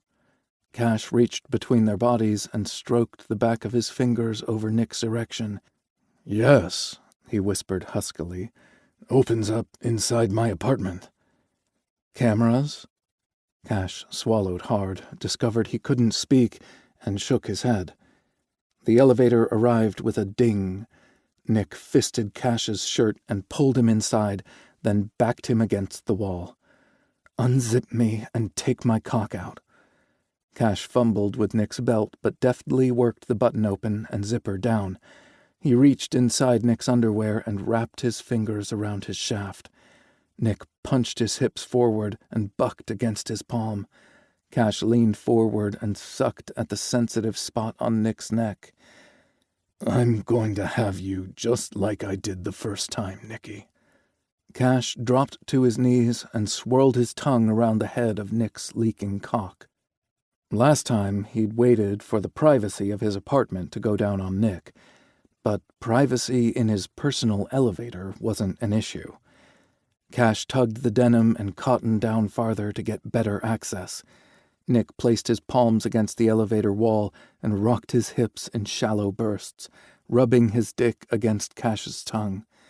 The elevator stopped, and the door opened to his apartment. Nick took 2 quick steps back and tugged his pants up while Cash pouted and stood up. He picked up the weekender bag and stepped inside Cash's apartment. Nick stood in the living room, and Cash imagined he was cataloging what had changed over the years. They'd avoided the place after their wild weekend, choosing to meet in public places instead. They'd spent some time at Nick's condo because it didn't hold the same memories these rooms did. When Cash moved to the ranch full-time, he'd taken his favorite furniture and art pieces with him. That was about the time he purchased and remodeled portions of the building. His city space had the same sleek modern feel, but with a few minor differences. Cash was certain Nick's keen eye had clocked them all. "The view is as stunning as I remember," Nick whispered. He gently set the bag on the black marble floors and crossed to the wall of windows. He reached out and ran his hand over the velvet replacement sofa Cash would fuck him on. "Was just about to say the same thing." Nick looked at Cash over his shoulder and smiled. The city lights reflected off the golden strands of Nick's hair. Fucking beautiful. Cash longed to see those same lights flickering all over Nick's skin as he moved in and out of him. Knowing they'd need the supplies he'd packed, Cash lifted the bag off the floor and followed Nick at a slower pace. He set it down on an ottoman as he passed. Nick turned his back on the city and faced Cash as he approached. His jeans hung open to give a peek at the underwear beneath. Nick was still hard, and a small wet spot made the green fabric look black. 12 years ago, they hadn't made it this far into the room before Cash fell to his knees and sucked Nick off. They'd stumbled through the door, which Cash had shut, locked, and shoved Nick against. It had been wet, sloppy, and oh so fucking good. "You made a man of me that weekend," Nick said. Cash's breath hitched in his throat and his steps faltered. "You were hardly innocent, baby." "True," Nick agreed. He'd been 25 after all. But so much of my life up to that point was about following someone else's orders or wishes. My schooling, my friends, and even my career trajectory. I'd wanted to go into law enforcement after getting my criminal justice degree. The local academies weren't good enough. If I was to pursue a career in the field, it should be the most powerful agency in the country. But you..." He took the 3 steps remaining between himself and Cash. Nick cupped his face and stroked his thumb over Cash's beard. "Going home with you was something I did just for myself." Nick leaned in and kissed his lips softly. "I spent another 12 years towing the line and working hard for one promotion after another. Nothing was ever good enough for the standards I set. Something was always missing." Nick nuzzled his nose against Cash's neck and inhaled deeply. "You were missing. I had you in my life," Nick said before Cash could protest, "but I didn't have you in my bed. I didn't get to lay claim to your heart. I didn't get to call you mine. The rest of the bullshit didn't matter, so I returned to you, Saint. You're my heart, my home." Nick took Cash's hand and placed it on his erection. "Please make me yours again." Cash growled low in his throat as he stroked the length of Nick's cock. "You've always been mine, and it's time I prove it." Cash had expected a hot, hard fuck like their first time, but Nick's heartfelt confession set a different tone for Cash's seduction plans. He'd brought them to the apartment more as a full-circle gesture than starting over, so it only felt right to touch, kiss, and love Nick as the man Cash was now. He took Nick's hand and led him into the master bedroom suite. The room dominated one corner of the building, and with 2 outer walls constructed of windows, they doubled the amount of city light filtering into the space. It reflected off the tiny silver flecks in the black marble, turning the floor into a sea of stars. Cash released Nick's hand to remove his phone from his pocket. He accessed the app that controlled all the smart features in the space. He adjusted the bedroom lights to the softest setting and met Nick's gaze. "Drapes open or closed?" The windows had a special treatment that allowed occupants to feel like a part of the city without allowing the city to observe them. Nick had taken full advantage of the nifty feature their first weekend together, but Cash didn't want to make assumptions. Nick's smile turned wicked as he carefully pulled the sweater he'd borrowed from Cash over his head. He stepped out of his casual loafers and shoved his jeans down his long-toned legs. Cash had his answer and responded in kind, but worked backward from Nick. Shoes and socks first, jeans, then shirt. They stood in their underwear facing each other, close enough to touch, but neither moving. Nick's hands might have been still, but his eyes weren't. Cash felt Nick's ardent gaze touch him everywhere. It amplified his arousal and made him question which of them was the seducer. Cash inhaled slowly, feeling his nostrils flare as he did. Nick's arousal teased his senses and made his dick throb. Cash began his own perusal, starting with the luscious mouth Cash wanted on his body. Nick had more chest hair than he'd had then, and it was several shades darker than his sandy brown. Cash let his gaze linger on Nick's hard nipples and recalled how sensitive they'd been. Sculpted abs, though slightly less defined now, and a tapered waist guided Cash's attention to the erection bulging under the dark green fabric. The wet spot was bigger, and it made Cash's mouth water. The quick taste in the elevator wasn't enough. "I'm going to come from you eye-fucking me."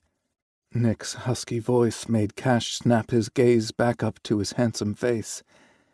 "I'm not sure when this," Nick gestured to his crotch, "will happen again, so—" Cash took 2 steps forward and dropped to his knees. Nick palmed the back of Cash's head and pressed his face to his crotch. The scent was intoxicating, and Cash nuzzled his lips and mouth against Nick's erection through his underwear. Cash slid his hands over Nick's trembling thighs until he reached the waistband. He took his time slipping the underwear over Nick's erection and down his legs. Cash had fantasized about having this opportunity again more times than he could count. The reality far surpassed both his memory and imagination. Nick's erection felt like velvet-covered steel when Cash licked a path from root to tip. The fingers in his hair were tighter, and Nick's moans were needier than he'd dreamed. And fuck, Nick tasted so damn good. Man and musk made just for him. Cash swirled his tongue around the swollen head, lapping up the pre-cum pearl at its slit. "Saint," Nick groaned. "Please." Cash eased back and looked from his submissive position. "Suck you? Fuck you?" Nick's wicked mouth curved into a wry smile. "Anything. Put me out of my misery." Wants and needs. Cash wanted to make them both come hard and fast, but that wasn't what they needed. He rose to his feet, took Nick's hand, and led him to the bed. Nick stretched out in the center, and Cash couldn't help but look at him in mesmerized wonder. Nick trailed his fingers over his erection and gasped from the pleasure of touching himself. His Nick, naked, erect, and stretched out like a carnal offering. Cash shoved his underwear down his legs and kicked it free. Nick bent his knees and placed his heels wide apart, then sucked 2 fingers into his mouth while watching Cash's reaction. He lowered those wet digits between his legs and began prepping his pucker, swirling them around his rim before pushing the tip of his middle finger in the center. Nick and Cash groaned simultaneously, the latter as he climbed on the bed and positioned himself on his stomach between those splayed thighs. Drawing Nick's fingers away, Cash gripped Nick's thighs and said, "I've got you, baby." Cash's tongue followed the same path Nick's fingers had taken. He swirled his tongue around and around the crinkled rim until Nick's pucker quivered in anticipation. He wiggled the tip of his tongue against the entrance to get it sopping wet, then curled his tongue and pushed inside. Nick shouted something unintelligible and reached down to stroke himself. Cash smacked his hand away and continued wiggling his tongue deeper inside Nick's entrance until his nose pressed into Nick's taint. He nuzzled that erogenous zone while prepping Nick's hole. Cash had forgotten to grab the bag with the lube from Hope's store, but he kept a stash in his nightstand with condoms. "Saint, so good it hurts. Stroke me." Cash growled and nuzzled his taint once more before easing his tongue free of the tight ring of pulsing muscles. He leaned toward the nightstand, but Nick grabbed his arm. "No condoms. I haven't had a sexual partner in a long time, and I've been tested for everything at least twice while searching for a diagnosis. I don't want to have anything between us." "I haven't been with anyone either, but kept up with testing," Cash said. "I've never been bare inside anyone. Never wanted it until you." The only time he'd ever resented even the thinnest latex barrier was with Nick. Cash's dick throbbed in time with his heartbeat. "Are you sure?" "Never been more certain of anyone or anything. You're it for me, Saint." It was the closest thing to a declaration of love either of them had made. Cash altered course to lean over Nick and kissed him hungrily for several moments before easing back. "You're it for me, too." He pried himself away from Nick's hot skin and sexy body long enough to grab the lube. "We'll retrieve the good stuff later." Ignoring his body's urges and Nick's whimpered pleas against his lips, Cash took his time prepping Nick to receive him. Once he worked 3 fingers inside Nick, Cash eased from the quivering clench. He drizzled lube along his erection and slicked himself before lining the head up with Nick's pucker. Cash met and held Nick's gaze when he pushed past the first ring of muscle. Nick's moan was low and needy as he pulled his knees back toward his chest. "Kiss me." Cash leaned forward, loving the rasp of Nick's leg hair against his ribs, and kissed him. Nick slid his hand into Cash's hair, holding his head in place. Cash's entrance into the tight channel was tentative and slow, inching forward small increments at a time to let Nick adjust. Their kiss was a carnal, hot melding of lips, teeth, and tongues. The only sounds in the room were soft pants, shared breaths, and the occasional gasp or moan as Cash slowly slid home. The dichotomy was a bit of a mindfuck and threatened to overload Cash's circuits. Nick yanked his hair, but Cash wouldn't speed up, partly out of concern for Nick's comfort, but mostly because he was probably 2 pumps away from coming. Nick bit Cash's bottom lip hard enough to make him jerk back, but he only smiled down at his frustrated lover. Nick wrapped his legs around Cash's back and used the hold as leverage to rock his hips up until Cash was balls deep inside him. Black dots danced in Cash's vision as Nick released a victorious shout and undulated his hips. With Cash's weight pinning him to the mattress, Nick could only work up and down a few inches, but the head of Cash's dick pegged Nick's prostate again and again. "Yes! Fuck yes!" Nick cried out. Cash's control snapped, and he took over, pulling back and slamming home. Nick's cries became incoherent pleas as Cash pummeled him without worrying about finesse. He felt the warning tingle in his spine and angled his dick to nail Nick's prostate with each forward thrust. Nick stiffened beneath him, and his muscles strained beneath his skin. His eyes, glistening with unshed tears, found Cash's and held. "I've got you." Cash snapped his hips forward again, and Nick released his held breath on a guttural cry. Cash dropped his gaze in time to watch the first jet of cum splatter high on Nick's chest. Mindless of his own needs, he pistoned his hips faster to draw out Nick's pleasure. Joyous laughter bubbled out of Nick's gorgeous mouth, and his body relaxed. Cash fused their mouths together and spilled inside the hot, tight channel still spasming around his cock. He collapsed on top of Nick, who wrapped his arms and legs around him to keep Cash close. Nick kissed his damp temple and trailed his hand up and down Cash's back. They were as close as two people could be, but Cash craved more. He turned his head, and they kissed lazily until their breathing and heart rates returned to normal. Cash carefully withdrew and invited Nick to join him in the shower, where the kissing and touching continued. Afterward, Cash's phone pinged with a message as they redressed. "Our dinner has arrived. I'll go down to the lobby to get it." "Wait." Nick reached out and zipped Cash's jeans. They hadn't bothered putting underwear back on, which would have been obvious to anyone in the lobby. "I don't share." "Neither do I." It didn't take him long to retrieve their dinner and return to the penthouse suite. Nick had stretched out on the sofa and was gazing at the bustling city below when the elevator opened. He noticed the restaurant's name printed on the bag and smiled.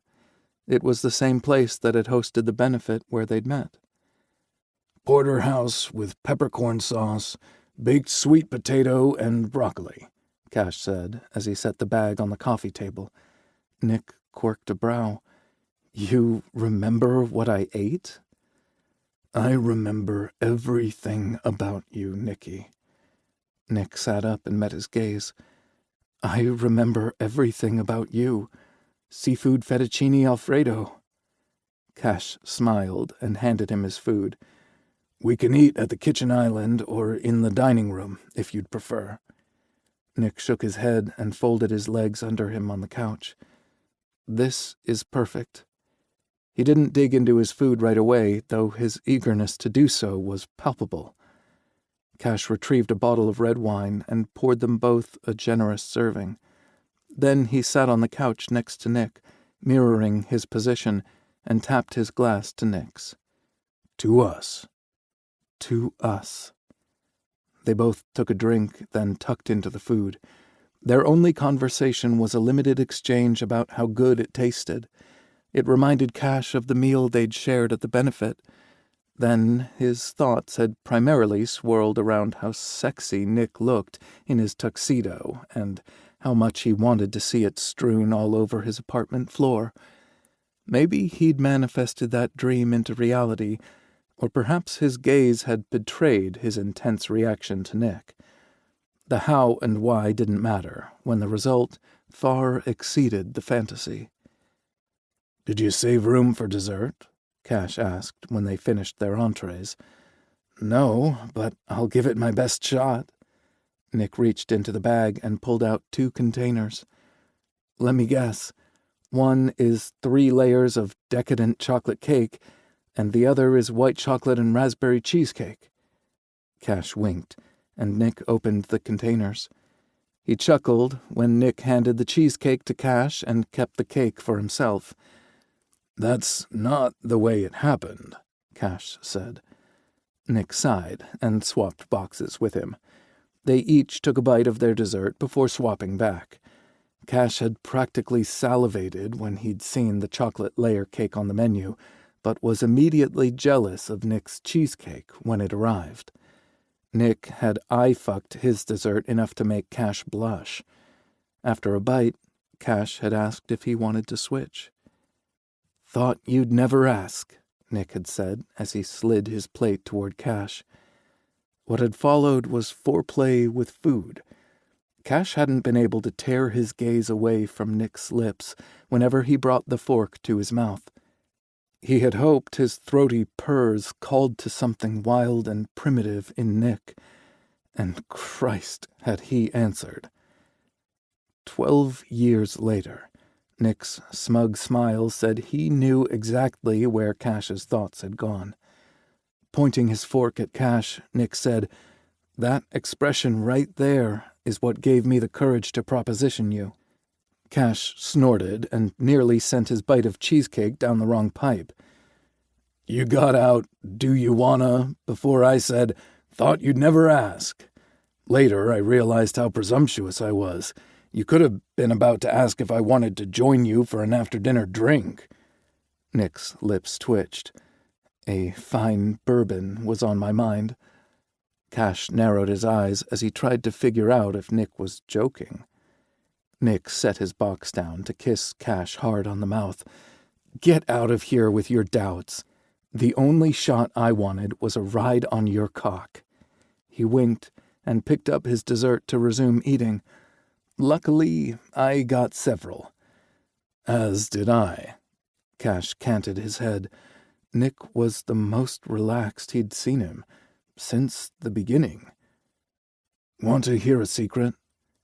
Nick arched a brow but said nothing because his mouth was full of chocolate cake. "I strained my hamstring that weekend. Had to ice that son of a bitch down for a solid week after you left." Nick swallowed his bite and grinned. "I noticed an occasional minor hitch in your step and chalked it up to a different type of overuse." "Yeah, that too," Cash agreed. They only made it through half their dessert before putting the leftovers in the refrigerator and cleaning up the mess. Once they restored order, Cash turned on the sound system through his phone and dimmed the lights. "There's something I've always wanted to do with you," Cash said.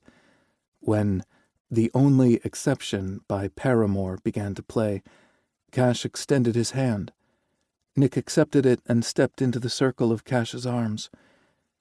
"I remember this song playing at the benefit, and I wanted to dance with you so badly. I didn't have the courage to ask." He offered Nick a wry smile. "But right now, I don't need to worry about keeping an appropriate distance so a room full of people won't know how much I want you." Nick sighed and rested his forehead against Cash's shoulder. After a few rotations, he turned his head and nuzzled his nose against Cash's neck. "So this is what it's like to date you, Saint?" Cash's heart pounded in his chest as he debated a reply, a simple yes or the truth. He wasn't exactly sure which he'd decided on until the words tumbled from his lips. "No, Nicky, this is what it's like to be loved by me." Chapter 12. Nick jerked his head up so fast he nearly clipped Cash's chin. His heart pumped at about 3 times its normal speed. He hadn't felt this winded since completing the Bureau's PFT. The FBI didn't just put someone through a background check before letting a person attend their academy. They put candidates through 4 hellish physical tests that left Nick sucking wind and fighting off the urge to puke. Nick's response to Cash's remark triggered a similar reaction, though for a vastly different reason. Could a man like Cash truly love him? Sensing Nick's distress, Cash smiled and kissed him gently. "You don't need to say anything back.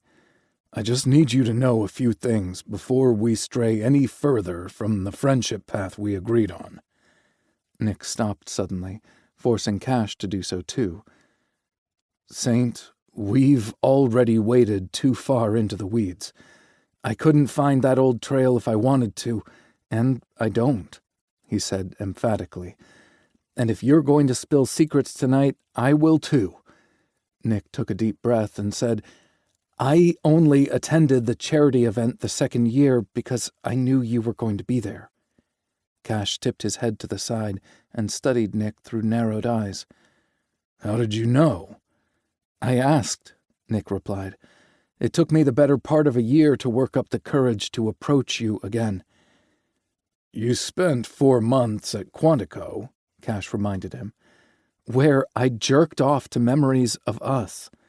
I spent the following 6 months trying to convince myself that we really weren't as great together as I remembered." Cash traced the curve of Nick's scruffy jaw. He hadn't shaved since arriving at the ranch, and he liked the rasp of Cash's finger over his stubble. Maybe he'd try growing a beard. "And the last 2 months before the benefit?" Nick turned his head and nipped Cash's finger as it neared his mouth. "I worked up the courage to seek you out. Spoiler alert, I didn't have friendship on my mind. I wanted a neutral location rather than showing up at your apartment or office and risking rejection."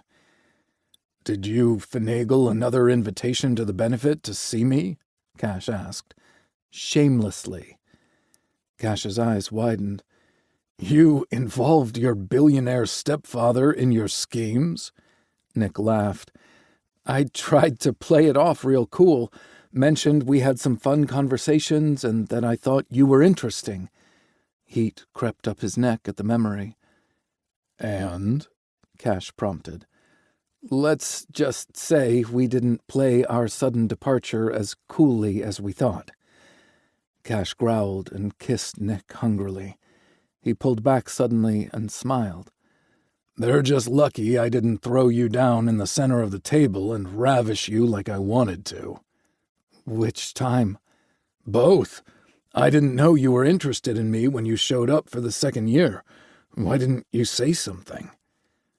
Nick had been asking himself that for some time, too. They'd both arrived solo, and the spark was just as intense as it had been the previous year. "You intimidated me, I think." "You think? I'm not flattered," Cash teased. "Not in a bad way. I'm not convinced intimidation is ever a good thing. What about me was off-putting?" Nick shook his head vigorously. "Nothing about you repelled me. I just suddenly felt like an inadequate kid." "With me?" Cash asked. "You grew up with the wealthiest man in the state as your stepfather." "It's not about the money." Nick worked his bottom lip as he searched for the right phrasing. "You were different." "How so?" "Everything. You stood taller, carried yourself with more confidence, and took up space in a way that said you belonged there." Nick blew out a breath of frustration because he was botching his explanation. "The prior year, I got the impression you felt like an outsider." "I did," Cash admitted. "And so did I," Nick told him. "People forget that I wasn't used to a lavish lifestyle until I was a preteen. I still felt like an uncouth country bumpkin 15 years later when I attended the benefit at Charles's behest. Fast forward a year, and I had graduated from the academy and boldly finagled an invitation to force another run-in with you. But you weren't the person I remembered. The attraction was still there. I saw it flare in your eyes before you hid it beneath a cool mask. And that was new too," Nick added quickly. "You'd telegraphed your every thought the first time we met." Cash chuckled. "And that's how Charles knew what we got up to when we left so suddenly." "And everyone else too," Nick added. Cash groaned and scrubbed a hand over his face. He stepped back from Nick, linked their fingers together, and headed toward the couch. This time, Cash sat cross-legged, sideways on the couch, and Nick mirrored his position so their knees and bare feet touched. Cash took Nick's hands in both of his. "You're not the only one changed by our first encounter. You're the reason I seemed so poised and comfortable when we reconnected." Nick straightened and scowled at Cash. How could that possibly be? "You might have noticed I had a chip on my shoulder at the first benefit," Cash replied wryly. Nick thought back to the moment he'd first seen Cash in the sea of black suits in the restaurant's private dining room. Though he had dressed just as elegantly as everyone else, there was a stubborn tilt to Cash's chin and an air of defiance that made him stand out in the crowd. The latter drew Nick to him like a beacon. Their eyes met and held for a few heartbeats before Charles approached Nick with someone he just had to meet. The introduction was brief and unremarkable. Hell, Nick couldn't even remember who it was. He wanted to save all his attention for the stranger, whose attire read business executive, but whose eyes promised trouble. Nick couldn't have turned his head more than a minute, 2 tops, but the mystery man had moved on. He'd been more than a little disappointed, which had unsettled him. Nick had never lacked for company when he wanted it, and even when he didn't. He'd circulated through the room and chatted with those he knew and introduced himself to those he didn't. He might have been newer to the game, but he'd been a quick study. By the time he reached the bar in the back, Nick had accepted that he'd either imagined the man or he'd left the benefit.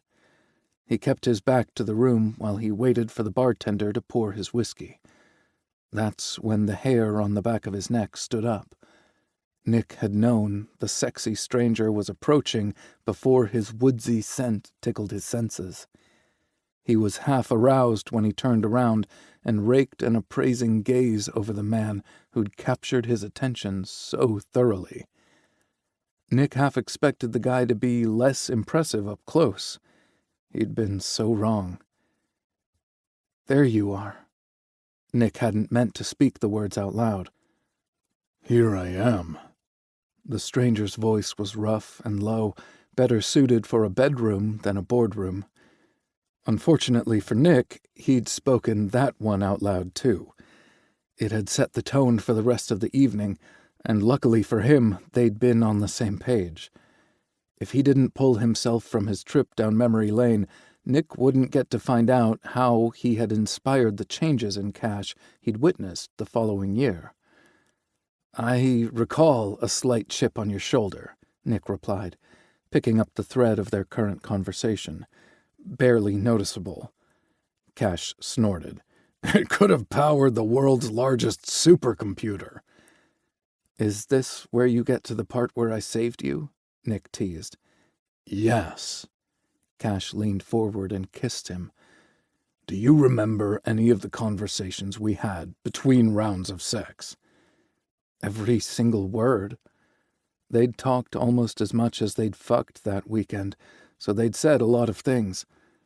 "Which of my pearls of wisdom resounded with you?" Cash narrowed his eyes. "Don't be a smartass. Your intelligence really wowed me, Nicky, and you saw me. Not just the wealthy veneer, but the bitter, angry guy beneath it. The benefit organizers didn't invite me because they wanted me there. I was the potential enemy they wanted to keep closer than their friends. Word had gotten out that I was looking to buy struggling companies so I could break them down and sell the pieces for a higher profit." "And I asked why you wanted to pivot from developing technology to profiting off someone else's downfall. You'd started making a name for yourself as a tech innovator. Hell, you even impressed Charles, and I can't say that about many people." "The feeling is mutual. Charles is a good man." "So I couldn't imagine why you would want to take the millions you made from creating and use them as a weapon." Cash nodded. "You reminded me of the innocent lives that could get ruined in my wake. The lost jobs, homes, and dreams." Cash smirked at him. You compared me to Richard Gere's character, Edward, in Pretty Woman. Nick shrugged his good shoulder. I said what I said. Cash squeezed his hands. And you were right. I was tired of being a bitter asshole hell-bent on making others miserable. Darrell Paget had given me a second chance when I left jail. He'd taken me into his home, given me a job, and showed me what a man should be.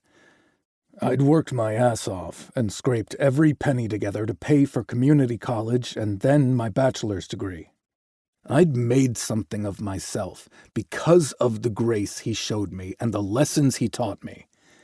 But after my first taste of success, I'd forgotten all about those things, Nicky.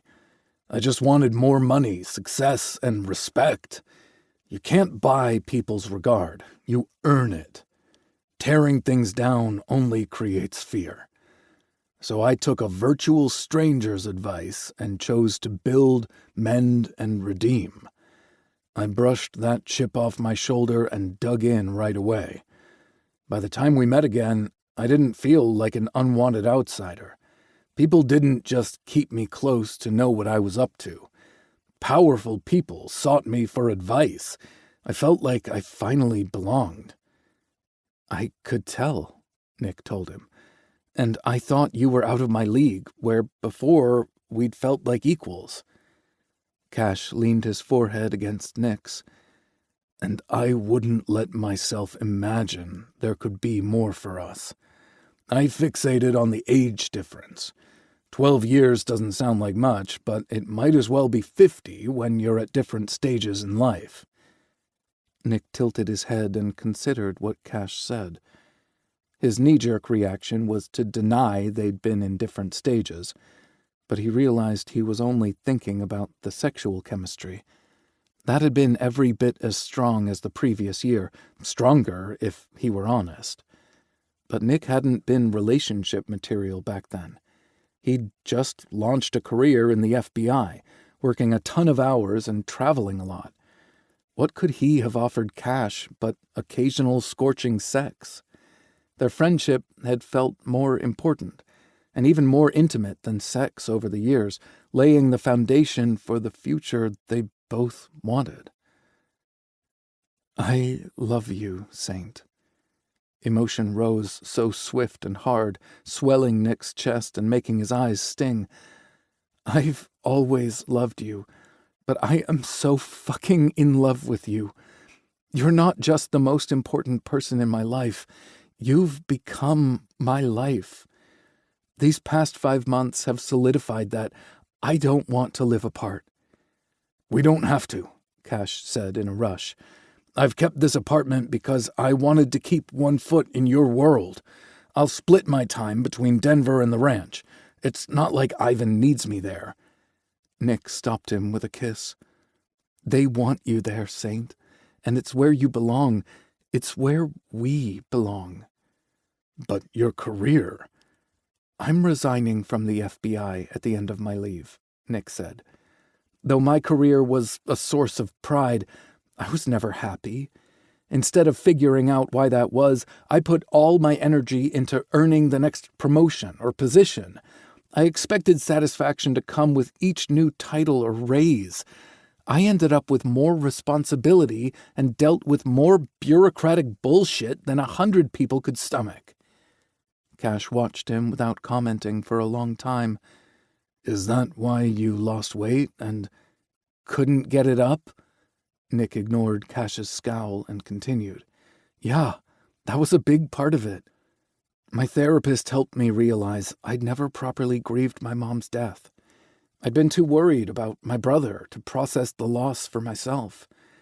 Stressors at work the past 18 months just set off a tidal wave of hell in my brain. He exhaled. I need to confess something. Nick's words caused frown lines to form between Cash's brows. This shouldn't affect our relationship, but I'm afraid if you hear it from someone else, you might assign ulterior motives to me showing up on the ranch. Cash stiffened ever so slightly, and Nick could tell he was bracing himself for something bad. So Nick kissed Cash until the tension eased in his body. When he drew back, Cash's lips were pink, slightly puffy and wet. He didn't dare let his gaze linger too long, or he'd lose his courage. My trips to Washington and Quantico this year were punishment for the off-book operation I ran that ended up clearing Kieran's name. Cash's tension returned. Wait, I thought that bust is what led to your promotion to Special Agent in Charge. It did. Pulling those initial strings led to a bigger theft ring. Additional tugging led to busting a major organized crime outfit. It was the kind of case that made careers, if part of the information hadn't resulted from rogue behavior. But there were things the federal prosecutors uncovered during trial prep that raised some doubts about the validity of evidence and witness testimony. When called to the hot seat, I couldn't lie. I came clean about everything without throwing any of my colleagues under the bus. Nick thought back to his conversation with Andy and winced. I'm guessing by your expression they didn't allow you to take one for the team, Cash said. Nick shook his head. Not even close. They investigated everyone on my team and anyone they closely associated with in the Bureau.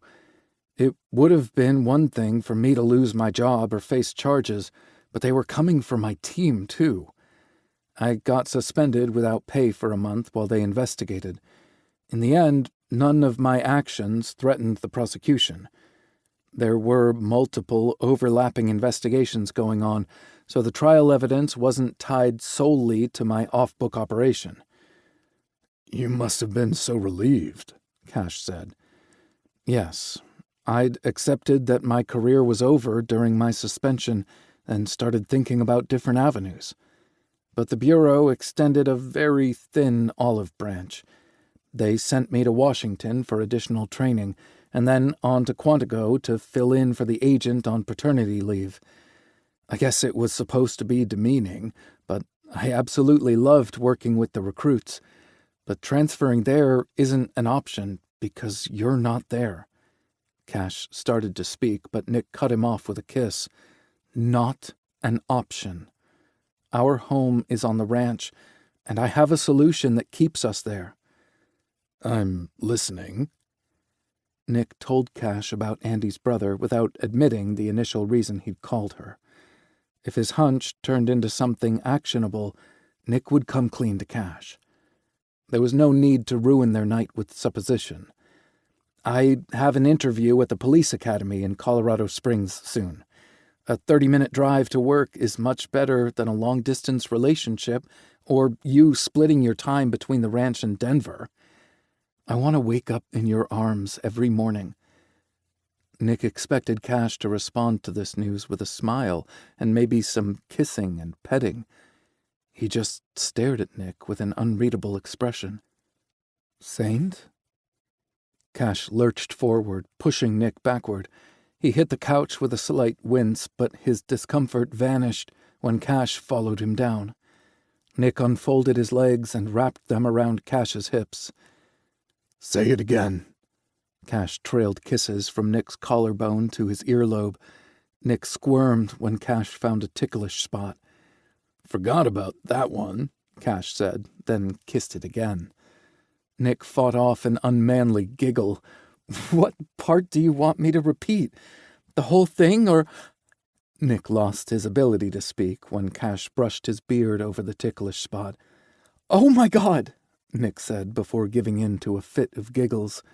That led to a full-body search for additional vulnerable spots, lingering touches and languid kisses.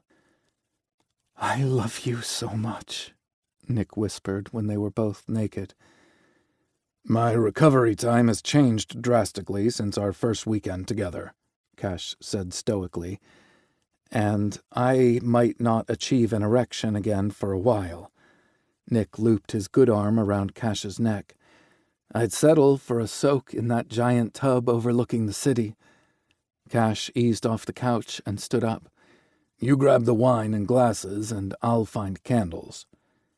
Nick didn't move right away. He lay there and feasted his eyes on the sexiest man he'd ever seen. That ass. "You know," Nick said casually, "I'm suddenly in the mood to eat cake." Cash stopped and pivoted toward the refrigerator until the true meaning of Nick's words registered. "You've got all the time in the world to feast on my cake." The bathtub was big enough for 4 people, but Nick wouldn't have wanted to share this man or view with anyone else.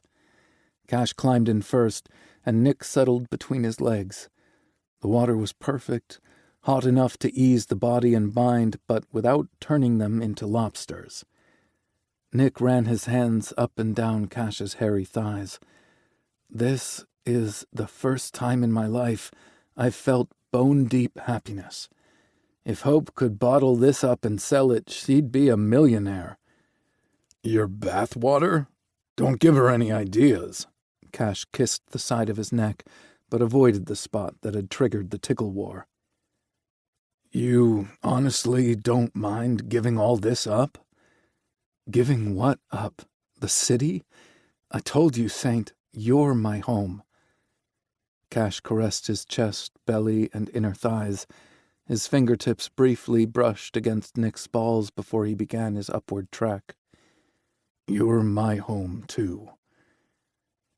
They lingered in the tub, talking and touching until the water cooled. Then they dried off, got into bed, and finished watching Season 2 of Heartstopper. He fell asleep after midnight with Cash spooned around him.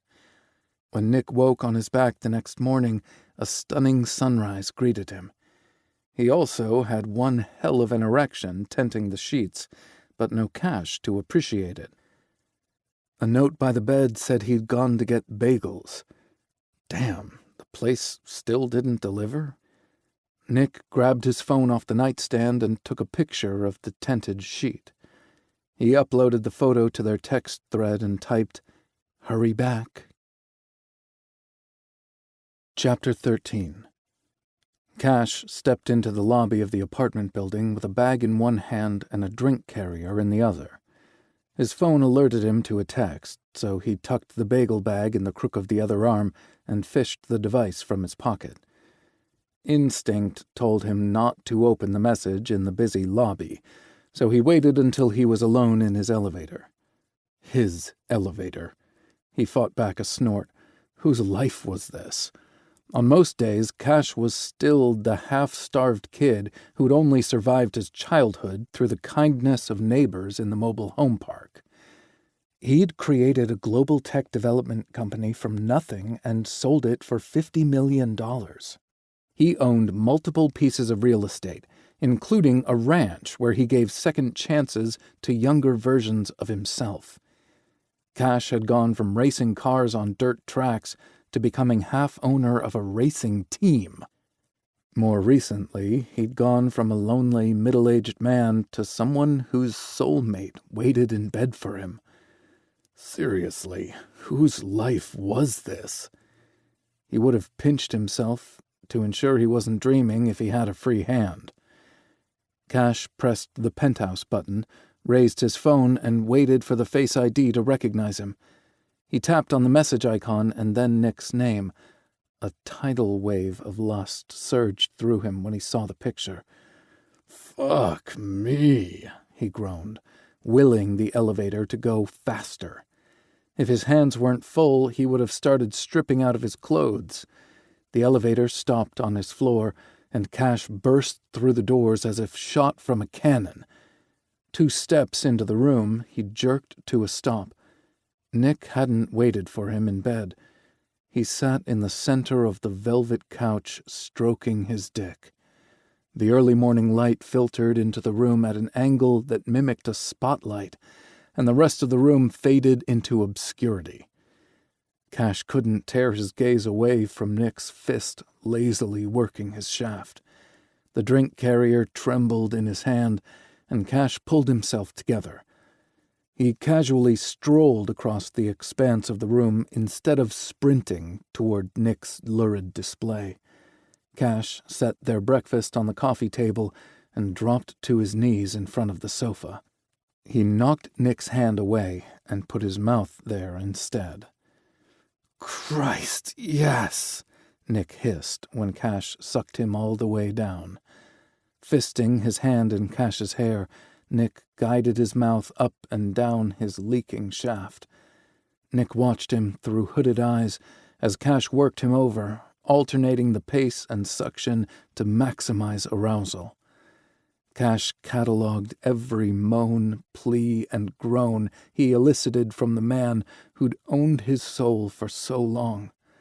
When Nick's thighs quivered, he pulled Cash off him. "Get your clothes off. I'm going to eat your cake and fuck it, too." Cash stood up to strip down so fast it left him dizzy. He gave himself a moment to regain his balance before turning his back to Nick. A hard smack landed on his ass cheek as Cash bent over. He held on to the table with a white-knuckled grip to keep from planting face first on the wood. Nick placed his hands on Cash's cheeks and squeezed, pushing the globes together and pulling them apart. Nick moaned, like Cash's ass was the tastiest treat he'd ever seen. In response, Cash's dick was harder than it had ever been, even the first time Nick had rimmed him in the same room. "I'm going to wreck you, Saint," Nick warned. His breath ghosted over Cash's pucker, making it pulse with need. "Please," Cash begged. Nick was the only one who made Cash feel safe enough to show vulnerability. He'd bear anything and everything to this man. Nick lurched forward and buried his face between Cash's cheeks, attacking his pucker with hot, open-mouthed kisses. Black dots danced before Cash's eyes, and he stiffened his arms to keep himself upright. Nick rubbed his whiskered chin against Cash's taint and the underside of his balls while working his tongue into the tight ring of muscles. Cash's dick jerked, and he thought he might come from this stimulation alone. Risking life and limb, Cash tightly gripped the base of his dick with one hand and kept the other square on the coffee table. Nick eased up and said, "Don't you dare come yet." "Just staving it off." But the lure to pump his shaft just once was too much to resist. A loud crack sounded in the room as Nick's hand landed hard on Cash's backside. Heat radiated from the spot and spread throughout his body.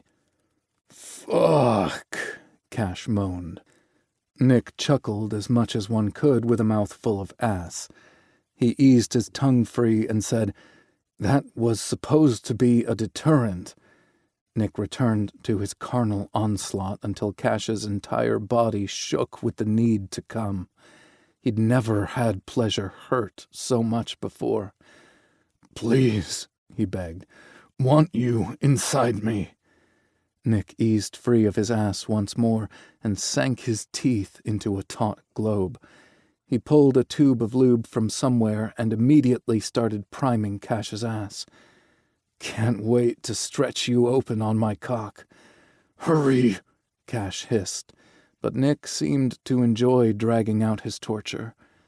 Cash didn't give Nick enough time to slick his dick with more lube once he eased his digits free. "Now," Cash said as he reached between his legs to grip Nick's erection. Then he eased back, lined up, and took Nick down to the root in one thrust. They shouted together as their bodies merged. Cash just sat there, letting his body adjust to the penetration while Nick cursed and held him with a bruising grip. "Don't move," Nick snarled. "Not a single inch. You're so fucking tight, and I'll blow." Cash was barely hanging on himself, so he should have listened to Nick's command. But he didn't. Cash used his thigh muscles to lift up an inch or two. "Fuck!" Nick roared as his fingers dug deeper into Cash's flesh. Instead of holding him still, Nick bounced him up and down on his dick. Their skin slapped together loudly as they chased their orgasms. Nick's body tensed under Cash's as he slammed him down one last time and held Cash flush against his pelvis. Nick gasped, held his breath, and bathed Cash's channel with his hot release. Then he pulled Cash back to lie against his chest and reached around to jerk Cash off. The explosion was immediate, splattering against his chest and abdomen. They remained in that position for a few minutes while they wound down. "I love you." Sleep and sex roughened Nick's voice, turning Cash inside out. "I love you too." Separating their bodies turned into a hilarious scene, since their limbs were still limp noodles. They stumbled to the shower and clung to one another beneath the spray. They looked more like shipwreck survivors than lovers, but they seemed content to just hold one another. Eventually they untangled their bodies, but the touching didn't stop. Cash shampooed Nick's hair since his shoulder ached. Nick thoroughly washed Cash's body, paying extra attention to his favorite nooks and crannies. Once they toweled off and dressed in lounge pants, they resettled on the couch and enjoyed breakfast. Halfway into his everything bagel piled high with cream cheese, Nick released a moan that made Cash a little jealous. Even better than 12 years ago. Cash washed down his bite of cinnamon raisin with a sip of hot apple cider. "Are you talking about us or the bagels?" "Both. Either everything has gotten better with age, or I just haven't lived these past 12 years. "I think both can be true there, too." Cash sure as hell hadn't experienced life to the fullest, at least not in the romance department. He hadn't lived like a monk by any standards, but his sexual encounters were few and far between. Nick had never mentioned his conquests, and Cash didn't either. He wasn't about to ask questions now. "Especially the not living part," Cash said. How could it be otherwise if they weren't together? Nick kissed his temple. "Me too, Saint." Then he continued to mow through his bagel. "What's on tap for today?" "I didn't plan that far ahead," Cash admitted. "I thought we'd play it by ear." Nick tilted his head to the side. "You still keep a sleek crossover SUV here for city driving?" "I do." "How do you feel about going to my place with me so I can pack up the things I'd like to have at the ranch with me? I'll sell or donate the rest so I can put the condo on the market." When Cash only stared at him, Nick laughed nervously. "Too soon?" Cash shook his head. "God, no. I'm struggling to believe this is real. You and me." "Us," Nick said. Cash swallowed hard. "We're in love." "Very much so." "And moving in together," Cash said. "We are. If you're—" Cash launched off the couch before he finished. "I just need to grab the keys." Laughing, Nick reached for his hand before Cash could walk away. "And shirts and shoes. We don't need to go off half-cocked and mostly nude." Nick raked his gaze over Cash's body and lingered at his crotch. "And maybe underwear. Those pants drape over your cock and balls so nicely." Cash looked down at himself, then at Nick's crotch. "Perhaps we take a few minutes to put on real clothes before we pack up your condo." Nick tugged him back down.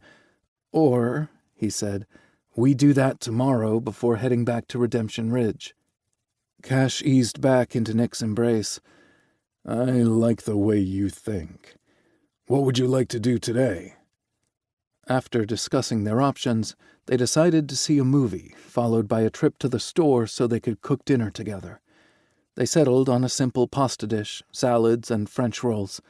Cash and Nick moved so well together in the kitchen that it felt like they'd been doing it for a long time. Cash's mind started to wade into the weeds again, trying to figure out the why and how of things that didn't matter. Nick's kiss would always pull him back. They took another long soak in the tub on Saturday night. Their laughter and conversation echoed through the apartment, turning the space into a home for the first time since Cash had bought it. "I think I'll keep the apartment for the times we want to get away," Cash told Nick the following morning when they headed to his condo. Nick smiled at him. Or when we get kicked off the ranch for making too much noise." Cash laughed because that was a high probability. "Maybe we could soundproof the bedroom." "There's always that, too." Nick packed surprisingly little at his condo. Then again, the place was pretty sparse. He didn't have artwork or knickknacks to give the space character. Bare walls and neutral furniture seemed to be the theme, but Cash knew Nick had more depth than that. He just never attempted to make the condo a real home. Nick concentrated his efforts on important documents and family photo albums, while Cash started packing up his closet. "I probably won't need any of the suits," Nick said. Cash considered the clothes for a moment and said, "How about a few? You'll want one for your interview at the police academy." "True," Nick agreed. "Go ahead and pick out a few you like." Cash pulled out navy and dove gray suits, white and light blue dress shirts, and ties that complemented them. He located a garment bag in the closet and placed the items inside. There was plenty of room for a few more suits, so Cash grabbed 2 more he'd like to see Nick in. Afterward, he grabbed belts and dress shoes before turning his attention to the more casual wear. "Will I find more of my clothes in here?" "Don't think so." "Sex toys or anything embarrassing?" Cash prodded. When he didn't get an answer, he stepped out of the closet to find Nick thinking too hard about the question. "Nicky?" He jerked his head up. "I just have 1 dildo in my nightstand, and I'm not ashamed of it." "Then why did it look like you were thinking hard enough to start a wildfire in your brain?" Cash asked. Nick rose from the bed and walked into his closet. Curious, Cash followed him. Nick reached to the top shelf and pulled down a brown wooden box. "My keepsakes are in here." He turned the box around and opened it so Cash could see inside. Then Nick removed the movie ticket stub and bagel run note from his pocket and added them to the collection. "I've kept every card, note, and receipt from the time we shared together." He sorted toward the bottom and pulled out a book of matches from the hotel they'd stayed at in Cabo.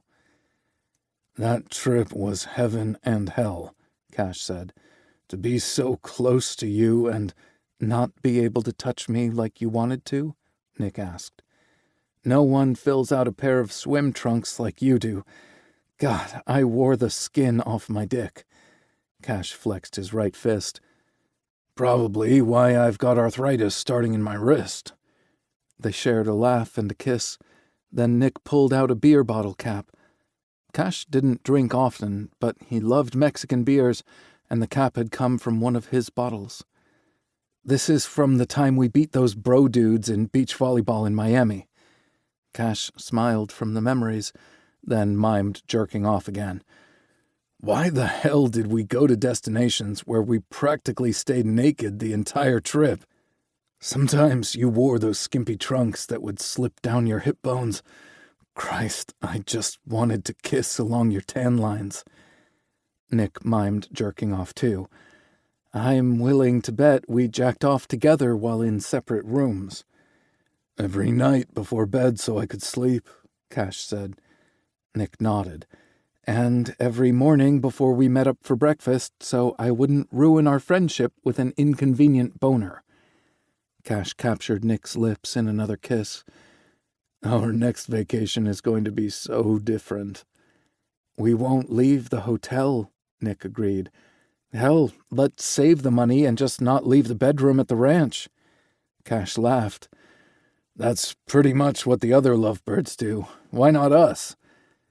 They alternated between packing for their future while exploring the mementos from their past, so the excursion lasted much longer than it should have. After they hauled Nick's stuff to the SUV, they stopped for a quick bite to eat before setting out for the ranch. They kept up steady conversation for most of the drive, but Nick nodded off about 3/4 into the trip. Cash used the quiet to embrace his joy instead of questioning his good fortune.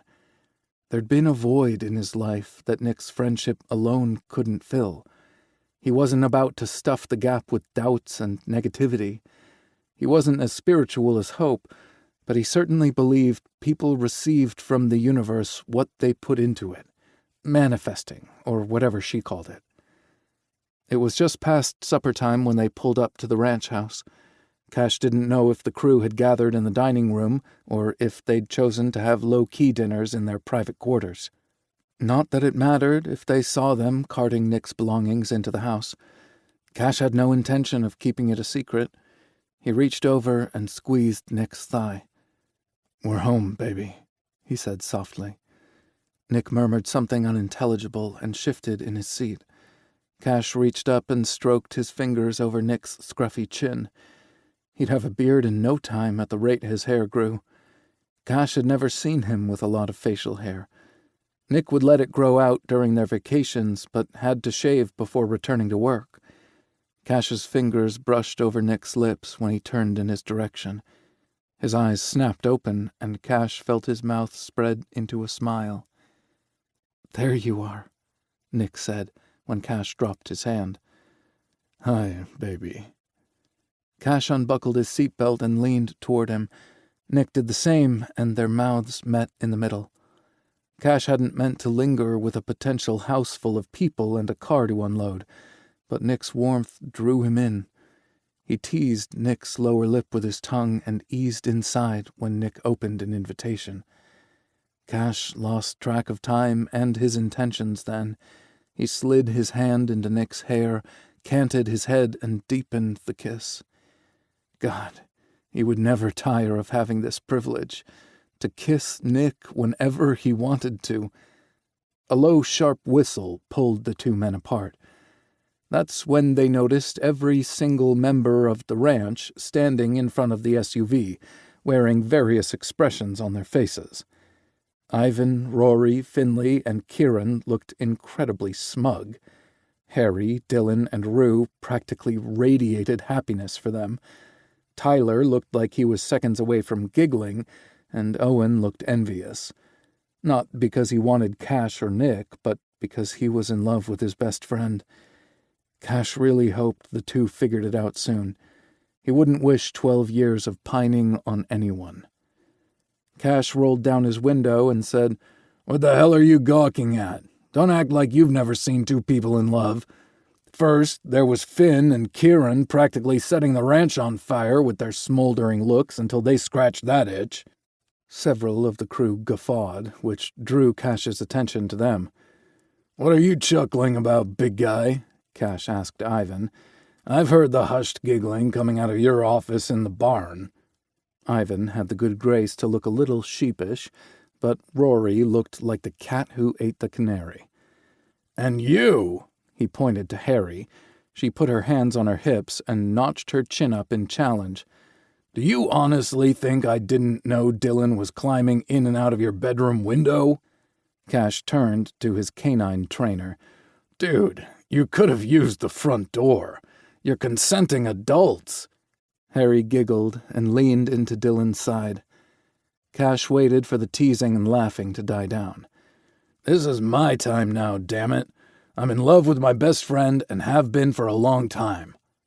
Cash's heart sank when Owen's face turned pink and Tyler's gaze fell to his boots.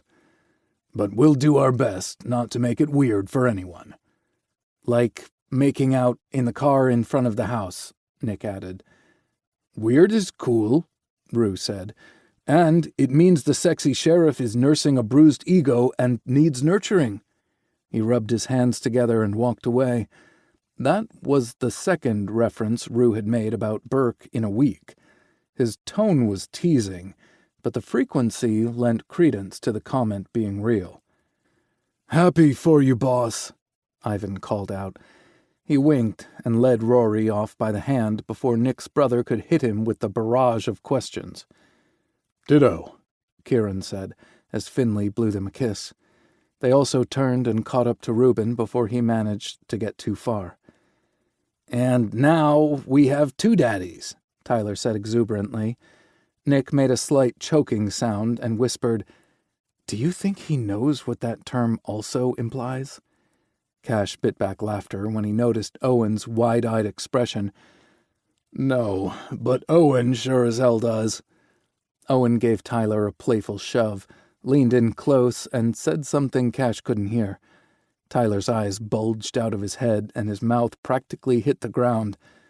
"Don't worry about it, Ty," Cash called out. "Have a good night." Owen and Tyler turned and followed Rue, Finley, and Kieran back to the crew's cabins. That left Harry and Dylan as the last two standing. "When did you get so dramatic?" Harry asked, rolling her eyes. "Night, boss," Dylan called out as they headed to their vehicle. "Night," Cash told them. He glanced over at Nick, who watched him with a smirk on his face.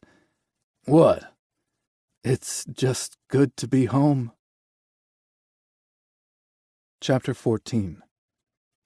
Nick's first day of physical therapy was on Tuesday morning, and he deeply regretted not accepting Cash's kind offer to drive him. Sweet-faced Heather from their Zoom call turned out to be a sadist. She put Nick through the paces for over 90 minutes while maintaining a chipper voice and constant smile. He was a sweaty, quivering mess by the time she hooked him up to the icing machine. Nick spent the full 20 minutes whining to Cash via text about how mean she was. Of course, his boyfriend promised to kiss everything better, which nearly created another problem for Nick. He hadn't yet reverted to the early teen days when he'd gotten a boner if the wind blew just right, but Spiffy Stiffy had become unpredictable during recovery. He and Cash hadn't made love since Sunday morning, but the cuddling, kissing, and caressing felt just as intimate, maybe even more so, though an insistent surge of need said otherwise. "Behave," he typed. "Wearing sweatpants, and there's no place to hide." Cash sent back 3 laughing face emojis, an eggplant, and a tongue. Nick responded with the purple devil thingy, and Cash fired back an angel wearing a halo. Yeah, that Heather looked angelic too. Nick wasn't falling for that ploy twice in one day. He nearly dropped his phone when the timer on his icing machine beeped. At least those 20 minutes had gone by fast thanks to his sexy boyfriend? Is that the term guys their age used? Nick bit back a snort. Since when did 37 earn a guys their age tag? And Cash might be nearing 50, but he had more stamina and drive than most men half his age. He was a marvel to behold in the weight room, or any room for that matter. So they'd use the boyfriend tag until other titles became available, say fiancé or husband. Not like he was going to introduce Cash to everyone as his soulmate. "All set," Heather said cheerfully.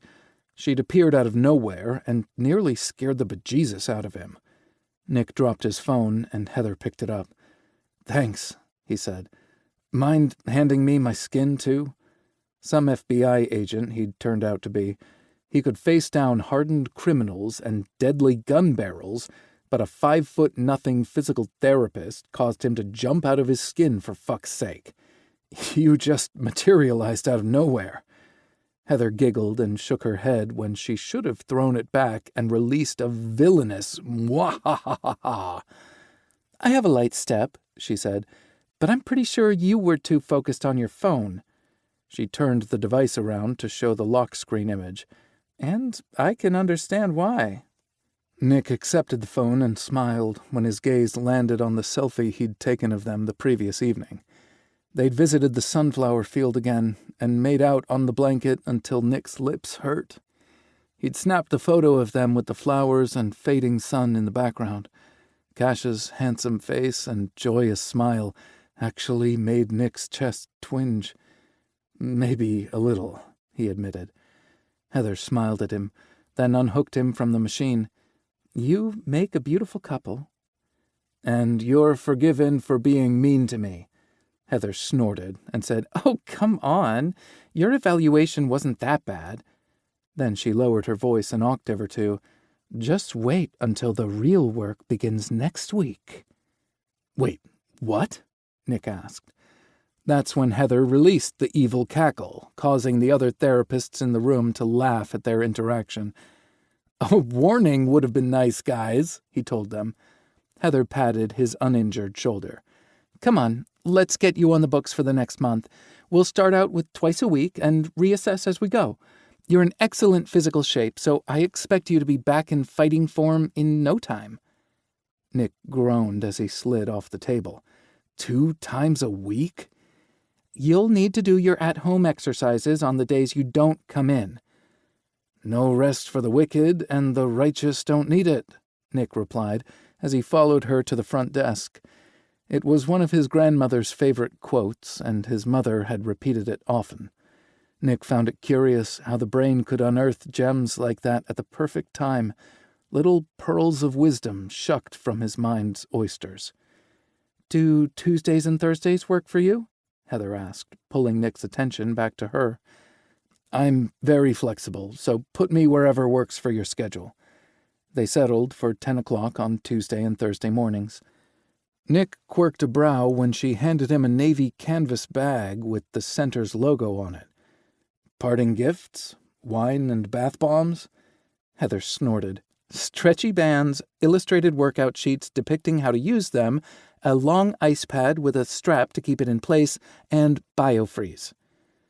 "Well, that's almost as good as wine and bath bombs," Nick lied. Heather laughed and shook her head. "I like you."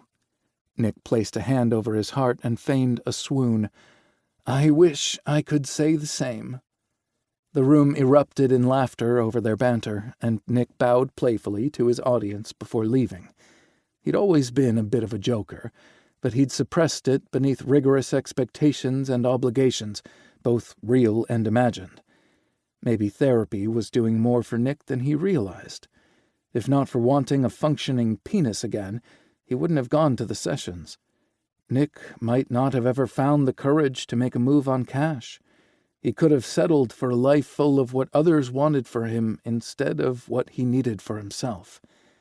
That would have been a crime, because his existence was so much richer with Cash by his side, and not because of the money. Charles might not be his biological father, but he'd always treated Nick as a son. He'd never shown favoritism toward Rory and made it clear Nick was an equal heir to the Snyder fortune. Some might have taken the easy road knowing that, but it made Nick work harder. He never wanted Charles to regret the investments he'd made in Nick's future, but Rory had forged his own path, and their relationship was even stronger for it. Nick didn't owe Charles undying servitude for doing the right thing for his wife's firstborn. His stepfather deserved honesty and the benefit of the doubt. And even though Charles was in the middle of a hotly contested bid for governor, Nick planned to have the conversation with him sooner than later. He didn't want Charles to find out about his future plans from anyone besides him. His phone rang through the Bluetooth connection, and Andy's name popped up on the screen. She was getting back to him much quicker than he expected. Either her workload had lightened considerably over the past 4 days, or... Nick cut off the negative thoughts before they could take off and pushed the button on his steering wheel to accept the call. "Hey, Andy," he said. "I'm surprised to hear from you so soon." "Hey, Nicky, how's recovery going?" There was a hint of tension in Andy's voice that churned up his negative thoughts. "My physical therapist is a sadist. Other than that, I can't complain." "Give me her address, and I'll send her flowers." Then Andy heaved a sigh. "Listen, there's no easy way to say this." "Hang on a minute," Nick said. "I'm driving. Let me pull over." Nick signaled at the next entrance and pulled into a shopping center.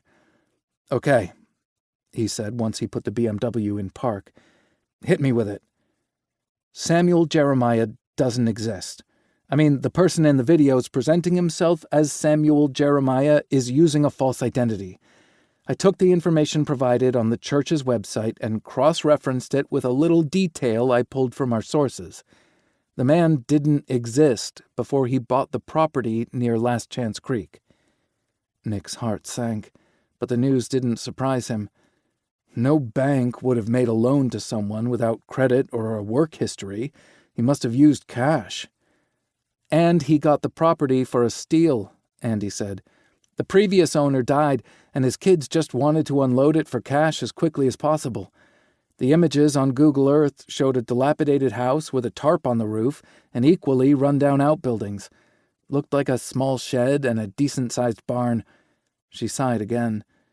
"Do you have anything with his fingerprints on it? I could run them through the database to see if anything pops up."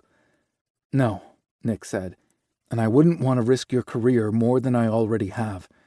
Thank you for getting back to me so soon. You're a skilled agent and an even better friend." "You're pretty okay yourself," Andy replied. "Javier told me you have an interview at the academy soon." "Did Javier volunteer that information, or did you torture it out of him?" Andy laughed.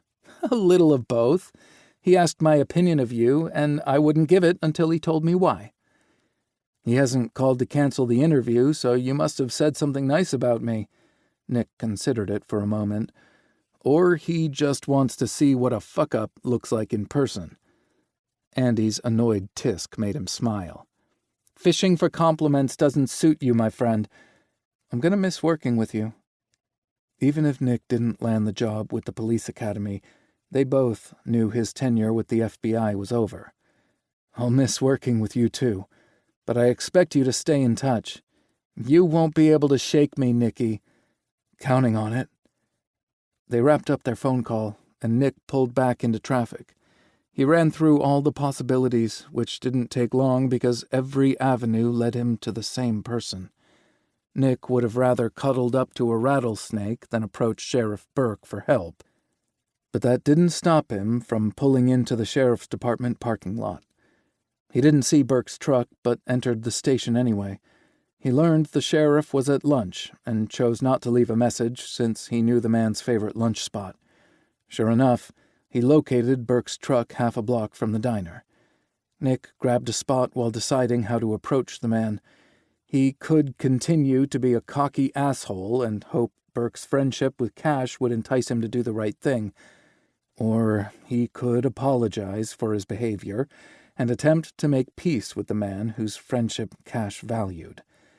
There was no doubt about which option he preferred, but Nick chose door number 2.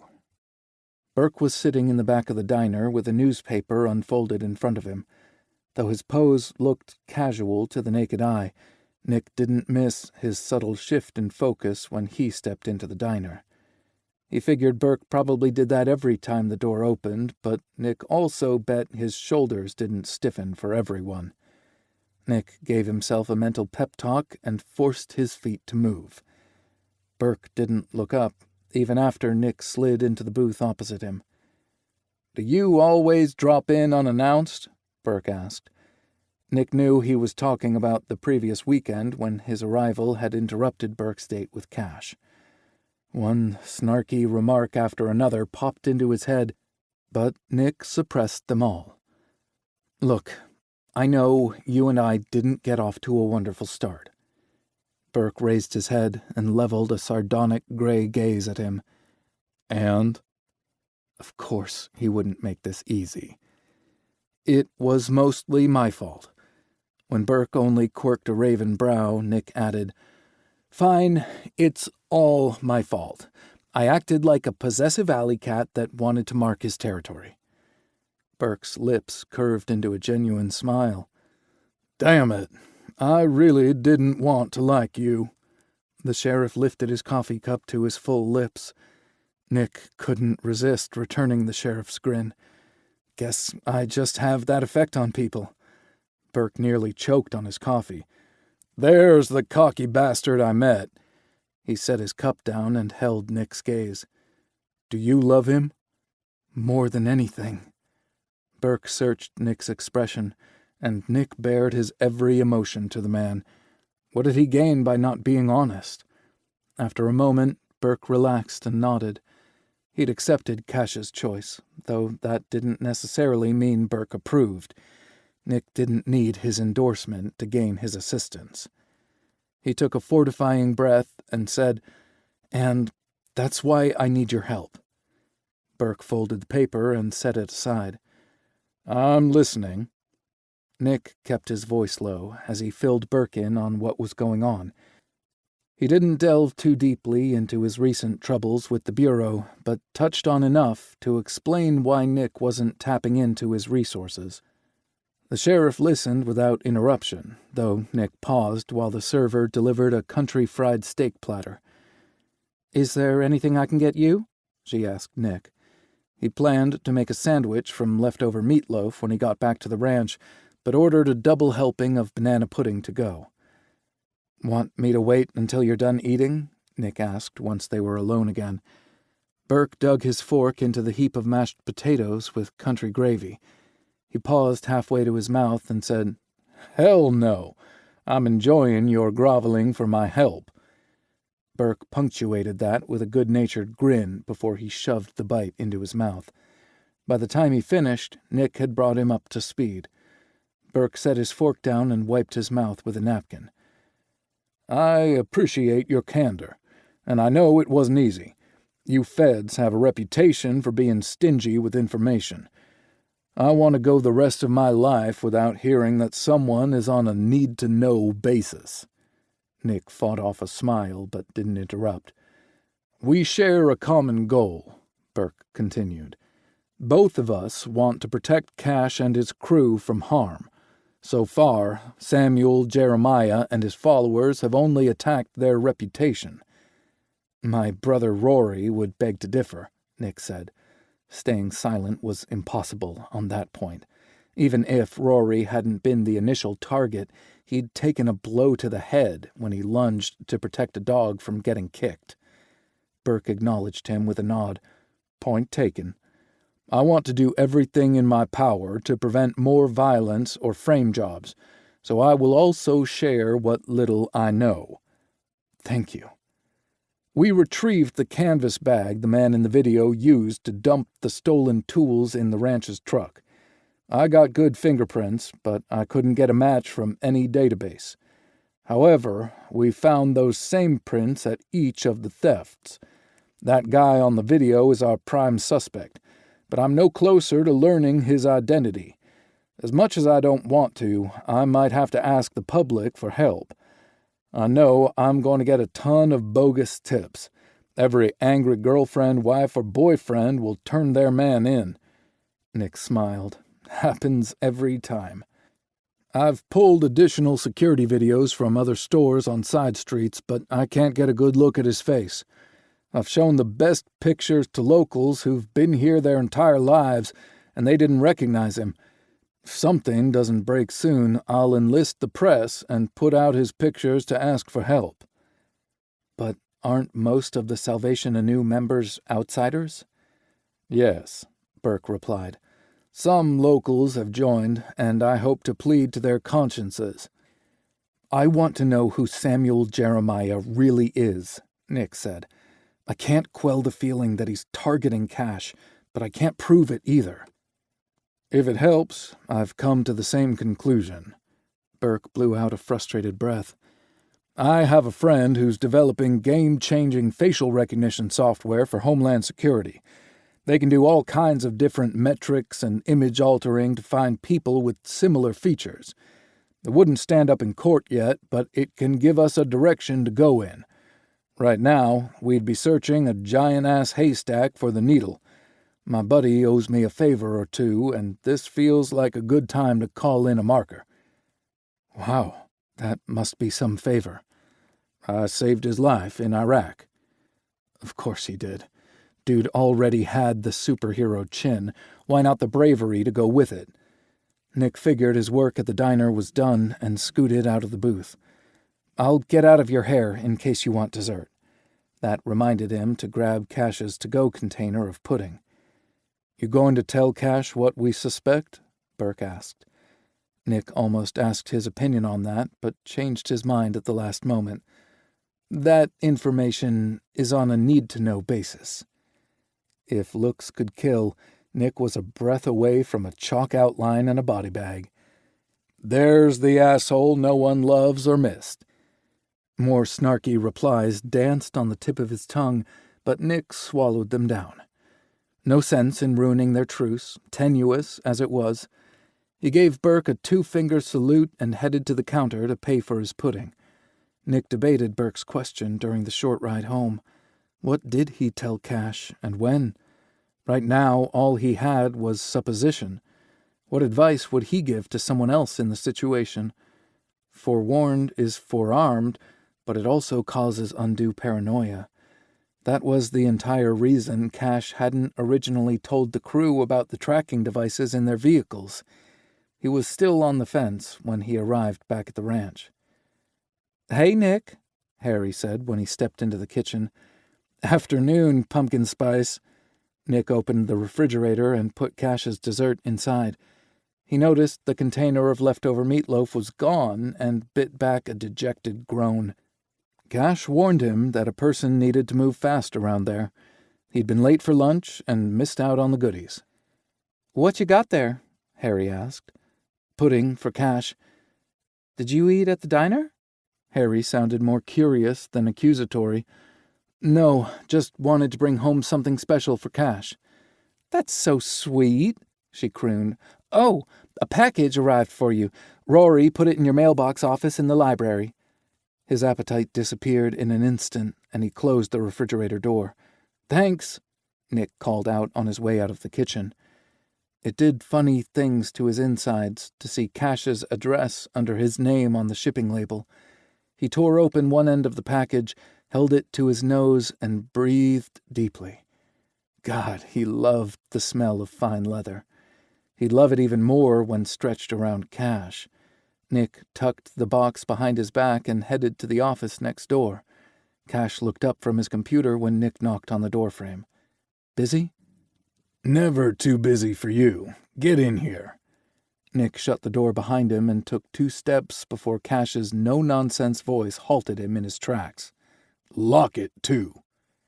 Nick retreated to do his bidding, then continued to his desk.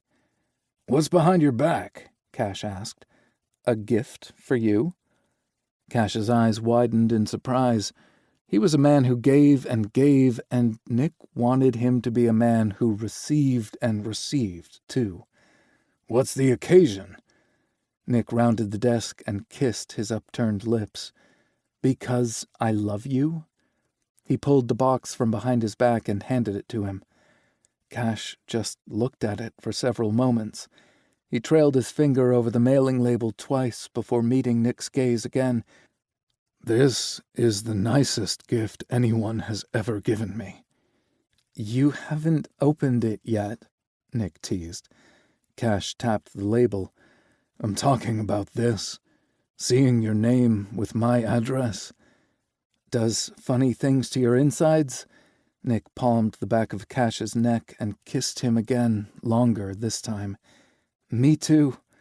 Open your gift." Cash turned the box and saw the open flap. "Someone already did." Nick knew the moment Cash smelled the leather because he laughed.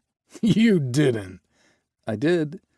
Cash pulled out a pair of black Italian leather driving gloves. "These smell so good." "They'll smell even better on you." The spark of desire he'd felt earlier during their text exchange returned. Nick wasn't sure if he'd achieve arousal, but he wanted to try. "Put them on." Cash held his gaze for a few moments before he pulled one of them on and secured it around his wrist. He flexed his fist and watched the movement beneath the leather. "Fits like a glove?" Nick asked. Cash smiled and lifted his face for another kiss. "Thank you. I love them, and I love you." He inhaled sharply and closed his eyes briefly. Nick straddled his lap. "Not a dream. I'm still here." He kissed Cash, taking his time to tease his lips apart before sliding his tongue against Cash's. Nick forgot about dilemmas, food, or anything except for the way his man made him feel. When Cash grazed a gloved hand over Nick's semi-erection, he realized he was feeling all kinds of ways. Cash tugged his pants and underwear down to mid-thigh and stroked him until Nick was hard enough to hurt. Cash retrieved a bottle of lube from a desk drawer and smiled sheepishly. "I believe in being prepared for when situations arise." Cash licked a path along Nick's cock, swirled his tongue around his swollen head, and lapped up the pre-cum beading there. "And, baby, you have risen." Cash scooted his chair back and reached for the second glove.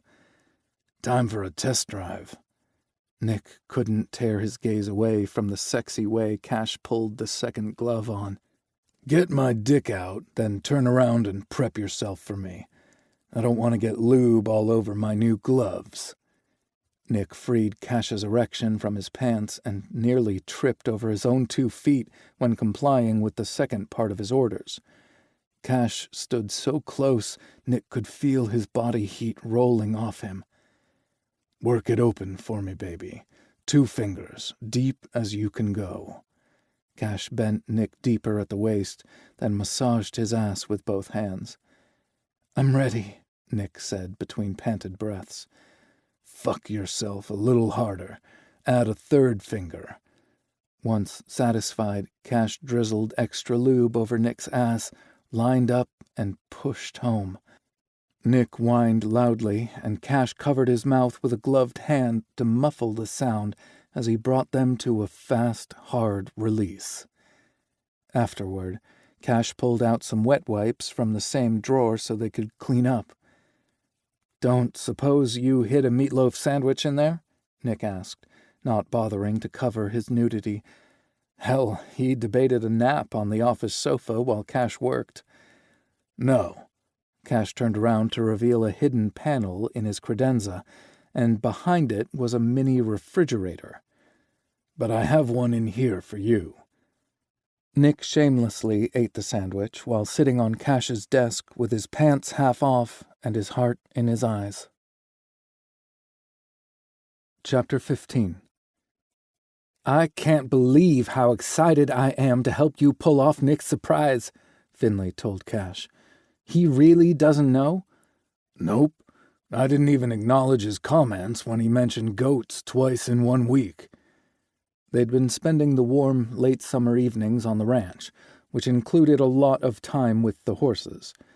Nick had told Cash his grandparents raised goats on their farm in Oklahoma.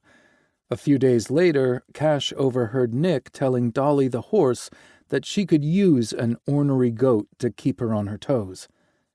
"There's already a Dolly, Loretta, and Patsy on this ranch.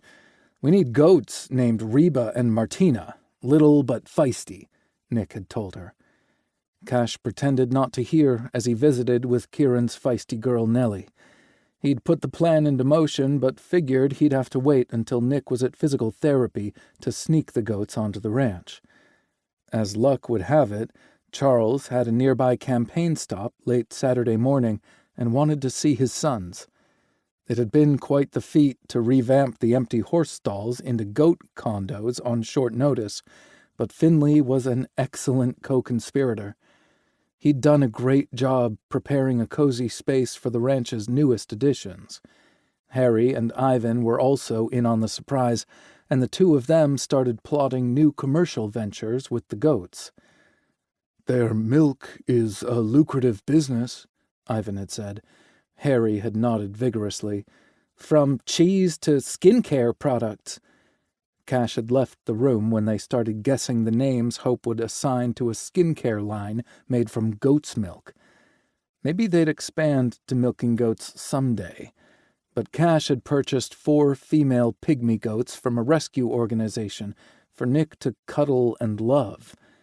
Cash and Finley took advantage of Rory and Nick's absence to pick up the cuties and set up the surprise. Their first stop was the feed store in Last Chance Creek. Finn pulled the truck and trailer into the parking lot and drove to the rear of the building to a pickup bay. Since he'd phoned in the order, it didn't take them long to unload the goats' food and bedding. Finn drove back toward the front of the store and pulled over to the side. "I want to spread out some of that bedding in the horse trailer so the goats will be comfortable and won't slip around on the metal floor," Finn said. Cash exited the truck to help, but his attention got diverted when he heard raised voices near the store. There were several men talking at once, so he couldn't make out their individual words, but he heard the pleading, "Leave me alone!" that followed. Cash recognized the voice, but didn't immediately know from where until Finn swore. "Keegan is in trouble," Finn said.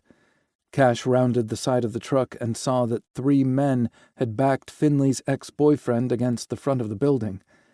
Finn had brought the guy to the ranch a few times when they dated, because Keegan wasn't out to his family. The young guy had been confused about his sexual orientation and turned to his mother's spiritual advisor for guidance. Unfortunately for Keegan, that had turned out to be Samuel Jeremiah.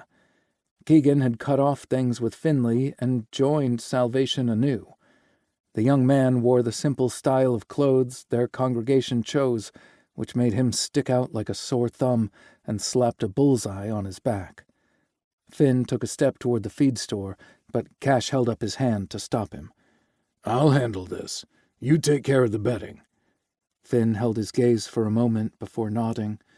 With his back to the building, Keegan had nowhere to go as the other 3 crowded him. Cash didn't know the source of the altercation, but it didn't matter. 3-on-1 wasn't freaking cool. "Hey," Cash called out. "what's the problem?" Forehead swiveled his way, and Keegan's relief was palpable. The other 3 wore various expressions of annoyance, mild, medium, and spicy. Cash leveled them with his most withering stare. The mild guy's eyes widened a little, and he took 2 steps back. The medium guy held his ground, but looked slightly less mutinous. And the spicy guy looked, well, spicier. He was the only one who turned to confront Cash. "Stay out of it, old man," Spicy said. "This doesn't concern you." "Old man? Ouch." "That's where you're wrong." On both counts, Cash had never felt better in his life, and to the guys he said, "I don't like bullies." "Let's go, guys," Mild said. "Shut up, Joe," Medium replied to his friend. "We're not the bullies," Spicy pointed to Keegan. "He is, but I think you of all people already know that." So Spicy recognized him. "If you know who I am, then you also know I don't condone violence. I promote redemption, not rejection. You'll never reach anyone through intimidation." "You confronted us," Spicy argued. Cash stopped a few feet away and kept his posture loose. It wouldn't matter what he said if he struck a combative stance. Spicy neither retreated nor advanced, but Mild and Medium eased backward. "Come here, Keegan." The kid kept a wary gaze on the combatants as he eased toward Cash.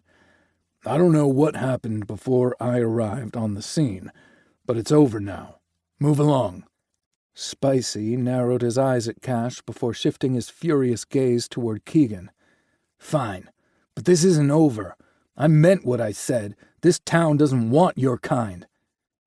Keegan stood so close Cash could feel the kid tremble. How many times had Keegan heard he didn't belong, or a variation of the expression? Cash had certainly heard it more times than he could count, including recently from people in Keegan's congregation. But 2 wrongs never made a right, and everyone deserved to have a sense of belonging. Cash held Spicy's gaze and repositioned himself to keep his body in front of Keegan's as the trio of trouble walked into the store. Cash turned and assessed Keegan. "Are you okay?" The younger guy kept his gaze averted but nodded slightly. Keegan looked anything but okay. He'd lost a lot of weight since the last time he'd been at the ranch, and he didn't have extra to spare then. His clothes hung on his thin body. On closer inspection, Keegan's white shirt was dingy, and his pants were worn thin, almost threadbare in places. Cash caught a whiff of body odor when the wind picked up, and he knew damn well that Keegan wasn't okay. He raised his arm, hoping to place a comforting hand on Keegan's shoulder, but the kid flinched as if Cash were about to hit him. "Hey, it's okay." Cash used the same gentle tone Finley used on skittish horses. "I just want to help." Keegan raised his head and met Cash's gaze. It took everything in his control not to reveal how alarmed he was by the young man's appearance. The weight loss was even more obvious in his face than anywhere else. His gaunt cheeks made his hazel eyes appear larger, almost cartoonish. Keegan's despair threatened to unravel Cash's control, but he held steady until the younger man spoke. "Why?" The word came out on a choked whisper. Keegan swallowed hard and tried again. "Why would you help me?" "I always want to help people who need it. I've always welcomed you to my ranch. That hasn't changed." Keegan's gaze darted to the right and held. Cash knew he was looking at Finley. "But—" "No buts," Cash said gently, pulling Keegan's attention back to him. He had to tread lightly. Commenting on his condition could induce shame and make him retreat further.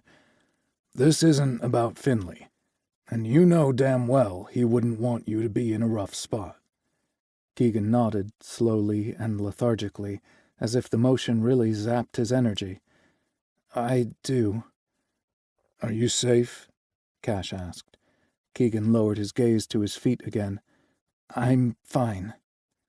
Cash's mind raced with how to proceed. That wasn't a yes, but what could he do? Keegan was an adult he didn't have any authority over. He could hand him a business card and tell him to call if he wanted help, but what if someone found it in his belongings? The likelihood Keegan had any autonomy on that compound was slim to none. In fact, Cash had never seen a Salvation Anew member out alone. They were always in groups of 2 or more. Cash scanned the surrounding area and through the store windows. "Are you by yourself?" Keegan shook his head. "Never. Brother Austin had to move the van because they're shutting down Main Street for the music festival tonight." Last Chance Creek had something going on every weekend during the summer. There was a large empty field at the edge of town that the event planners turned into a parking lot. The walk into town was a short distance, and they provided shuttle service to those who needed help.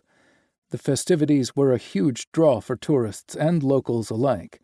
Attendance had waned when Salvation Anew started protesting everything and everyone, but there'd been a resurgence since the group was off licking their wounds. Running into Keegan was disturbing in more ways than one. Cash not only worried about his safety, he wondered what the group planned to do next. Keegan snapped his head up and did his own scan. "You should go. It wouldn't be good if someone saw us talking." It wouldn't be good for Keegan. That's what he'd meant. Cash eased back and held up his hands. "I'm going. I meant what I said, though." Hollow, hazel eyes met his. "Do you remember Finley's number?" The younger man glanced over Cash's shoulder and nodded. "Call if you ever need me, and I will help you. No questions asked." "Is he happy?" Cash knew who Keegan meant. "Very much. You deserve happiness and acceptance, too. I wish you believed it." Keegan drew in a shaky breath and averted his eyes. "Goodbye, Cash." "So long for now."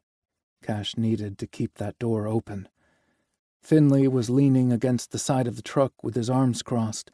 He didn't bother to disguise his interest in the conversation's outcome. When he saw Cash heading toward him, Finn opened the driver's side door and climbed in. "I barely recognize him," Finn said once Cash joined him. He blew out a breath, shifted the truck into drive, and pulled forward. "What happened?" Cash filled him in on what he knew, which was very little. "If his number ever comes up on your phone, let me know right away."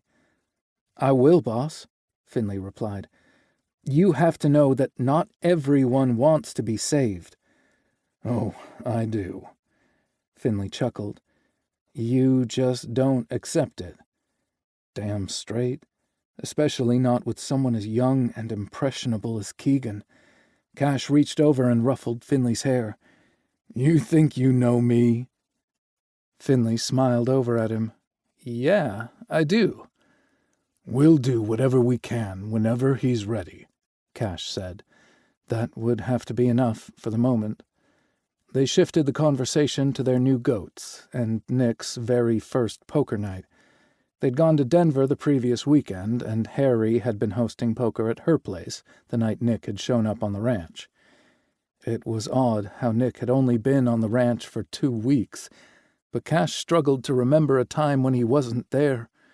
Nick's presence permeated every room. Cash had always loved his ranch, but it had truly become home once Nick moved in. The farm animal rescue was only 45 minutes away.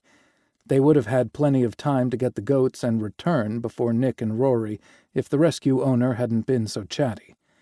She'd heard of Redemption Ridge and was a big fan of their mission. That was great, but he really wanted to have the goats all settled in before Nick arrived home. And maybe he was part of the problem because he'd fallen in love with the goat's best friend, a donkey named Jake. "We've got plenty of room in the trailer and in the barn for Jake," Finley said. He pointed at the way the goats bounced around the donkey and rubbed up against him. "Seems like a docile jackass." "Sarah," Cash said, "how much for Jake?" And so they headed back to the ranch with 4 goats, Jake, and no time to spare. Cash expected an alert from the security camera on the gate when Rory and Nick beat them home, but none came. He breathed a sigh of relief when Finley backed up to the barn and shut the truck off. By the time they opened the trailer door, everyone on the ranch had joined them. Harry squealed over the goats and kissed Jake on top of his head. The donkey flicked his ears and continued chewing on some straw. Tyler and Owen squatted down and started debating names for them. They'd run through every female name in the Marvel and DC universes by the time Cash stopped them. "These are Nick's goats, and he gets to name them." The guys conceded with good grace. Ivan, who tried really hard to maintain his tough guy persona, watched the goats' shenanigans and tried not to smile. He finally met Cash's gaze and warned they'd be trouble. "We wouldn't have it any other way." Cash patted the big guy on the shoulder and helped corral the newest critters into the barn. The horses were outside frolicking in the meadow, but unfamiliar smells still distracted the goats. They leaped and bounced and played like oversized kittens. Kieran leaned over to pet one, and it headbutted his hand. "They are the cutest things I've ever seen, but no one tells little mama I said that." "How have I lived my whole life without a goat?" Reuben asked. Dylan watched over the animals with a smile on his face. "How are we going to get them into the pens?" "They'll follow Jake," Finley replied. Harry scratched behind the donkey's ear and clicked her tongue before walking away. Jake flicked his ears and followed her deeper into the barn. "Hey now," Dylan called out. "That's my girl, Jake." The donkey swished his tail in response and continued following Harry. Sure enough, the goats bounded after them, too. Nick texted him when they were a few minutes out. Cash told Finley to put the trailer away, then hustled everyone else out of the barn. "Act natural," Cash said. They must have failed the assignment because the brothers wore identical looks of suspicion when they got out of the car. "What's going on?" Rory asked as he walked toward the gathering. "Just hanging out," Ivan replied casually. Nick hadn't budged from his spot by the car, so Cash headed his way. He knew Nick had planned to tell both Rory and Charles of his decision to leave the FBI, and Cash worried it hadn't gone well. Was Nick having second thoughts and worried about how Cash would take the news? "I can hear your wheels turning from over here," Nick said when Cash neared. "Give that hamster a break. I'm fine. We're fine. Everything is fine." Cash wrapped him in a big hug and kissed the side of his neck. "Just fine?" Nick pulled back and kissed him softly on the mouth. "I would have said things are excellent before we pulled up to find the entire ranch waiting for us." "Not the entire ranch," Cash replied. Finley ran around the side of the barn and pulled up short next to Kieran. "Okay, now everyone is here waiting for us," Nick said. "What's going on?" You first, Cash replied. Did everything go okay with Charles? Rory only wanted Nick to be happy and close by. Charles could be a different story. Nick inhaled deeply, and Cash couldn't resist bracing himself. His boyfriend snorted and shook his head. Stop! Nick kissed him hard. Charles said he only wants me to be happy. He apologized for making me feel like I needed to act a certain way to please him. He told Rory and I both how proud he is to be our father. That's wonderful, Cash said. And he said it's about damn time we, Nick gestured between Cash and himself, got our heads out of our asses. Cash shouldn't have been surprised. I thought I was a better poker player than that. Nick laughed and kissed him again. Speaking of poker, what time do the festivities start? Not long from now, Cash replied. I want to show you something first. He took Nick's hand and led him toward the barn. The crew parted to let them pass, then filed in behind Nick and Cash. Their excited whispers made him smile.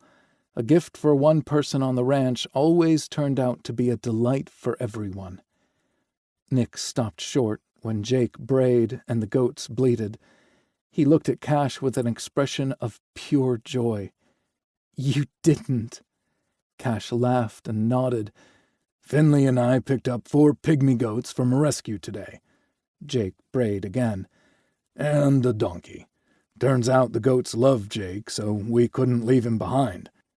And Cash freaking loved him, so there was that too. Nick kissed him hard before hustling toward the stalls where the noises were coming from. Oh my God! Nick pulled the enclosure door open and stepped inside the converted space. He dropped to his knees and the goats rushed him. Hey, guys, he said as they bounced all over him. Girls, Cash corrected. Hey, ladies. Nick looked over his shoulder at Cash. What are their names? Whatever you want them to be. Cash stepped inside to give Jake equal attention. He didn't jump around to show his enthusiasm, but he did lean his body into Cash. This one is Reba, Nick said, pointing to one. Then he picked up the smallest one in his arms. This one is Martina. The crew outside the stall all made helpful suggestions, and Nick settled on Tammy and Kitty for the final 2 goats. They played with their newest pets long after everyone else left the barn. Reuben returned a while later, looking frustrated. What's up? Cash asked. It's my turn to pick up the pizza, and my truck won't start, Rue said. Again? The dealership had replaced the starter twice in the past year. Good thing it was still under warranty. I'll call the dealership on Monday and ask them to tow it in again. Cash reached into his pocket and pulled out his keychain. Take mine. There's plenty of gas. Thanks, boss. He took a few steps back. We're trying the new pizza joint in Last Chance Creek that Tyler and Owen won't shut up about. Be careful, Cash called out. Would he always feel nervous every time one of his men drove into town? Oh, and there's a festival going on downtown. You'll have to park in the field and hoof it. Rue flexed his right arm. I'm fit, no worries. I can't wait for poker, Nick said when they were alone again. Rory told me Finn is the one I have to look out for, but he looks so innocent. Cash laughed as he dusted off his pants. Let's just say it's a good thing we don't play for high stakes. Finn would win it all. Ready to get cleaned up? Hell yeah. Cleaned up equals getting my man naked. Nick wrapped his arms around Cash's neck and kissed him. Thank you for the girls. You're welcome. They headed back to the house, hand in hand. Cash got a gate alert on his phone halfway there. He thought it might be Reuben leaving until he saw his truck still parked near the house. He pulled his phone out to check the camera when his phone rang. It's Burke, Cash told Nick. Was he at the gate? He answered the phone instead of checking the feed. Hey, Seth. Cash. Sorry for dropping by unannounced. It worked so well for that other guy. Thought I'd try it too.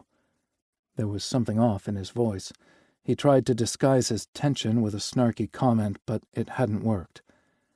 Funny, man. See you in a few. Cash said before disconnecting. He opened the gate with his app, and they waited for Burke to make the long drive down to the ranch. "This can't be good, right?" Nick asked. "He's never just shown up before, so I'm not optimistic." Burke pulled up to them and stopped. He killed the engine and stepped out of his truck. "Gentlemen," he said with a tip of his white Stetson. "Evening," Cash replied. Nick nodded at the sheriff. "Burke?" The sheriff smirked at Nick's lukewarm welcome before meeting Cash's gaze. Burke's brow furrowed, and Cash suspected he had bad news to deliver. He knew where all his people were, so this must have something to do with the prior incident. When Burke glanced at Nick but still didn't speak, Cash figured out what made him uneasy. "Nick already told me about his phone call to his friend at the FBI and the conversation you guys had at the diner on Tuesday," Cash told him. Boots crunched on gravel, and Cash turned to find Reuben walking from his cabin. His steps faltered when his gaze landed on Burke. Rue's dark eyes widened, and his lips curved into a smile. "Well, isn't this a surprise?" Rue said as he veered in their direction. "Is the good sheriff joining us for poker night? If so, I'll need to put on something a little nicer." "Poker?" Burke quirked a brow. Cash rolled his eyes at his friend. "There's no money involved. Otherwise, Reuben wouldn't have said anything." "I wouldn't count on that," Rue said. "I made an awful criminal." Burke laughed and hooked a thumb toward Reuben. "I like him." "I like you too, handsome," Reuben said. "I hope you're still here when I get back." Rue winked and headed toward Cash's truck. Burke turned sideways and watched him go. Rue looked over his shoulder and caught the sheriff in the act. Cash had never seen Rue give such a lurid smile, and he felt kind of dirty for seeing it now. He glanced over at Nick, who was getting a kick out of the exchange. "What just happened?" Burke asked when Reuben drove off with a little wave out the window. Nick sighed and shook his head. "The good people elected this guy as their top law officer in the county?" He tisked a few times. "That's what the young kids call flirting, Burke." "Flirting?" The sheriff looked over his shoulder at the truck. "With me?" So Reuben hadn't been joking about the handcuffs and other things he mentioned. "Yeah, flirting," Cash said. "Huh. Interesting." Burke glanced over his shoulder one last time, but the black truck had already disappeared into the pines. He shook his head as if to clear his thoughts and fixed his attention on Cash. "So, Nick told you about my friend at DHS who was working on cutting-edge technology and facial recognition?" "He did," Cash replied. As a software creator, the notion intrigued him. Cash was also someone who worked to exonerate people who had been wrongfully convicted by junk science, and these kinds of advances worried him a lot, especially since they were likely powered by AI. "I take it you have some images to show us?" "I do," Burke replied. "Let's all go inside so we can get comfortable." Cash led them into the house, made introductions between Burke and Patsy, then led them into his office. Burke and Nick both declined something to drink, but Cash grabbed a bottle of Modelo. He took them over to the seating area next to the fireplace since it was more comfortable. Burke pulled out his phone, tapped on the screen, and handed the device to Cash.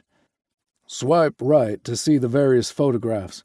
It starts with a current photo of Samuel Jeremiah taken off the internet. There are several images of him younger with different hairstyles and different hair colors. Look to see if anything jumps out at you." Cash's hand shook a little when he started, but he settled down when none of the images of Samuel Jeremiah looked familiar. He must have flipped through a dozen or more photos before the first warning bell went off. Cash stopped on the computer-generated image of Samuel in his mid-20s, clean-shaven with black hair. The features didn't match his memory 100%, but it was close enough that Cash couldn't ignore it. Acid churned in his stomach, and he stared down at Burke's phone. He was stuck in the past, in a situation he'd never asked to be in and didn't know how to get out of. Cash had done the right thing. He'd gone to the police and told them about his unplanned involvement. Cash had thought he was giving a buddy a ride to the convenience store to get milk for his toddler. He hadn't known Mike had a gun hidden in his coat, or that he'd stick it in the clerk's face and rob him. Cash hadn't known until Mike pulled the money out of his coat pocket back at his apartment. He'd been too stunned to say much, but he'd refused the money Mike tried to give him. Cash had made an excuse to leave the house and avoided Mike for a few days while he figured out what to do. He'd decided to do the right thing, and it altered the course of his life. The cops arrested Mike, but they charged Cash too. They hadn't believed he was an unwitting accomplice, and nothing Cash said could convince them. The public defender worked out a deal where Cash only served a year. The aggravated robbery hadn't been Mike's first offense, so he got sent away for 2 decades. And for a long time, Cash had clung to the adage that no good deed goes unpunished. He had done the right thing and gone to the police, and they'd turned against him. Darrell Paget and a life of good deeds had helped Cash gain a more positive outlook, but his past had risen from the dead to wreak havoc again. Nick squatted down next to him. "What's wrong, Saint?" Cash forced his gaze away from the image to look into the eyes he loved so much. "Mike Carson." Nick settled his hand on the back of Cash's neck. "He died during a prison fight." Cash nodded and showed him the phone. "This guy looks just like him. It can't be a coincidence." "Fuck," Nick said. "Who is Mike Carson?" Burke asked. Cash was too rattled to talk, so Nick answered for him. He'd been honest with Burke about his past, but he'd never mentioned Mike by name. There'd been no reason to, until now. Burke met Cash's gaze and echoed Nick's sentiment. "Fuck." Chapter 16. Cash turned to face him, breaking their connection, but not before Nick felt the impact of Burke's curse ripple through Cash. The sky-blue eyes Nick adored so much were heavy with dismay, fear, and guilt. Needing to touch Cash, Nick took his hand and stroked his thumb over Cash's knuckles. "No." He didn't need Cash to say a word because he could read his thoughts loud and clear. Cash blamed himself for everything. "This is all because of me." Cash's voice wasn't small or weak. It was calm and resolute. Nothing Nick or Burke could say would change his mind in the heat of the moment. His brilliant boyfriend would roll everything around in his mind on repeat and would eventually land in the same place Nick stood. And he would happily give Cash the space to do that once they knew more about what they were dealing with. Right then, Cash needed Nick to be the investigator who could cut through the emotions and coax Cash's analytical brain to the surface. There would be time later for the soothing and comfort he longed to give Cash. Nick squeezed his hand. "None of this is your fault, but we'll talk about that later. Right now, we need to learn as much as we can about this man and his relationship to Mike Carson." "He's right," Burke said. "I'm going to call a buddy in corrections to see what they know about Carson's next of kin." "On a Saturday?" Nick asked. Corrections officers and other personnel worked around the clock, but prison administration kept standard business hours. Not just anyone would have access to inmate records. When Burke only winked at him, Nick said, "Iraq?" Burke tapped his nose as he stood up. "I'll step over here to make the call while you see what Cash remembers about Mike's family." Freaking superhero. Once alone on the sofa, Nick turned his full attention to Cash. "Did Mike Carson talk much about his family?" Cash shook his head, then looked at him with a vague expression. "Iraq?" "Turns out Burke doesn't just have a superhero jaw. He's the real deal. Saved people in Iraq who are now in positions to help us. Burke's calling in some markers." Nick didn't like Cash's pallor or his unfocused eyes. Normally, he'd kiss the man until he had his full attention, but that seemed rude in front of Burke. Nick squeezed his hand and said, "Hey, I need you with me right now." Cash closed his eyes and swallowed hard. He cycled through a few cleansing breaths that improved his color. When their gazes met again, Cash was present. Mike didn't mention his family members by name, but he made vague references about his dad disowning him after getting in trouble with the law. How'd you meet Mike? Dirt track racing circuit. He was part of my pit crew. I replaced a popular driver and struggled to make inroads with the team. Mike was nice to me. Cash rarely talked about his amateur racing days. It was something he'd left behind when he went to jail. Nick had seen a spark of something when Cash had driven his BMW for the first time. He'd found joy in the way the car hugged the sharp curves and accelerated out of them. Nick glanced over and saw that Burke was deep in conversation. He decided to see what he could find online about Mike Carson. Any story about his death would probably include a statement from a family member, but maybe not if Cash's memory was accurate. Nick released Cash's hand but pressed his leg against Cash's so they stayed connected. He hadn't finished typing Mike's name into the browser search bar before Burke let out a victorious sound. Nick glanced up to find him returning to the sitting area. "I've got a place to start," Burke said triumphantly. "Your buddy happened to be at work or near his laptop?" Nick asked. "Wasn't necessary," Burke replied. "Steve remembered the inmate well because his father brought a wrongful death suit against the facility." "How'd he die?" Nick asked. "Another inmate had serious beef with Carson. His name is Richard Rollins, but he goes by Dickie. Sounds kind of innocuous, but he's a heavy hitter. I guess Carson and Dickie had history. Both men were repeat offenders, so it's hard to say when and where the trouble started. They'd gotten into a few fights and were supposed to be kept in separate blocks. They weren't allowed to eat, shower, or be out in the yard at the same time. Yet somehow, Dickie found Carson alone in the showers after he'd had a mishap while working in the kitchen. Steve said the incident was inexcusable. Their lawyers and insurance company wanted to work out a settlement with Carson's father rather than face a jury at trial. So his son didn't have value to him while he was alive, but he didn't hesitate to cash in on his death. Typical. What's Daddy Carson's name? Michael Carson Sr., but he goes by Mick, Burke said. Steve told me the guy was a real piece of work, quoted a lot of scripture and such. Steve had to bite his tongue during negotiations because the man hadn't visited or written to his son even once during his incarceration. "The timing feels off." Cash's voice was quiet and distant. Nick looked at him and caught him staring off into space. He set his phone down and reached for Cash's hand. As soon as their skin touched, Cash met his gaze. "How so?" Nick asked. "Mike's been dead for a while," Cash replied. 10 years, Burke clarified. "So why has Mick Carson waited all this time to exact his revenge for a son he didn't care about?" "You've been building your wealth over time," Nick told him. "But you didn't become a media darling until the last few years.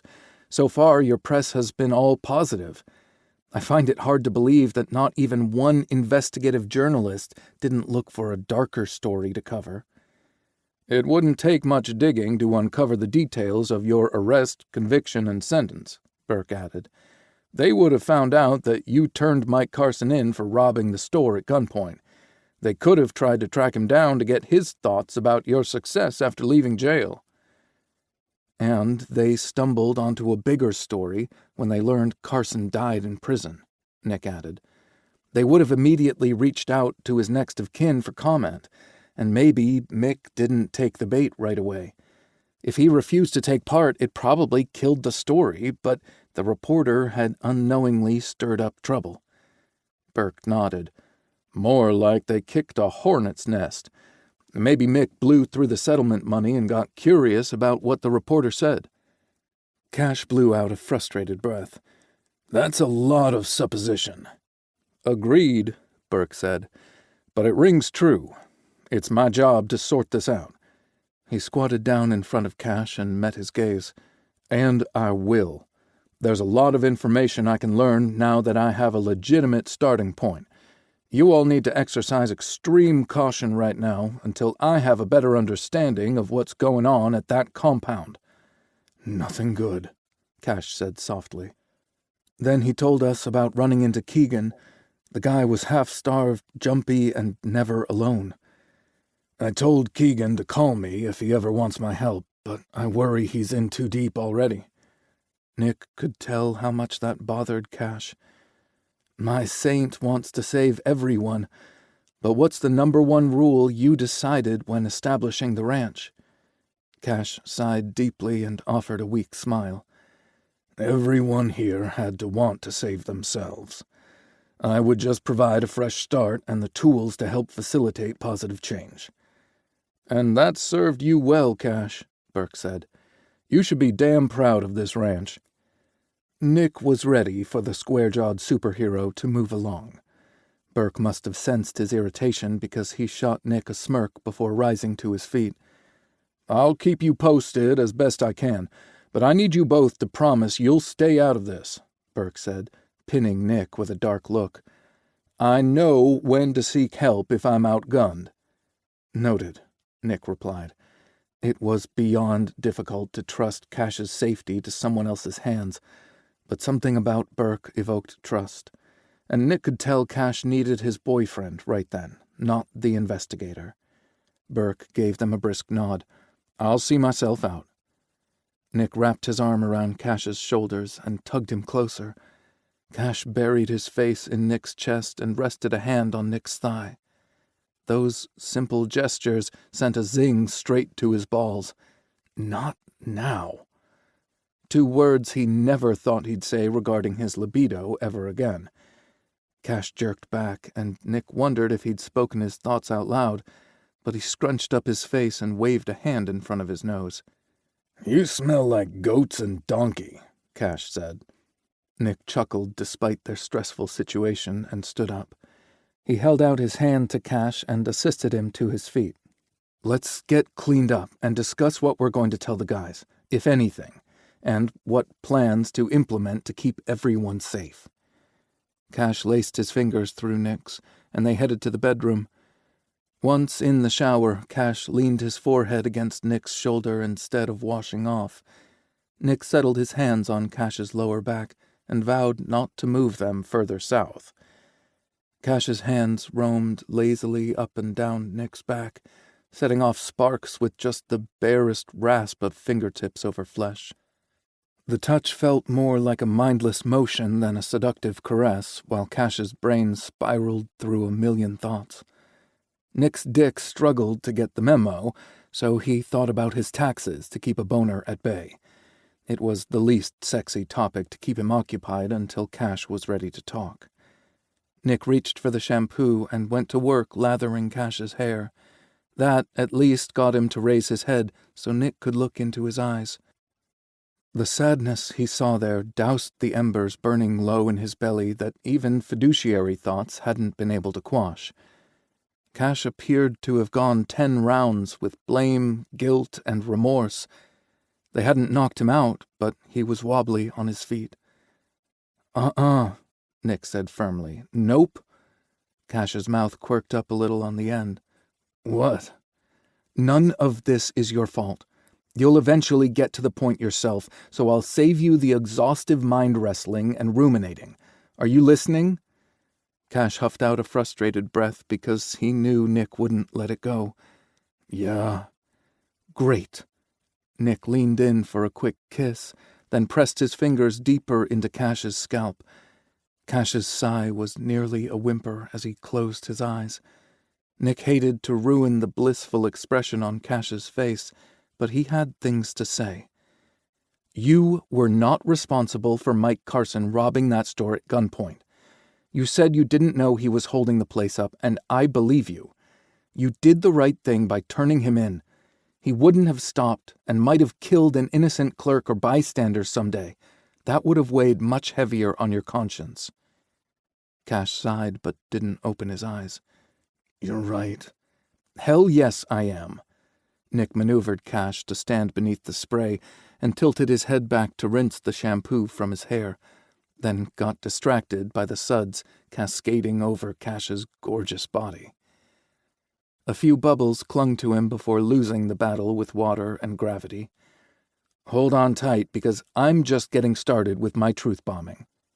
Cash shifted his hands down to grip Nick's ass with both hands. A surge of lust hit Nick so hard it stole his breath. Not now. Cash's knowing smirk was freaking cute, and Nick couldn't resist giving him one little kiss. The parole board denied Mike Carson parole no less than 5 times before he died. Cash's eyes snapped open and met Nick's. "I remember." "None of that is your fault either. You didn't make the man instigate fights with other inmates. Carson is the one who refused to accept responsibility for his actions during those parole hearings. If he'd shown contrition and applied himself to his rehabilitation with even an ounce of the enthusiasm as the men living on this ranch, Carson could have been paroled. You're responsible for a lot of things, but Mike Carson's poor decisions aren't one of them." Cash quirked a brow. "And just what are you blaming me for?" Nick brought Cash's hand to his throbbing dick. "This, but we don't have—" Cash dropped to his knees and took Nick's dick into his mouth down to the root. He bobbed his hot mouth up and down with the perfect amount of suction to curl Nick's toes. "Time for this," Nick finished. He tried to resist, mostly. Nick fisted Cash's hair to pull his wicked mouth off his dick, but his resistance crumbled when Nick swallowed around his swollen cockhead. The grip on his hair became Nick's anchor as he fucked Cash's face. It didn't take long before he spilled his release. Cash looked mighty smug as he swallowed it all down before letting Nick's cock slide free from his mouth. Getting to his feet, Cash reached for the bottle of lube made especially for water sex. "There will always be time for this." He smeared lube up and down his gorgeous dick, then twirled his finger in the air. Nick's legs were still shaking from his powerful orgasm, but he turned around and braced his palms against the shower wall. "Don't go easy on me." "Wouldn't dream of it." Cash nibbled his neck and sank his teeth into Nick's uninjured shoulder as he stretched Nick open for him. They moaned together when Cash sank home in one hard thrust. "Fuck, you make me feel so good." Cash eased back slowly and slammed forward a few times before setting off at an ardent pace. Nick loved it when Cash used his spent body to get off. He bunched his glutes and tightened the clench around Cash's cock, ensuring he'd lose his mind. "Damn you," Cash snarled as he rutted like a wild animal. He came hard, growling as he spilled inside Nick. He rested against Nick's back for a few moments before pulling free. "There's never a bad time to love you." Nick turned in his embrace, and they clung to one another for a few moments. They reluctantly separated to wash up, and that's when reality intruded again. "Are you going to tell the guys what we know so far, or wait for more information?" "Waiting could put their lives in danger," Cash said. "Besides, I promised to be open with them. I won't do anything to risk their trust. I'll tell everyone when Rue gets back with the pizza." Nick pulled Cash hard into him. "I'm so proud to call you mine." They shared one last long kiss before turning off the water and toweling off. They dressed with no more kissing or fooling around. Cash's phone was pinging with one notification after another. Under normal circumstances, Nick would have teased Cash about being a popular guy. Their situation was anything but normal, so Nick kept his mouth shut. Cash crossed to the bed and picked up his phone. "I have a missed call and voicemail from Burke." He swiped up and sucked in a sharp breath. "And I have 3 notifications from the vehicle tracking software. It detected a collision from one of the units before it went offline." The absolute look of terror on Cash's face was something Nick would never forget. But the crew's vehicles were all at the ranch. It took Nick a second for reality to kick in. "Rue!" Nick and Cash yelled as they sprinted toward the front of the house. Chapter 17. Cash's pounding heart drowned out the sound of everything but his thundering pulse. He acted on pure instinct and crashed into Nick when they both headed for the BMW's driver's side. Nick grabbed his arm to steady him. Cash saw his lips move but couldn't hear what he said. He finally read Nick's lips. "Breathe, Saint." Cash sucked in a short, choppy breath that did nothing to ease the tension in his body. Nick took Cash's hand and placed it on his chest. "Breathe with me." They cycled through 2 deep breaths before Cash's pulse settled enough to quiet the roaring river of blood in his ears. "Better?" Nick asked. Cash nodded, not trusting his voice yet. "I'll drive while you call Burke back." Nick climbed in behind the steering wheel and fired up the engine. Cash already had the phone by his ear by the time he settled into the passenger seat beside Nick. "Damn it," Cash said. "My calls are going straight to voicemail." Frustration and fear made his voice sound even thicker. "This can't be good." Nick put the car in reverse and started moving. "Put your seatbelt on." He was calm and cool, like you'd expect a federal agent to sound in an emergency. "Don't let your thoughts wander. What's the last location of your truck before the tracker lost its signal?" Cash snapped his seatbelt on and fumbled his phone for a second. His heavy emotions escaped in an angry snarl. Nick settled a hand on Cash's thigh and squeezed, but he didn't linger. His left shoulder wasn't anywhere close to 100%, and Nick needed his right arm to get them where they needed to go. Automatic headlights kicked on when Nick drove them along the winding drive through the forest. The sun hadn't dipped below the mountains yet, but the dense canopy of trees swallowed the remaining sunlight. "Breathe, Saint." Cash exhaled long and slow, then pulled himself together. The tension in his body eased up a little, and his second attempt to access the app was successful. "It says he—" His words faded into an audible gulp. "Christ, Nick. Oh, fuck." Nick stopped to let the gate open and reached over to comfort him once more. "Which way am I going, Saint? I can't do this without you." "Turn right," Cash wheezed. It sounded and felt like he was only taking in about half the amount of air he needed. "Deep, full breaths. Then tell me what you saw that freaked you out." Cash complied and didn't speak until his breathing evened out again. "Hairpin curve." Nick banged his fist against the steering wheel because he knew exactly which curve Cash meant. It was sharp, with zero ability to see oncoming traffic. The road was basically carved into a mountain, leaving a sharp incline on one side and a deadly drop-off on the other. Nick had remarked on the lack of guardrail each time they drove through the stretch of road. Cash had quipped that Coloradan mountaineers don't use guardrails. Then he reminded Nick that there were only 3 ranches making up the tens of thousands of acres accessible on the road. If it were a major highway, it would have more safety measures.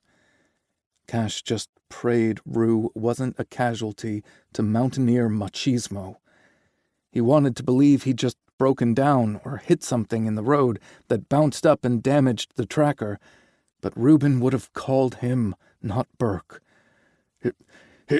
His location dot wasn't on the road," Cash said. "It's far off to the left side." Where the road dropped off into a heavily wooded ravine.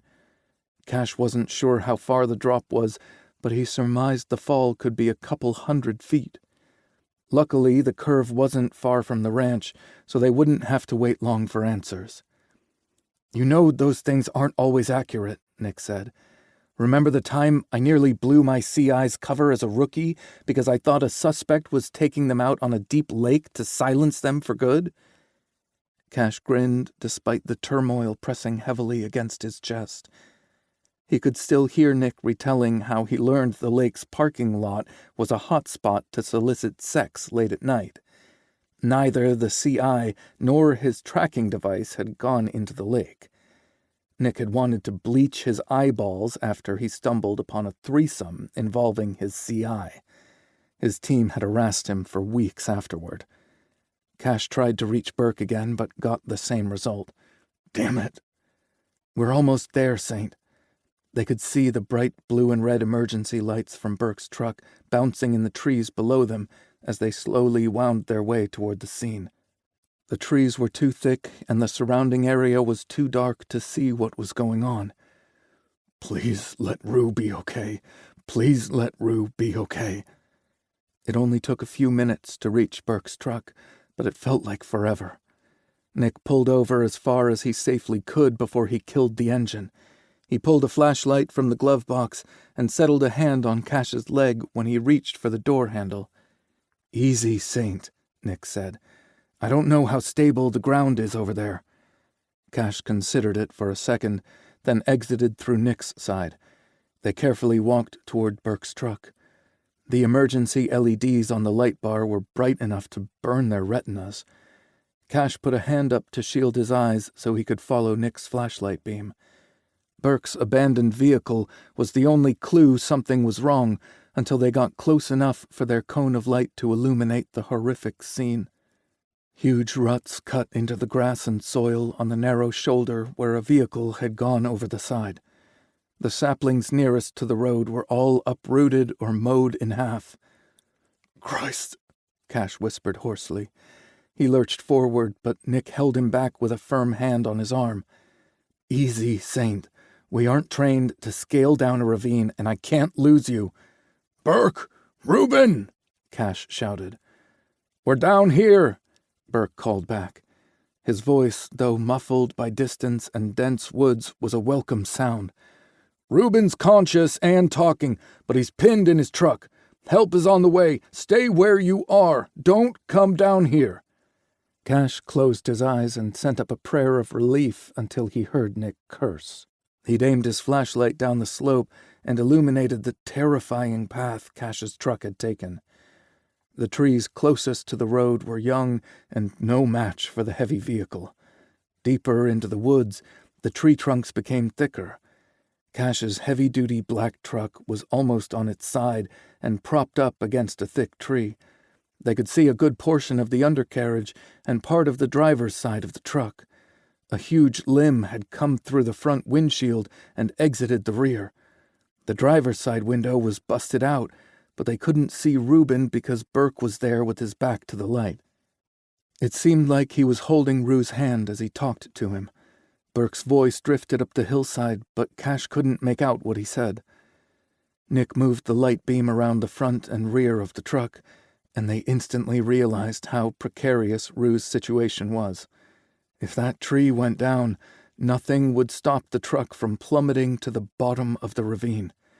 With the big truck blocking their view, it was impossible for them to see what kind of distress the tree was in.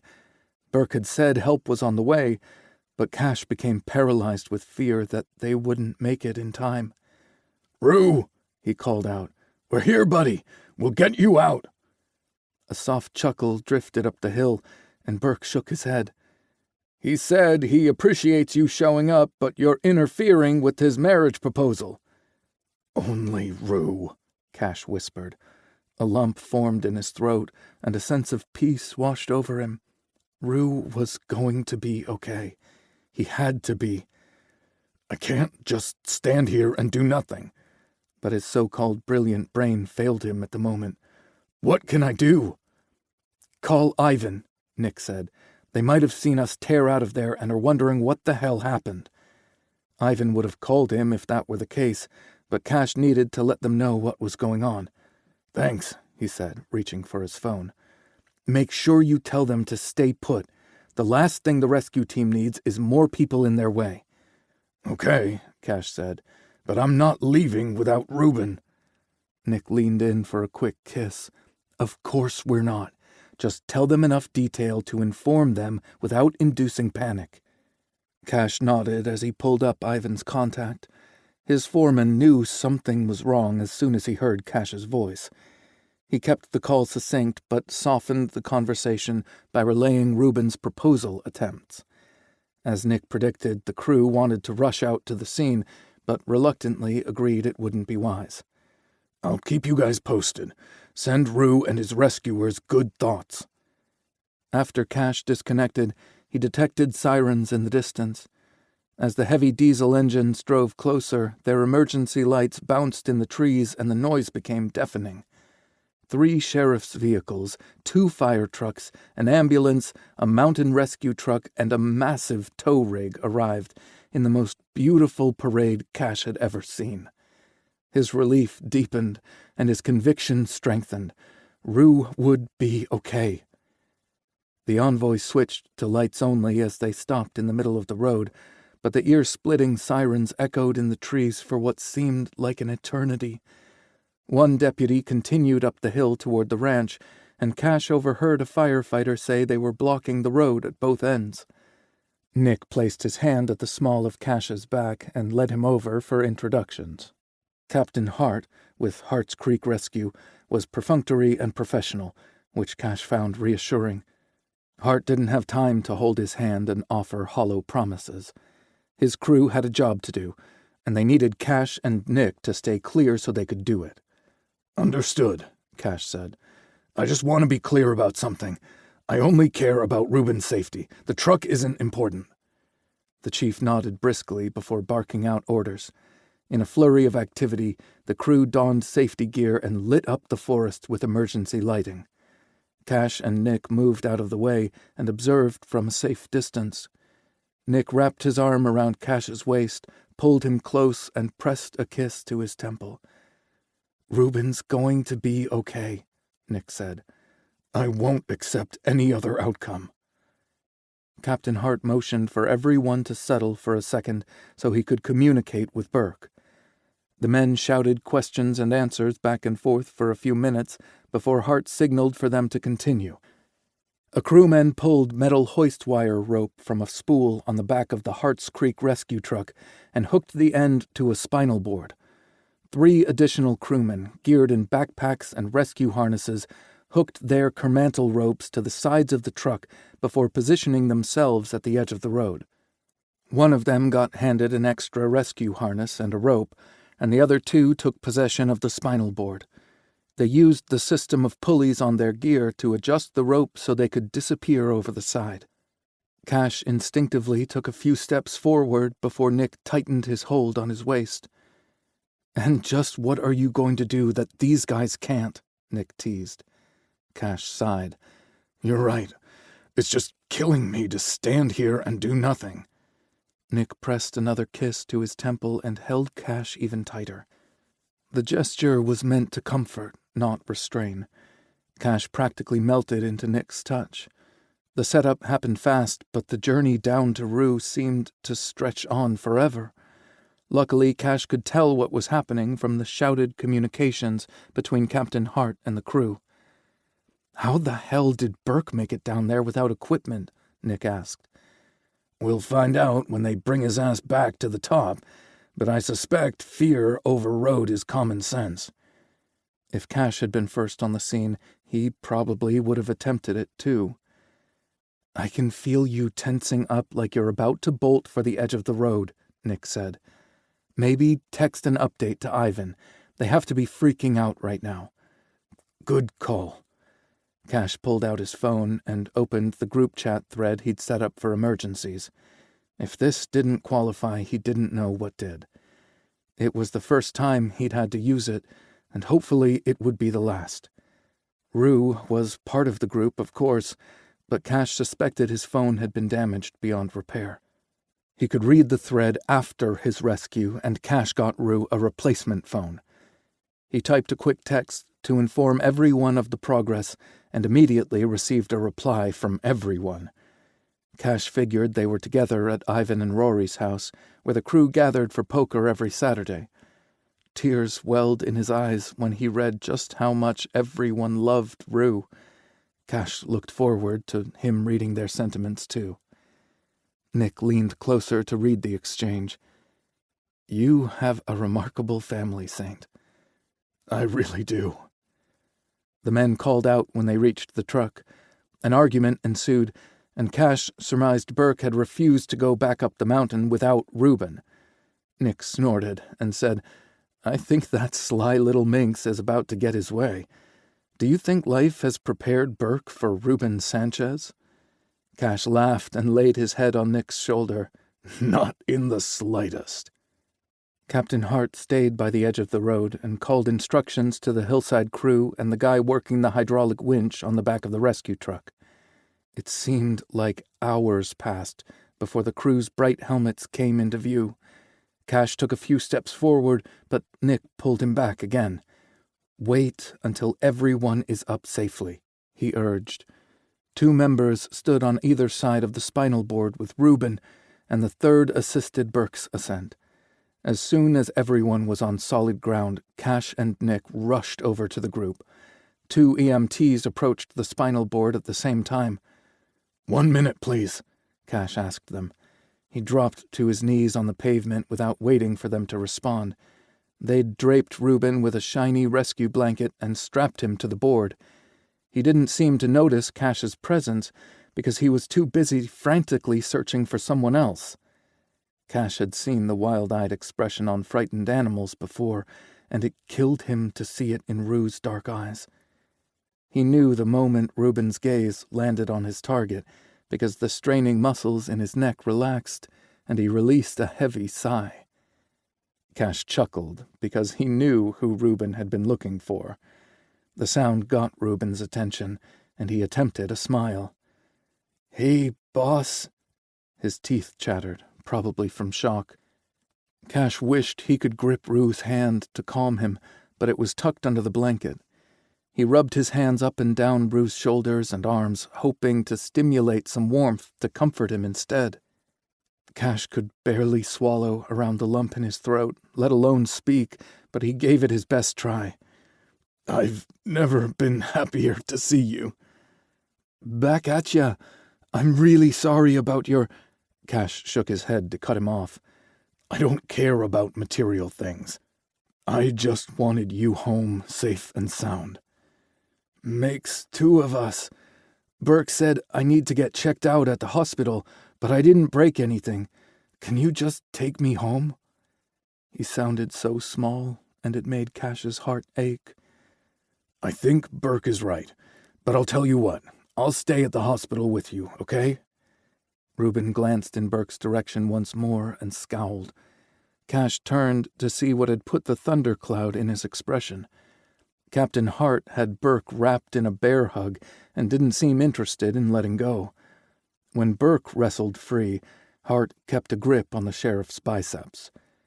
Their interaction seemed intensely jovial, if that was a thing.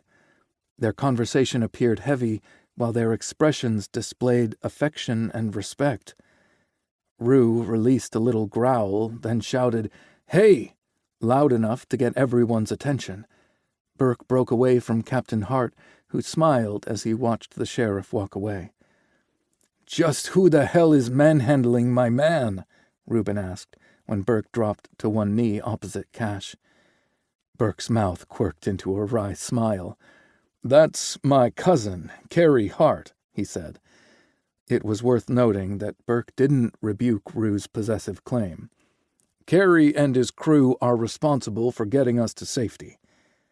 Rue didn't look remotely relieved. "Kissing cousins?" Cash suppressed a startled snort, but Nick didn't bother. "Gross," Burke said. "I'm not presently kissing anybody." Rue's irate expression morphed into full-out flirtation. "Want to change that?" "Okay," said the female EMT before Burke could respond. "It's time to take Mr. Sanchez to the hospital for evaluation." Her tone was serious, but her eyes twinkled with good humor. "That was quite a ride you took, and I fear you might have bumped your head too hard if you want to kiss this big oaf." She hooked her thumb in Burke's direction. The sheriff groaned as he stood up. Burke hooked his arm around the EMT's shoulder and introduced her as his baby sister, Shauna. "And no," Shauna said to Rue, "we don't kiss." She elbowed Burke in the ribs and added, "I can barely tolerate him." The huge smile and adoring expression she aimed at her brother said otherwise. "I can't believe my good fortune," Rue said, as Shauna and her partner lowered the gurney down next to him. "You careened down a ravine and knocked yourself silly," Shauna said. "How is this fortunate?" She and her partner lifted the spinal board and gently placed it on the gurney. "Well, I got rescued by my very own knight, and now I get to pump you for information about him." Shauna looked up from releasing the spinal board straps. "Oh, honey, I will tell you everything you want to know." Burke groaned and rubbed his temples. "I must be dreaming." Rue snorted, then let out a giggle. Cash thought maybe he had rattled something pretty good. "Sugar," Rue crooned. "You'll be saying that for sure once I get out of the hospital." "Now, we're definitely getting a little loose-lipped," Shauna teased, "but I have a caveat to feeding you information." Rue's eyes widened. "What is it? I'll do anything." "Happy to hear it," Shauna said. Once they removed the spinal board from under Reuben, they strapped him down to the gurney and raised it for transport. "I will answer all your questions if you refrain from telling me the wicked things you plan to do to my brother." Reuben's blinding smile was immediate. "Deal. I'd shake your hand, but mine is pinned down." "I'll take your word, sweetie," Shauna said. "Catch you later, big brother." Cash followed the paramedics and placed a hand on Rue's shoulder when they reached the ambulance. "I'll be there as soon as I can. Do you want me to call your abuela?" "God, no," Rue replied. "I really believe I'm fine, boss. Let's not upset her unless it becomes necessary." Cash leaned closer to Rue's ears. "You just don't want her showing up and ruining your seduction plans." "Gross," Shauna said. "I heard that." Reuben winked, and Cash stepped back. When he returned to Nick's side, he was deep in conversation with Burke, Hart, and the tow truck driver. They were discussing plans to haul the truck back up to the road. "I need you to be as careful as you can," Burke said. "That truck is evidence in a criminal case." The tow truck driver nodded. "Was the driver intoxicated?" The assumption pissed Cash off. He was about to let the guy know it, but Burke spoke up first. "No, Cal. The driver wasn't at fault for the accident." Cal looked down the side of the hill and back at Burke. "How so?" "Someone cut the brake lines on the truck." Chapter 18. Burke's words landed with the same intensity as an uppercut to Nick's jaw, and he staggered back a step or two. Cash grabbed his hand and squeezed tight. The touch settled him, but not by much. It had been Cash's truck, and Cash's brakes someone had cut. Anyone who'd paid attention would know who drove the only black Redemption Ridge truck. Cash had told Rue he'd have to park in the public lot and walk into town to get the pizzas. Had someone cut the lines there? Had they meant to kill Cash, or would they settle for anyone driving a truck from the ranch? Cash wrapped his arms around Nick and backed him up a few more steps. He put his mouth to Nick's ear and said, "I'm right here. Rue is going to be okay. We're going to take these assholes down." Of course, he knew exactly where Nick's mind had gone. "No," Burke said firmly. "We're not doing anything. I am going to take these assholes down." Seth Burke looked every bit the badass hero standing in the middle of the road with the emergency lights acting as a spotlight. The man's square jaw and chiseled cheekbones looked more pronounced in the harsh illumination. He seemed bigger, broader, and badder. As intimidating as all that was, the hard expression in the sheriff's gray eyes held Nick's attention. Seth Burke had taken this affront personally. Maybe because of his friendship with Cash, or perhaps because he'd bonded with Reuben while waiting for help to arrive. Nick got his answer when the tow truck driver asked Burke if he was certain about the brake lines. Seth forced his attention to the man he'd called Cal. "I saw the entire thing with my own eyes. The truck was out of control as it entered the curve. It was coming straight for me. I swerved to the left out of instinct to avoid it, and the truck continued on a trajectory that took it straight over the side of the road. Seth shivered hard before pulling himself together. It happened in horrific slow motion. I recognized the truck and had just come from the ranch. I knew who was driving. Nick wondered if Burke replayed Rue's flirty interaction with him as he helplessly watched Reuben go over the side of the hill. Burke briefly closed his eyes and shook his head. I slammed on my brakes and looked over the edge. I saw where a large tree limb had penetrated clear through the truck cab and... Burke's words trailed off as if he couldn't bear to finish the thought. He'd feared the worst. Burke cleared his throat and said, I carefully made my way down to the wreckage. Not too carefully, a male deputy added as he joined the small gathering. Your pants are shredded in places, and you're bleeding. Fine, Burke said gruffly. I mostly slid down the hill on my ass, but I'll worry about my injuries after I clear the scene. They're a minor annoyance, not life-threatening. Yes, sir, the deputy replied. They stepped to the side to discuss something about the accident before Burke returned. Where was I? Burke asked. I didn't even realize I was banged up until someone mentioned it. Now it hurts like a son of a bitch. Adrenaline, Nick said. He'd worked with an agent who'd gotten shot and didn't realize it until someone made him aware. It had been a flesh wound, but it still would have burned like hellfire. You were telling us how you scaled down the steep hillside in mostly one piece to check on Reuben, Cash said. Burke's mouth quirked at one end. Yeah, that was it. Reuben was conscious but shaken up. His life must have flashed before his eyes. Burke took a deep breath and placed a hand on his sternum. What a short fucking slideshow it would have been. The man pulled himself together again by his figurative bootstraps and squared his shoulders. Reuben told me the brakes had felt spongy when he left town. There aren't many stops after leaving Last Chance Creek, but he'd lost fluid each time he pressed the pedal. Reuben said they were completely gone by the time he entered the hairpin curve. That's when I knew to check the brake lines for signs of tampering.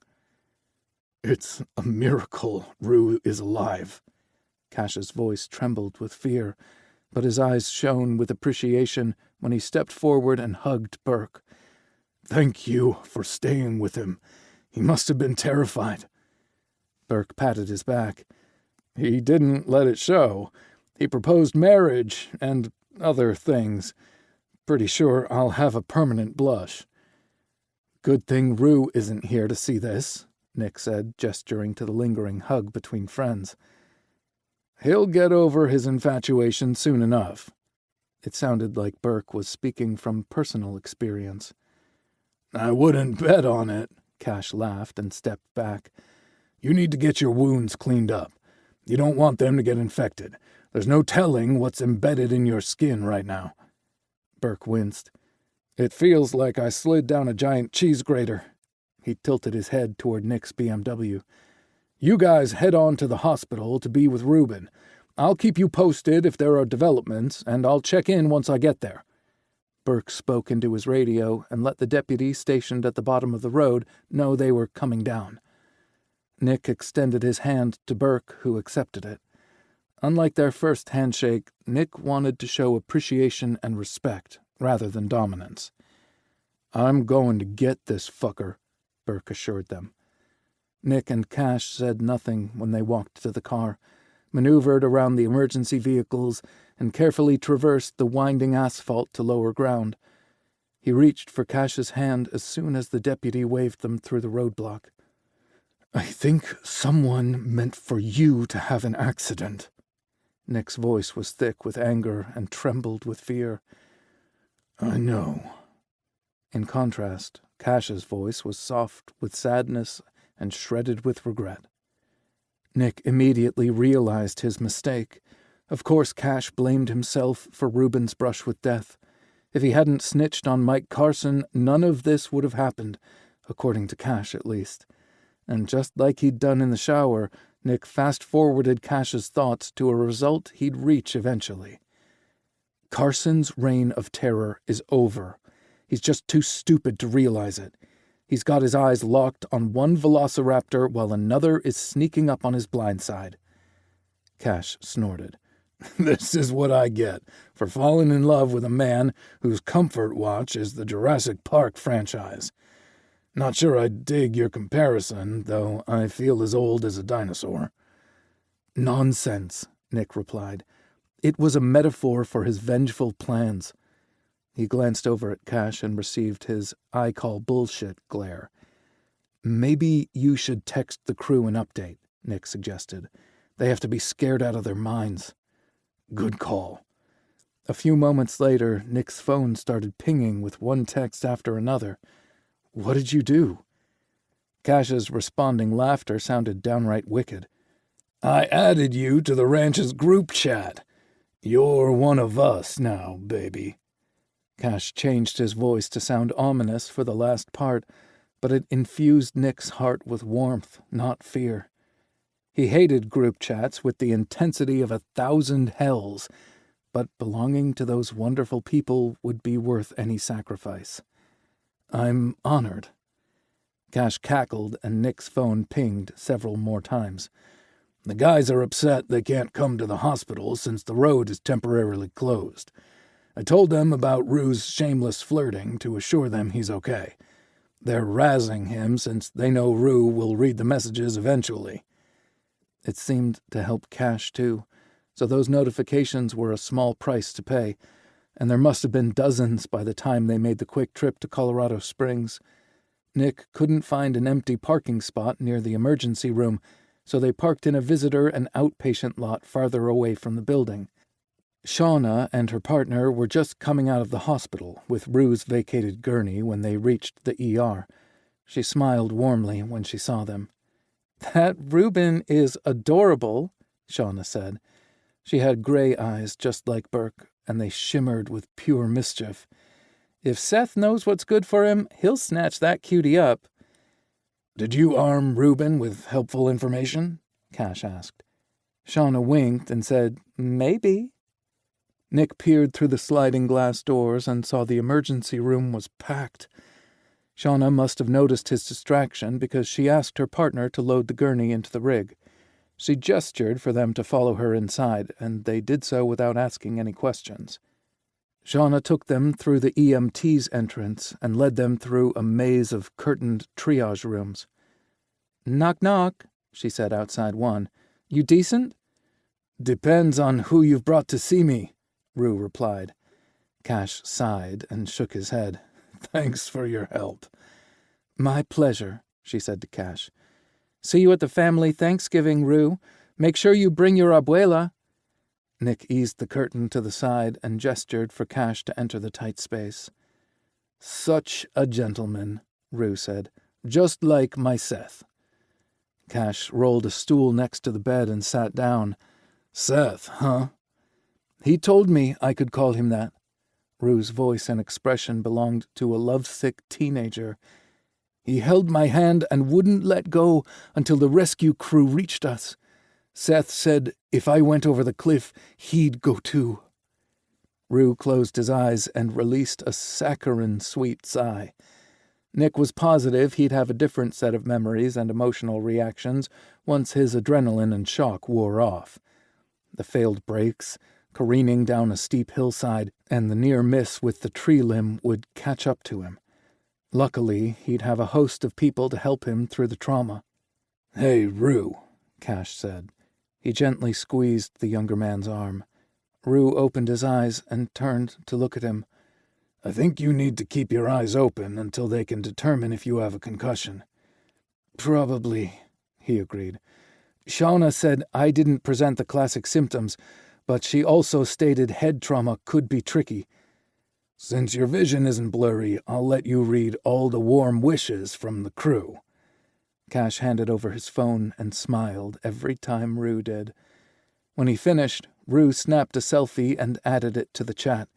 He told everyone he loved them and would see them soon. A new barrage of messages arrived, and Rue returned the phone to Cash after he read them. "I'm really sorry about your truck, boss," Rue said. "I wasn't driving recklessly." Cash clasped Rue's hand between his. "I know, Rue. Seth told us the brakes went out. Reuben nodded. I worked in my uncle's garage to earn extra cash in high school. He'd have me pump the brakes to help bleed the lines sometimes, and that's what it felt like. But it didn't click at the time because you'd just had the truck serviced. The brakes didn't fail, Rue. Someone cut them. Nick had gentled his voice but didn't mince words. Cash sent him an uncertain look, but they couldn't afford to beat around the bush. We think we know who set Tyler up and cut your brake lines. Those Salvation Anew jerks, Rue said. Yes, Cash agreed. We're pretty sure we know who the leader really is and why he's targeted the ranch. Why? Rue asked. We'll tell everyone together when we get home, Cash told him. We'd planned to have this conversation over poker. I'm truly sorry we didn't figure this out sooner. Not your fault, boss. See? Nick said. A nurse whisked the curtain aside before Cash could respond. He wheeled a cart that resembled a toolbox into the already cramped triage room. It's a full house in here. I'm the life of the party, Reuben told him. I bet. The nurse offered a cheeky grin before opening a laptop and reviewing the information they'd gathered.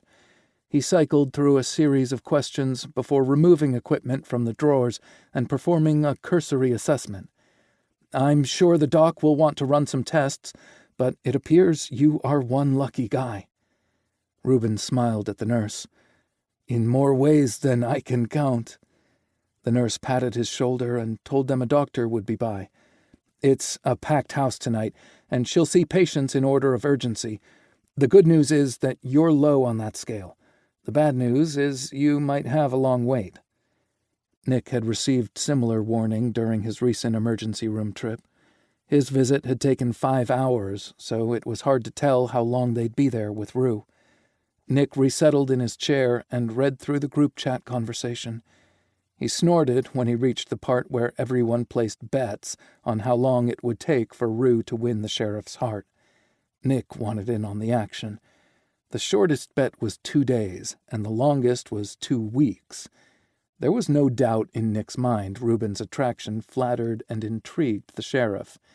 He also knew Burke needed to make peace with his feelings for Cash, so Nick landed on 6 months. His fingers hovered over the keyboard as he studied Reuben. The kid was a charmer and seemed very determined that Burke would be his. 2 months, he typed and hit send. Nick's entry sparked a flurry of activity, both welcoming him and debating his entry. Reuben held out his hand for Cash's phone when he heard the notifications landing on both their devices. After reading the latest thread, Rue quirked a brow at Nick. Such little faith, he said. Hey, the bet is how long you take to win the man's heart, not to get him in bed. Rue's devilish smile warmed Nick's heart in the cold, sterile space. When Burke showed up a few hours later, Nick wanted to amend his entry. The good sheriff wore a pair of scrubs he must have borrowed from the hospital. His skin looked a little gray, and his discomfort was clear with every step. But his face lit up when his gaze landed on Reuben. Cash vacated the seat by the bed and offered it to Seth. Thanks. Burke's grimace and slow descent were other clues to his pain level, but he seemed to stop caring when Reuben held out his hand. This doesn't mean we're really engaged. I just wanted to find out what my sister said about me. I'm an elected official and need to be sure my secrets won't land in my opponent's hands. Rue smiled slyly. Guess you'll have to take me to dinner to find out. How does Friday work for you? I'm free. How do you feel about steaks? Burke asked. Love a good steak. Nick's phone pinged with an alert when Cash messaged the group. 1 month. The crew was outraged and accused them of having insider knowledge. Nick nodded his head toward the curtain and Cash followed him out. It was doubtful the other occupants in the small space noticed. They stopped a nurse and asked where they could find the nearest vending machines, then followed her directions. Since there was no one else in the alcove, Nick cupped Cash's cheeks and kissed him hard. The emotions he'd suppressed during the heat of the moment surged upward. Someone hated Cash enough to want him dead. Nick had been the target of plenty of bad guys, but it came with the territory. Having that level of hatred aimed at Cash was a bitter pill to swallow. Nick embraced Cash and held on for a long time. "I love you, Saint. I love you so damn much." "Well, I was going to treat you to a candy bar, but now I'm going to buy you chips, too," Cash said. He turned his head and kissed Nick's neck. "I love you, too." Someone cleared their throat, and the two men pulled apart. Burke stood there with his arms across his chest and a big smirk on his face. "A nurse just popped in and said it would be a little longer before the doctor would be by. I thought I'd buy Reuben a snack." "That's what we're doing," Cash said. "Uh-huh," Burke scoffed. "Looks like it." Nick pulled his credit card from his wallet. "What'll it be, Burke? My treat." They took a variety of sweet and salty snacks back to Rue's triage room. Burke made his excuses to leave after he ate a bag of Cheez-Its and a payday candy bar. Reuben reached out for his hand again, and Burke clasped it without hesitation. He batted his long eyelashes hard enough to stir the air. "Are you sure you have to go?" Burke's grim expression softened. "I have to make somebody pay for what they did to you." "Oh, wow." Reuben covered his heart with his free hand. "Friday?" Burke nodded. "Cash has my personal number. Text me when you get your replacement phone." He again promised to inform them of any developments before he ducked out through the curtain. Rue stared at the spot Burke had occupied with a wistful expression on his face. Nick figured he wore a sappy expression like that every time he'd pined for Cash during all those trips they'd taken as friends. An amazing idea struck him between the eyes. Cash had taken him to Denver to kind of relive their first weekend together. Nick wanted to re-experience their favorite vacation spots as a couple. But before that could happen, they needed to put Mick Carson behind bars. He promised not to interfere with Burke's investigation, but he couldn't sit idly by and wait for the next attack either. When Rue got restless, he borrowed Cash's phone to play Best Fiends. Cash tipped his head back against the wall and shut his eyes. Nick dug through social media to see what he could learn about Mick Carson and associates. It was remarkable, the things people put out for just anyone to see. He found an active Facebook account, but Mick hadn't updated it in over 3 years. Nick doubted he'd find a detailed manifesto in the man's posts, but he hoped to uncover something he could give Burke. Carson's posts were mostly scripture and updates about his personal life, nothing Nick would call radical. He'd almost given up when he came upon a photo of a fishing trip. It looked like 4 men had ventured out on a boat and reeled in a great haul. He wasn't sure what about it had caught his attention until his third pass over the group.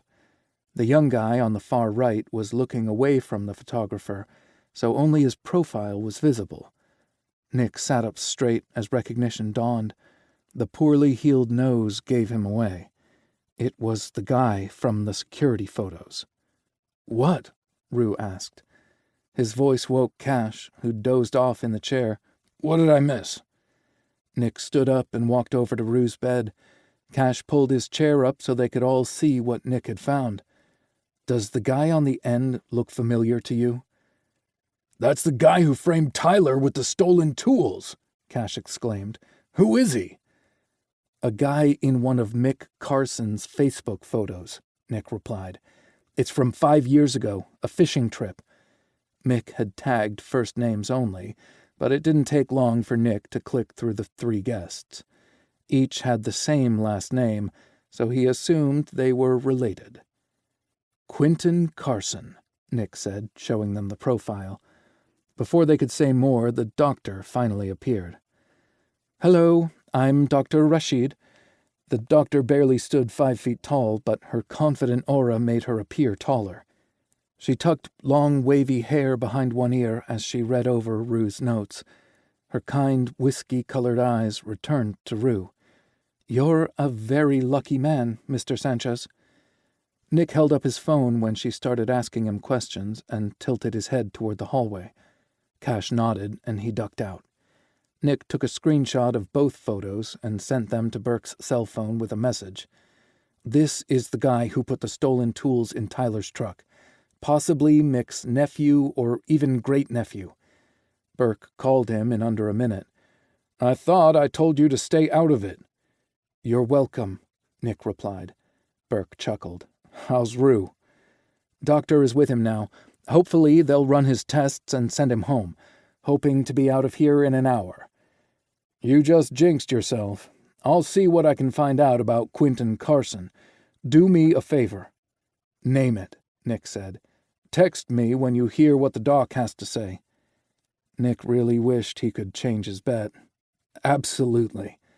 He disconnected the call just as a retching sound reached his ears.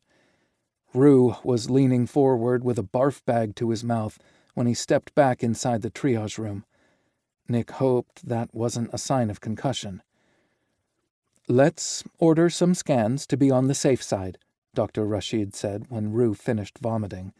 She threw away the bag in the hazardous waste container and gave him a clean one. "Maybe it's a result of your adrenaline crashing, but you could have a concussion." She typed rapidly on the laptop and then gave Rue a gentle smile. "Orders are in. A nurse will come by when they're ready for you." Rue groaned when she left. "Now I'm hungry again." Cash ruffled his hair. "Maybe we can do saltines and ginger ale soon. Let's find out what the tests say first." As Burke predicted, Nick had indeed jinxed them. Rue didn't get cleared to leave for another 5 hours. Nick volunteered to bring the car around while Cash waited for Rue's prescription muscle relaxers. He, amazingly, hadn't broken or severely injured anything. The doctor said he'd have bruises and discomfort, but that was it. Nick pulled his phone out of his pocket to text Burke when he stepped through the automatic sliding doors. The sound of a fast-approaching vehicle caught his attention. Nick turned his head and held his hand up to shield his eyes from the bright headlights. An older, square-body truck screeched to a stop in front of him. He recognized Tyler behind the wheel and Owen in the passenger seat. There was someone sitting hunkered over between them. Alarmed, Nick pulled on Owen's door handle. "What the hell are you guys doing here?" Nick asked. "Cash told you to stay home where it's safe." "We couldn't take it anymore. We needed to see Reuben," Owen said. "We borrowed Finley's truck because no one would tie it to the ranch," Tyler added. "Who's your friend?" The guy sitting in the middle of the bench seat lifted his head. Hollow hazel eyes stared back at him, and Nick immediately knew who he was looking at. He was as forlorn as Cash had described, but he now sported early signs of severe bruising on his face. "Keegan, right?" "I got away," Keegan rasped. He swayed forward like the words had drained the rest of his energy. Nick knew from who, but he had to ask. "Who did you get away from?" Keegan tried to speak, but nothing came out but a dry sob. He swallowed hard and tried again. "Samuel, but that's not his real name." Keegan's voice sounded as fragile as he looked. "I think we better get you checked out inside," Nick told him. "You don't look so good." "Slashed their tires," Keegan replied, then shook his head. "Reuben was always so nice to me." The guy wasn't making sense, so he turned to Tyler and Owen. "Tell me everything." Unfortunately, they started talking on top of one another. "One at a time," he said with patience he didn't feel. Tyler and Owen had gotten restless, borrowed Finley's truck, and headed to the hospital. Along the way, they encountered Keegan, who resembled a ghost or zombie in the headlights. He was staggering around on the side of the road. They recognized him and stopped. Keegan was trying to walk to the ranch after escaping Salvation Anew's compound. Keegan's head fell forward. "Tried to beat the gay out of me." His breathing didn't sound right. Nick thought he must have broken ribs. "Fuckers," Tyler hissed. Keegan tilted sideways, and his head landed on Owen. "Did he say anything to you that made sense?" Nick asked. "We got it in bits and pieces," Tyler told him. "We put them together, and Keegan confirmed our interpretation with a nod." "They tried to kill Cash," Owen said. "Cheered when the emergency call came through the scanner. They forgot to secure the lock on Keegan's room in all their excitement. When they found out Rue got hurt, not Cash, they bragged about taking one of us out and vowed to go bolder and bigger the next time." "Samuel Jeremiah did this? He cut the brake lines?" Nick asked. Keegan lifted his head long enough to give a subtle nod. "His name isn't Samuel," Owen said. "The guy who framed Reuben goes by Brother Quinton, and he slipped and referred to Samuel as Mick once." Keegan swayed sideways into Owen again. "Keegan stole a knife and slashed their tires so they couldn't follow him. Thinks they won't know he's gone until morning." "We need to get you inside, Keegan," Nick said. "I don't have money," the young man replied. "I do," Cash said. Nick turned and found Cash and Reuben behind him. He hadn't heard them approach. "Rue!" Owen and Tyler called out. They rushed to hug their friend while Cash and Nick helped Keegan out of the truck. He wobbled between them when his legs struggled to hold him upright. "We've got you, Keegan," Cash soothed as he held the younger man close. "Everything will be okay now." Reuben snagged a wheelchair out of the ER and wheeled it over. "Sit down before you fall down, Key," Rue said gently. "I'm so glad you're okay," Keegan managed when Nick and Cash eased him down in the chair. Rue kneeled down in front of Keegan and took both his hands. "I heard what you said. You were very brave." Nick got out his phone again to call Burke when the man in question pulled up outside the ER.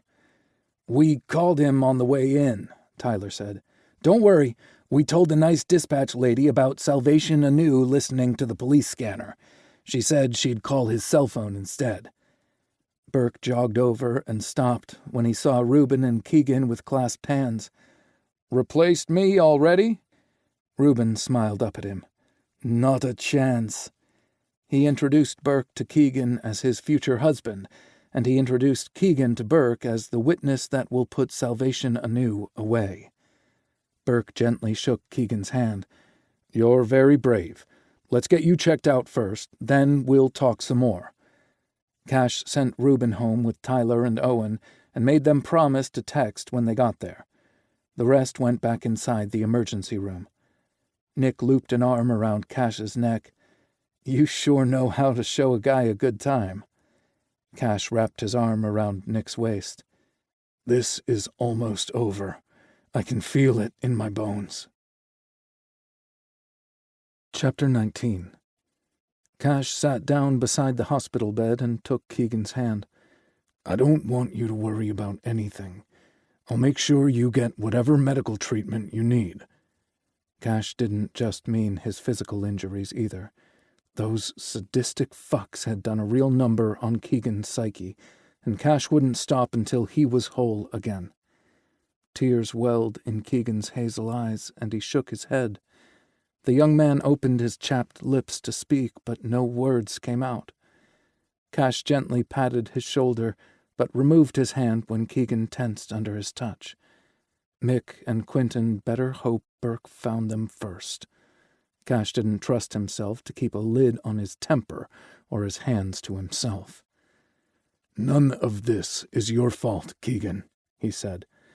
"I know it's impossible to think so right now, but I promise you will believe it one day." Nick laid a hand on Cash's shoulder and squeezed. "This man always keeps his promises." Keegan's tears slipped down his face, leaving clean paths through the dirt smudging his skin. Cash pulled a few tissues from a box and gently dabbed at the tears. Keegan didn't flinch away, but he kept weary eyes locked on Cash's face. His dire condition meant he got medical attention right away. Dr. Rashid entered the room before Cash could say anything more about Keegan's living arrangement after his discharge from the hospital. She looked from Cash to Nick and Burke before shaking her head. "We don't offer friends and family discounts, fellas." Dr. Rashid's attempt at humor died suddenly when she examined Keegan closer. He wasn't coherent by that point, so Nick and Burke had to relay what they knew of his ordeal. Her kind eyes darkened with anger. She turned to Burke and said, "You are going to make his assailants pay, right?" "Yes, ma'am," Burke said, "but I need to get more information from Keegan before I can bring them to justice." Dr. Rashid shook her head. "Not in his condition, Sheriff. I don't have to run a bunch of tests to recognize that he's dehydrated, severely malnourished, and has suffered severe physical trauma. He's in no condition, physically or mentally, to answer questions. Statements given in his present state aren't admissible in court. A good defense attorney would have a field day over this." Burke pinched the bridge of his nose and released a heavy sigh before he lowered his arm. "You're a lawyer, too?" There was no heat in his voice, only frustration.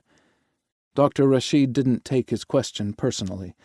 She smiled gently and patted his arm. "No, but my father is one of the best defense attorneys in the state of Colorado. I'm pretty sure my first spoken words were the lawyer lingo I picked up at the dinner table. I'm also married to a prosecuting attorney. You never want to watch an episode of Law and Order or Grey's Anatomy with me. I'll ruin the magic for you." "Defense versus prosecution, huh? Your family gatherings must be very interesting," Nick teased. "Interesting is one word for it." She shooed everyone out of her way so she could examine Keegan. Dr. Rashid ordered several lab tests to determine the severity of his condition and determine his treatment. Keegan looked wild-eyed and mumbled something Cash couldn't understand, and he looked downright terrified. Cash returned to his bedside. "Are you afraid of needles?"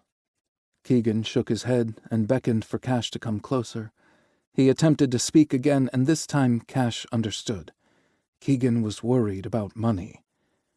"I'm not," Cash told him. "And I'm not just doing this because you took an enormous risk to help me. I offered you my assistance when I saw you at the feed store, remember?" Keegan nodded. "This is me helping any way I can," Cash told him. "I just want you to relax and do whatever Dr. Rashid thinks is best for you." Keegan inhaled deeply and nodded slowly. "Will you stay?" His voice rasped like dry leaves rasping against pavement. "Of course." "We both will," Nick told him.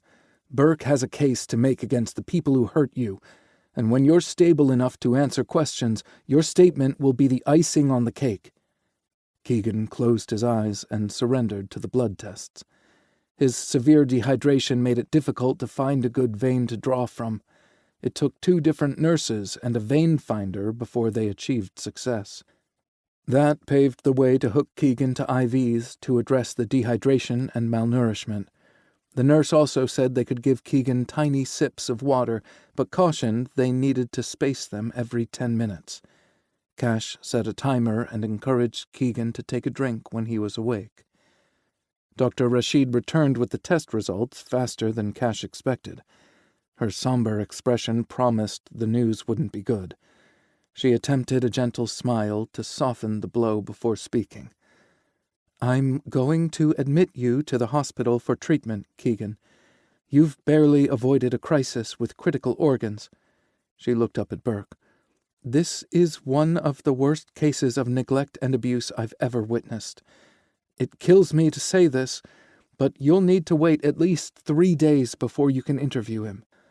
"Fair enough," Burke said, but it was obvious he hated the delay. He gentled his gaze when looking at Keegan. "Nick's right. I'll work my ass off building a case until then. You just get better." Burke returned his attention to the doctor. "I need him in a private room because I'm putting security on him around the clock." Dr. Rashid nodded her approval. "No problem." Burke stepped out of the room, presumably to arrange Keegan's protection. Nick engaged the doctor in a quiet conversation about treatments, but Cash kept his attention on Keegan to see how he reacted to the news. The young man's chin quivered, and his eyes welled with tears again. For someone who'd just escaped a hellish prison, an extended stay in a sterile hospital room must have felt like jumping out of the frying pan and into the fire. "Hey now," Cash whispered. "There will be plenty of time for tears, and you sure as hell deserve the time and space to shed as many as you want. But you heard the doc. You're severely dehydrated, so you should hold on to those tears for now." Keegan released a noise that could have been a choked sob or an attempt to laugh, but it sounded like an animalistic, mournful whimper. Cash hoped to go the rest of his life without hearing it again. Keegan turned his head, and his expression was just as pitiful. Cash's heart ached, and he wanted to close his eyes against the pain, but he wouldn't. "You will not be alone," Cash promised. "One of us from the ranch will be by your side for the duration of your stay." He turned and interrupted Nick and Dr. Rashid. "I'll pay for a double room just so we'll have a spare bed to sleep in." "I was just discussing that with Agent Scott," Dr. Rashid said. "We'll also make sure he's admitted under a false name. We have protocols for when patients arrive here under these circumstances." She smiled gently at Keegan. "We won't let you down." Such a thoughtful remark would have normally warmed Cash, but his heart stalled when Dr. Rashid addressed Nick by his professional title. Why had he used his FBI credentials when he was on medical leave? Habit? Did he think they'd persuade Dr. Rashid somehow? Technically, he was still an FBI agent until he officially resigned. Had he changed his mind? Cash reined in his wild thoughts and put his attention where it helped most. He turned back to Keegan and noticed he'd fallen asleep again. "I'll go upstairs with Keegan." Cash didn't know how comfortable he would be with someone else from the ranch in his present state. Keegan obviously cared a great deal for Rue, but he would need a good night's rest after his ordeal. "We'll sort the rest out later." "I'm not leaving until Burke has a man outside Keegan's door," Nick said. Dr. Rashid held up her hands in surrender. "I'll let you guys battle it out with the floor nurses. I'll try to get his admittance pushed so we can get you upstairs quickly." "Thank you for everything," Cash told Dr. Rashid. "You're welcome." She narrowed her eyes and pointed at him, then Nick. "I don't want to see either of you or anyone else you care about in my ER any time soon." "We couldn't agree more, Doc," Nick said. Once she left, Nick crossed the small gap and placed both hands on Cash's shoulders. He leaned down and kissed Cash's cheek. "You're an idiot," he whispered. Cash whirled around and stared up at Nick. "Squat down here so I don't have to strain my neck while we have our first argument as a couple."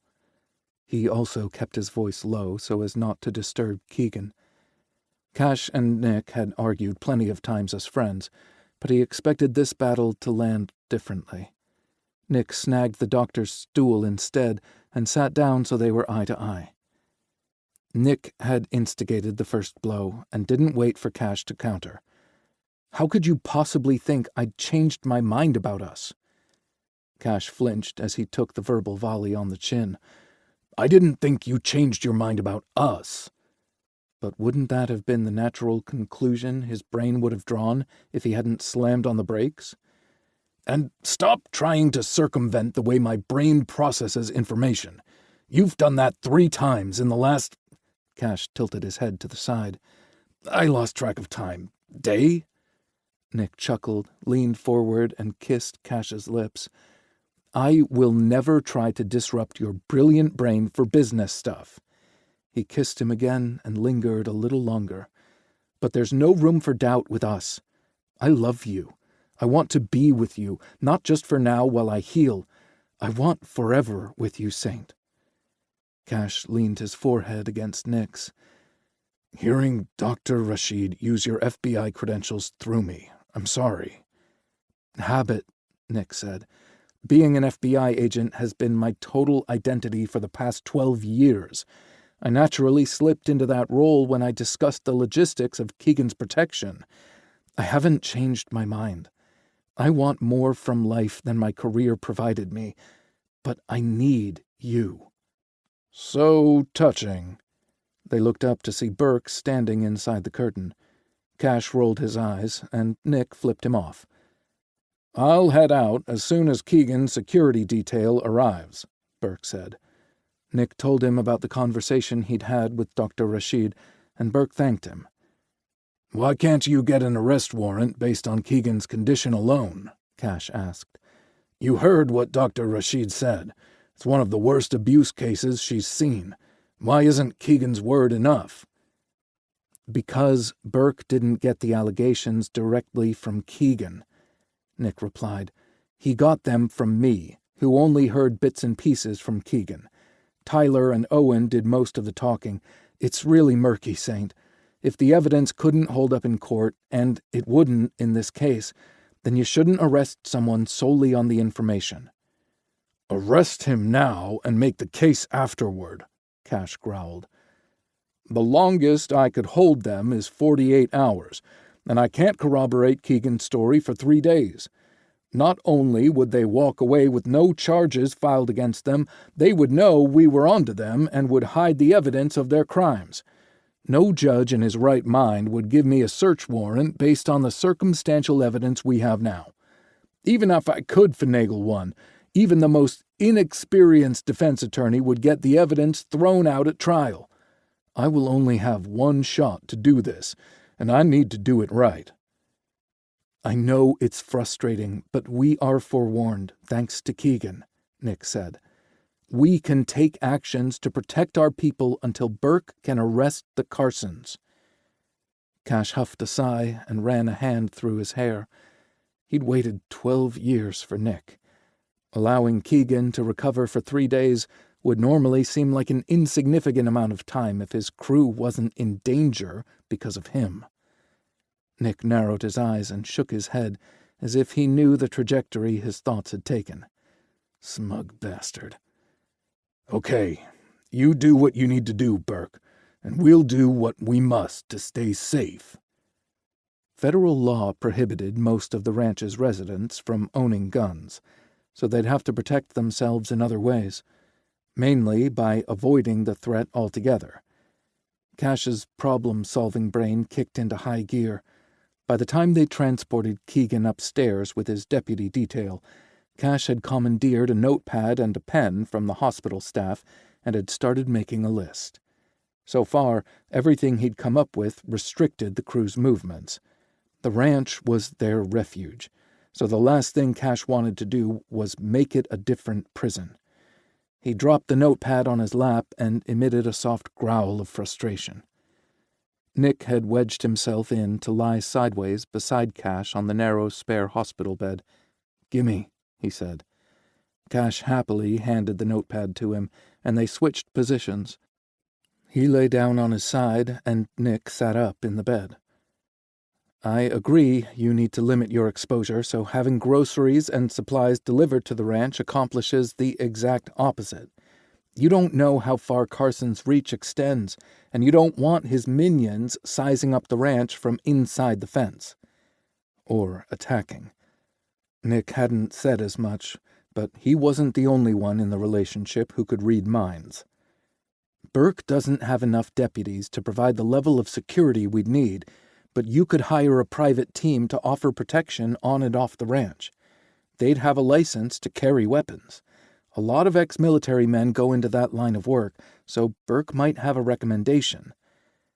Cash deflated in the bed. "Why the hell didn't I think of that? I've hired a security detail for overseas business trips." Nick set the notepad aside and lay down to spoon behind Cash.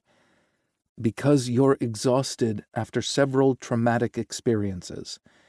We've got a guard outside the door and each other. Let's try to rest so we can make smart decisions." Cash knew Nick was right. He closed his eyes and clung to the hope that the ordeal would soon be over and the true healing could begin for everyone. 2 weeks later, and with no end in sight, Cash's optimism fizzled. It wasn't because Keegan hadn't provided actionable information. He'd not only warned of bigger, bolder plans for Redemption Ridge's residents, but he'd revealed there were large storage buildings on the property that were only accessible to Mick and Quentin. As for Burke, he hadn't sat idly by while waiting for Keegan to recover. He'd set up surveillance near the compound to track movement coming in and out. He'd struck out there, but had recovered viable fingerprints from the wrecked truck's bumper and undercarriage. They matched the prints on the stolen tools and the canvas bag seized from the trash after the frame job.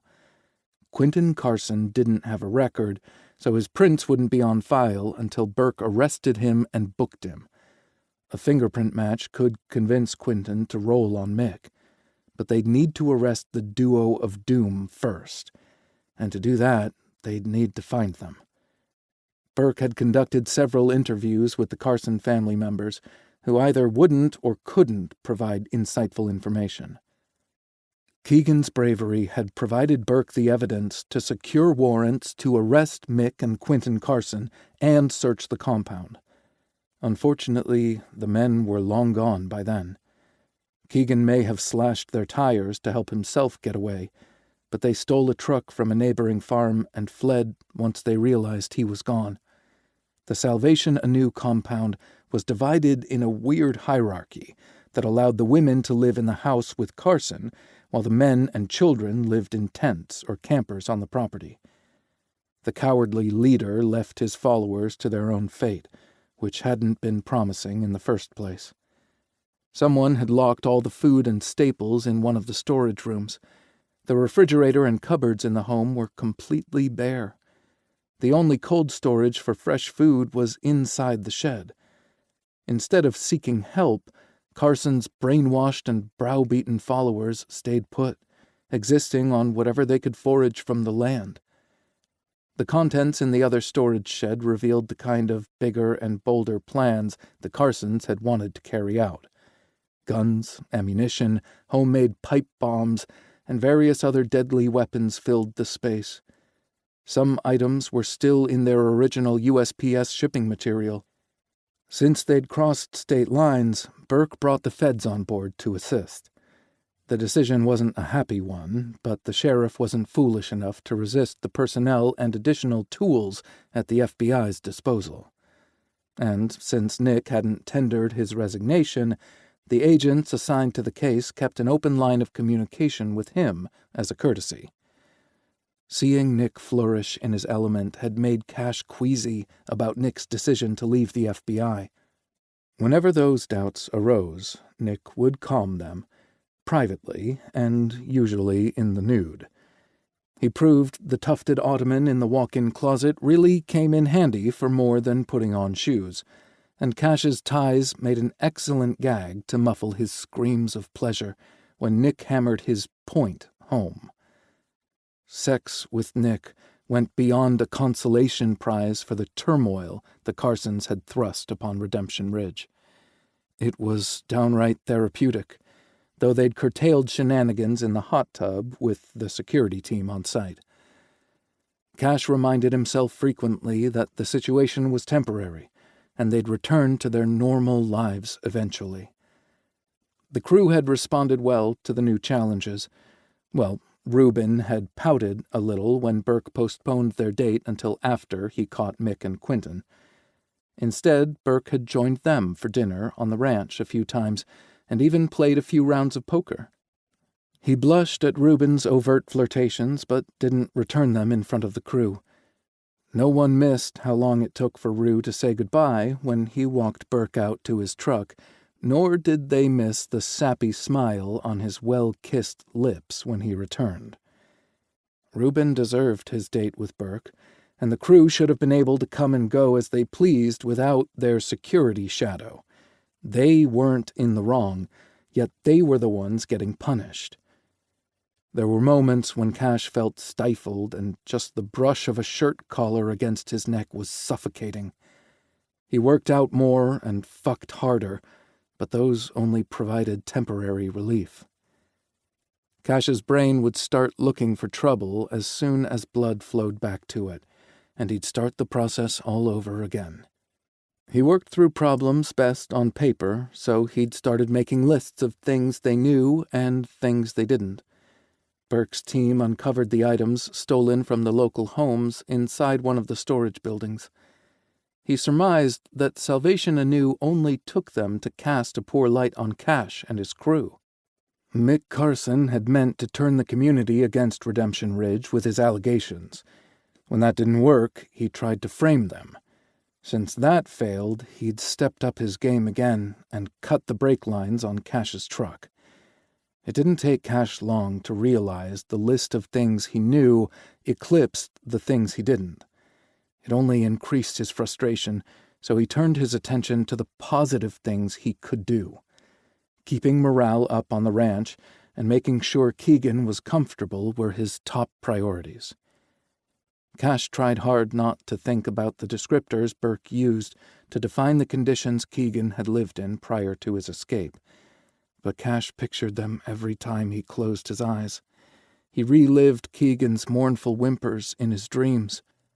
Cash had witnessed the man's night terrors during the first few days at the hospital, and he'd seen the echoes of them in Keegan's eyes the next morning. Keegan had fluctuated between sadness and anger, but the underlying emotion was always fear. Cash did his best to assure Keegan he was safe. He would never forget the look of awe on Keegan's face when Cash had shown him to Harry's former suite on his first day at the ranch. His lips had trembled, and he'd scrubbed at his eyes to keep the tears at bay. "Now is a good time to have a good cry, and this is a safe place to do it. I promise no one here will ever make fun of you." Keegan collapsed onto the bed like his legs had given out and sobbed into a pillow. Cash offered comfort where he could, then retrieved a bottle of water for Keegan when it felt best to give him some privacy.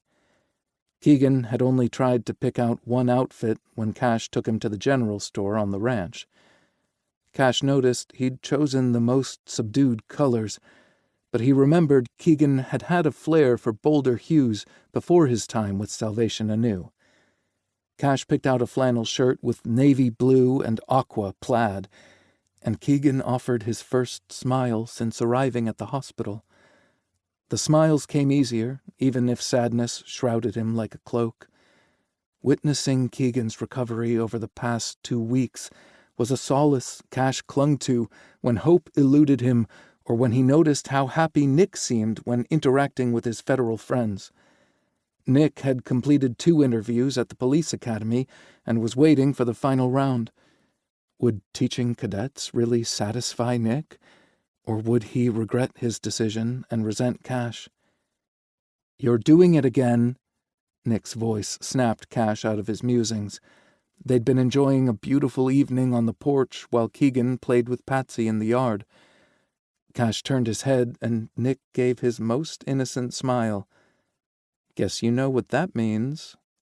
Nick placed his hands on the arms of the chair and pushed up, but Rory bustled up the steps before Nick's sweet ass moved more than a few inches.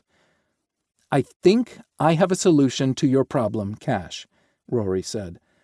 Nick leaned into Cash's personal space. "You're not getting rid of me so easily, Saint." Cash chuckled and rolled his eyes.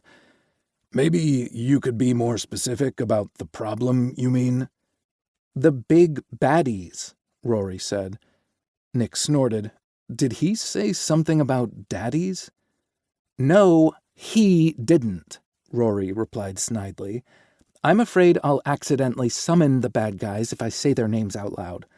He tilted his head. "On the other hand, that's what I want to talk about." "Summoning demons?" Nick asked. "Exactly what are you watching at night?" Rory quirked a brow and smiled wryly. "Who has time for television in the evening?" He fanned himself in case the older folks were too dumb to understand.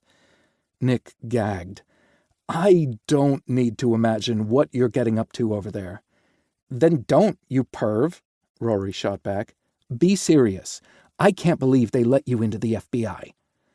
Nick leaned forward, lowered his voice, and said, Don't you know? Charles bought my way in. Rory snorted. Yeah, right.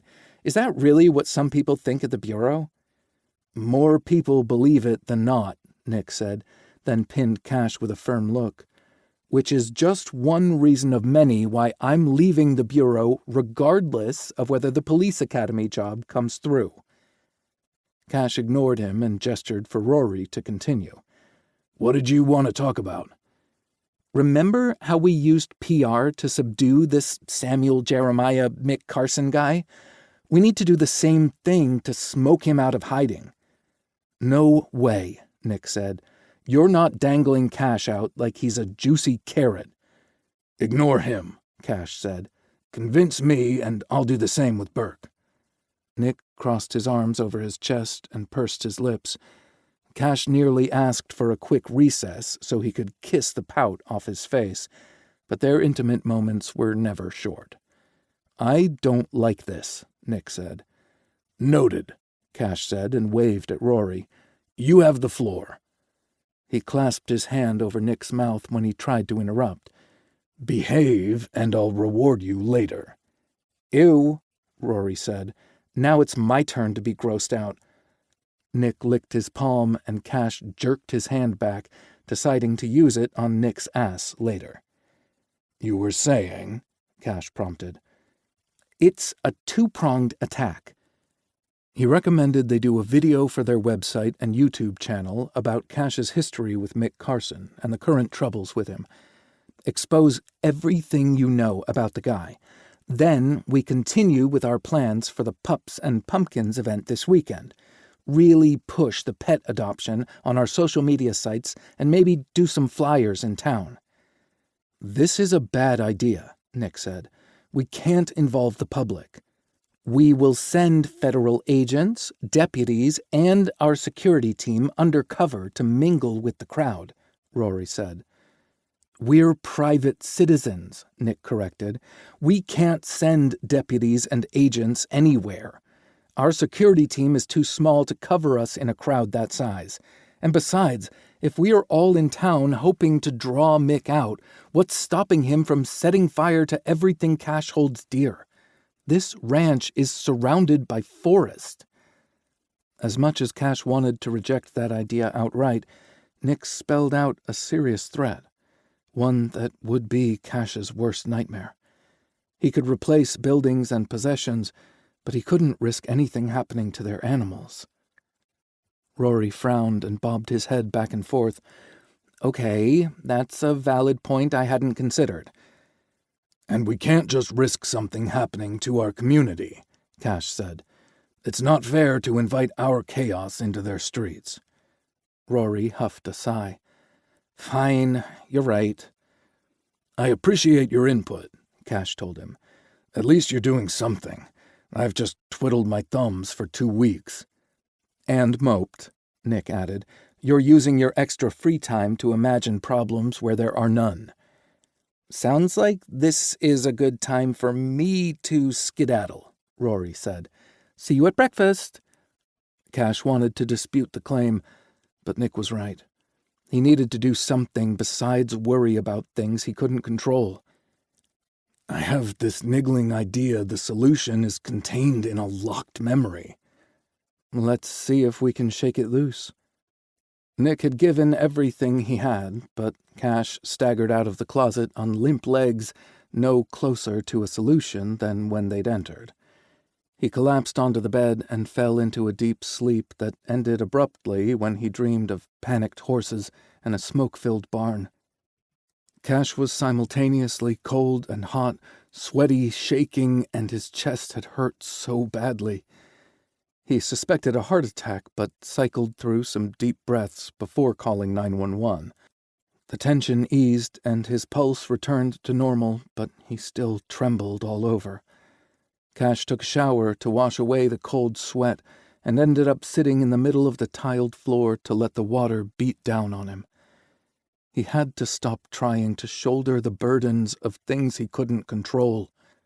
The ranch already had a contingency plan in place for wildfire evacuations. They'd have to adjust it slightly to include Jake and the goats, but he believed in his crew. Cash realized he also needed to have faith in a universe or higher power that would help good triumph over evil. He pulled himself together, turned off the shower, and dried off. He pulled on a pair of sweats and a long-sleeved t-shirt and went into his office to avoid waking Nick. Cash made a cup of herbal tea, curled into a corner of the sofa, and started scrolling through Mick and Quentin Carson's social media posts. When that triggered nothing, he started looking at their family members' posts. Quentin's brothers had their accounts locked down pretty tight, but his father, Mick's nephew, wasn't worried much about privacy. It looked like he put every thought out there for the world to see.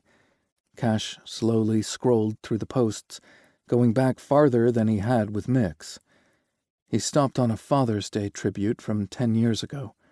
It was a screenshot of an old photo from what looked like the late 70s or early 80s. There were several generations of Carson males at what looked to be a family reunion or picnic at a lake. The caption was a tribute to all the fathers in his family, and he waxed poetic about the fun times at the family cabin. Several of the men posed with stringers of dead fish. Cash sat up so fast he sloshed tea over the side of his mug. That niggling notion tickling his brain transformed into a solid memory. Mike had once told him how much he hated fishing. The subject of hobbies had come up while the crew worked on Cash's race car. Someone had said they fished in their spare time. Mike had piped in and said he loathed everything to do with fishing. His parents forced him to go to the family's cabin in Twin Lakes as a kid. He didn't start appreciating those outings until he was old enough to appreciate girls his age in bikinis. He'd started calling it Twin Peaks from there on. Bolting to his feet, Cash ran into his bedroom and woke Nick. "Again, Saint?" He rolled onto his back and rubbed his eyes. "I just got spiffy to fire on all cylinders again, and you're going to wear him out." "I remembered something Mike told me years ago. I think I have a possible location for Mick and Quentin." Nick sat up and was immediately alert. Cash showed him the photo he'd found and repeated the Twin Lakes story. "It might be nothing," Cash said. "Or it could mean everything." Nick kissed Cash firmly on the mouth before dialing someone on his phone. "Hey, Burke," he said. "Sorry to wake you. Cash remembered something Mike Carson told him." Cash listened to Nick's side of the story, marveling that he'd called Burke first. "Twin Lakes is not his jurisdiction," Cash said once Nick disconnected. "No, it's not, but Burke deserves the opportunity to take the lead and make the calls." Nick tugged Cash onto the bed and rolled so he was spooning up behind him again. "What are you doing?" Cash asked. "Trying to get you to go back to sleep. You've done what you can. There's no need for you to stay awake all night for something that could take hours or even days to develop. It's time to let the professionals handle it." Cash suspected the last bit was for his benefit, but he fell for it anyway. "Please don't let it be days." He woke sometime later to a trail of kisses along the back of his neck. "Do you know what day it is?" Nick whispered. Cash arched his back and pressed his ass into Nick's crotch. He hadn't stripped down when he returned to bed, so there were too many clothes between them. I've lost track of the days." Cash reached behind him and stroked Nick's cock. "It's bound to be a great day if I start off with this beast inside me." Nick canted his hips to press harder against Cash's palm. "Keep it up and you'll distract me from my mission." Cash stilled and looked over his shoulder. "I thought I was the mission." Nick nipped the back of his neck. "Always, but there's something I wanted to tell you first. Something exciting." Cash's pulse leaped. "More exciting than sex with you?" "Maybe just this once." Cash rolled over and stared into Nick's smiling eyes. I'll play. What day is it? Justice Day. The air caught in Cash's lungs. Was he dreaming? Did they arrest Mick and Quentin already? Cash looked at the clock and saw it was barely 7. He'd only been asleep for 4 hours. He'd hoped for a swift ending, but he didn't dream it would happen that quick. Nick's mouth curved into a wry smile. Yes, they were captured, but not because of any action we took. Our guys were still combing through the weeds and putting together a strategy when an 80-year-old couple with a double-barrel shotgun and .357 Magnum made a citizen's arrest around the time you figured out a possible location. The Carsons broke into their bait-and-carry-out store in Twin Lakes, not knowing the rear of the building was their residence. Beavis and Butthead were so busy stuffing food into their bags, they didn't know they'd tripped a silent alarm until they heard the unmistakable sound of Ernest pumping his shotgun. The alarm also rang to the sheriff's department, who arrived minutes later to apprehend Mick and Quentin without resistance. Rumors are swirling that Emma fired off a warning shot that landed inches from Mick's feet after he took a step toward the door. If that's true, he probably really pissed his pants, too. Sounds like something a coward like him would do. Cash threw his arms around Nick and rolled him onto his back. Is it really over? Well, there's jurisdictional fighting over who gets to charge the asshats first, so Burke hasn't had the honor of transporting them back here. With the case Burke built against them, those assholes aren't going anywhere for a very long time. I'm so grateful. Tears of relief welled behind Cash's closed eyelids. The extra security could leave, and the crew could get back to normal activities. Reuben could go on his date with Burke, and Keegan could heal. How grateful? Nick asked. Cash kissed him briefly and was going back for more when someone banged on the door. "Cash! Nicky!" Rory yelled. "Wake up!" Nick groaned.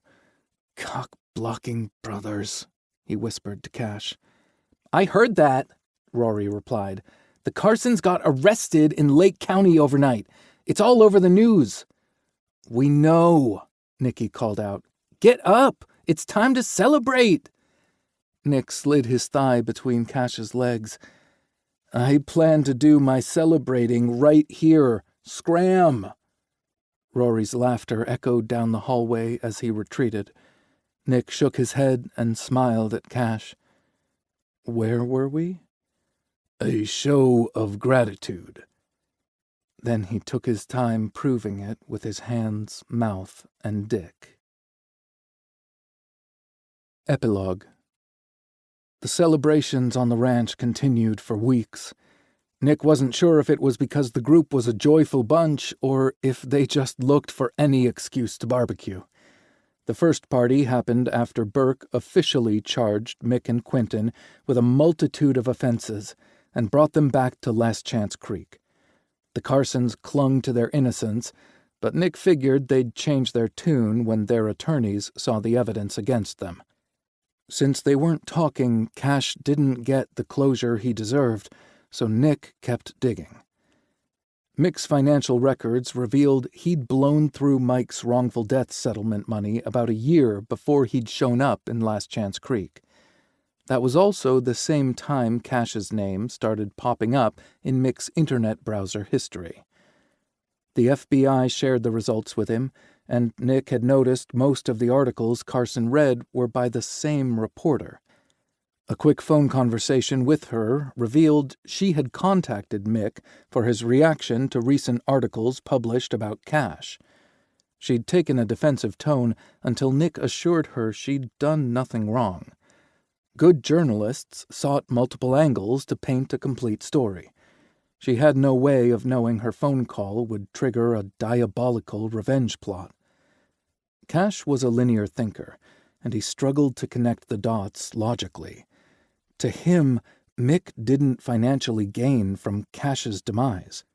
He didn't understand why Mick would involve innocent people in his schemes. Why form a church? Had that just been a cover? Had it been a power trip for Mick? Was it a way to get others to fund his miserable existence? Cash had questions Nick couldn't answer. He wasn't certain even Mick could answer them. One night, they gathered in the library to relax after dinner, and Nick could practically smell the gears smoking in Cash's brain. He lowered the book on tantric sex he'd bought from Hope's shop. He'd only reached item number 2 of 20 on how to deepen orgasms when Cash's thinking interrupted him. "You're trying to rationalize an irrational mind." Cash narrowed his eyes. "Stop doing that." "No, you stop. Are you going to let that man live rent-free in your head?" "No." "Good." Nick read items 3 and 4 out loud before they retired early to their bedroom to test them out. The next celebration came when Reuben finally got his date with Burke. The little minx left with the sexy sheriff on Friday night and didn't return until Monday morning. They all took one look at his moonstruck face at the breakfast table and whipped out their money. Kieran, who'd placed the winning bet, wore a smug smile as he fanned himself with his earnings. The next milestone they honored was when Keegan managed a week of sleep without nightmares. Cash had found a wonderful therapist for him, and the young man was putting in the work. His wounds were just too deep to heal as easily as his bruises had. He still withdrew to his room at times, or limited his interactions to Cash, Reuben, or Owen. The latter took everyone by surprise, especially Tyler, whenever Owen shared huge chunks of time with Keegan. Nick could tell it bothered Ty, but he wasn't the kind of person to make a fuss. Reuben and Rory stepped up to keep Ty company, but he seemed like a ghost of himself unless Owen was around. The ranch threw Nick a party when he officially resigned from the bureau and joined the police academy. As sweet as he found the sentiment, Nick was just happy to see Cash relax. "You're where you want to be," he told Nick as they slow-danced in the great room. "You're my home, Saint." He'd repeat the words as often as Cash needed to hear them. The biggest celebration came at the end of October, when Cash turned 50. Dylan smoked pulled pork, brisket, and turkey legs, while Harry and Rory made a dozen side dishes. The bash was fit for the king of Redemption Ridge and Nick's heart. The cold front and freshly fallen snow kept the party inside, but they laughed, danced, and basked in the joy they found in each other's company. Nick went to the kitchen to get water and found Tyler doing dishes. He knew he should mind his own business, but it pained him to see Ty hurting so badly. If Nick could spare someone else a dozen years of pining, he would. Tyler glanced up and offered a pitiful smile when he approached. "Why are you hiding in here?" Nick asked. He picked up a towel and went to work drying dishes. Tyler shrugged. "Just kind of feel like a third wheel sometimes, I guess. Then I feel like an awful person for thinking that way. Keegan has been through so much, and Owen brings him peace. I'd have to be a real jerk to make things harder for them to be together." There was a slight emphasis on that last word that struck to the heart of the problem. Nick knew he needed to tread lightly. They're not together romantically. Tyler shrugged again and shoved his hands into the soapy water. "That isn't what romantic love looks like, Ty. If you could only see the way Owen looks at you." Tyler's hands stilled, and he met Nick's gaze. His eyes were wide and wet with unshed tears. "When did you know you were in love with your best friend?" Nick set his towel down and crossed his arms over his chest. "I didn't have a big aha moment," he admitted. "It happened slowly. I noticed little things at first. Catching guys checking Cash out made me jealous. Thinking of him falling in love with someone else and being intimate with them drove me mad. Not being with him became a bone-deep ache." Tyler emitted a feral little growl that caught them both by surprise. He rubbed a hand over his chest, like that might make the hurt go away. "You'll miss 100% of the shots you don't take," Nick said. "I wasted so much time pining after something that was mine for the taking all along. Swing for the fences, Ty." "What if he doesn't feel the same way?" "But what if he does?"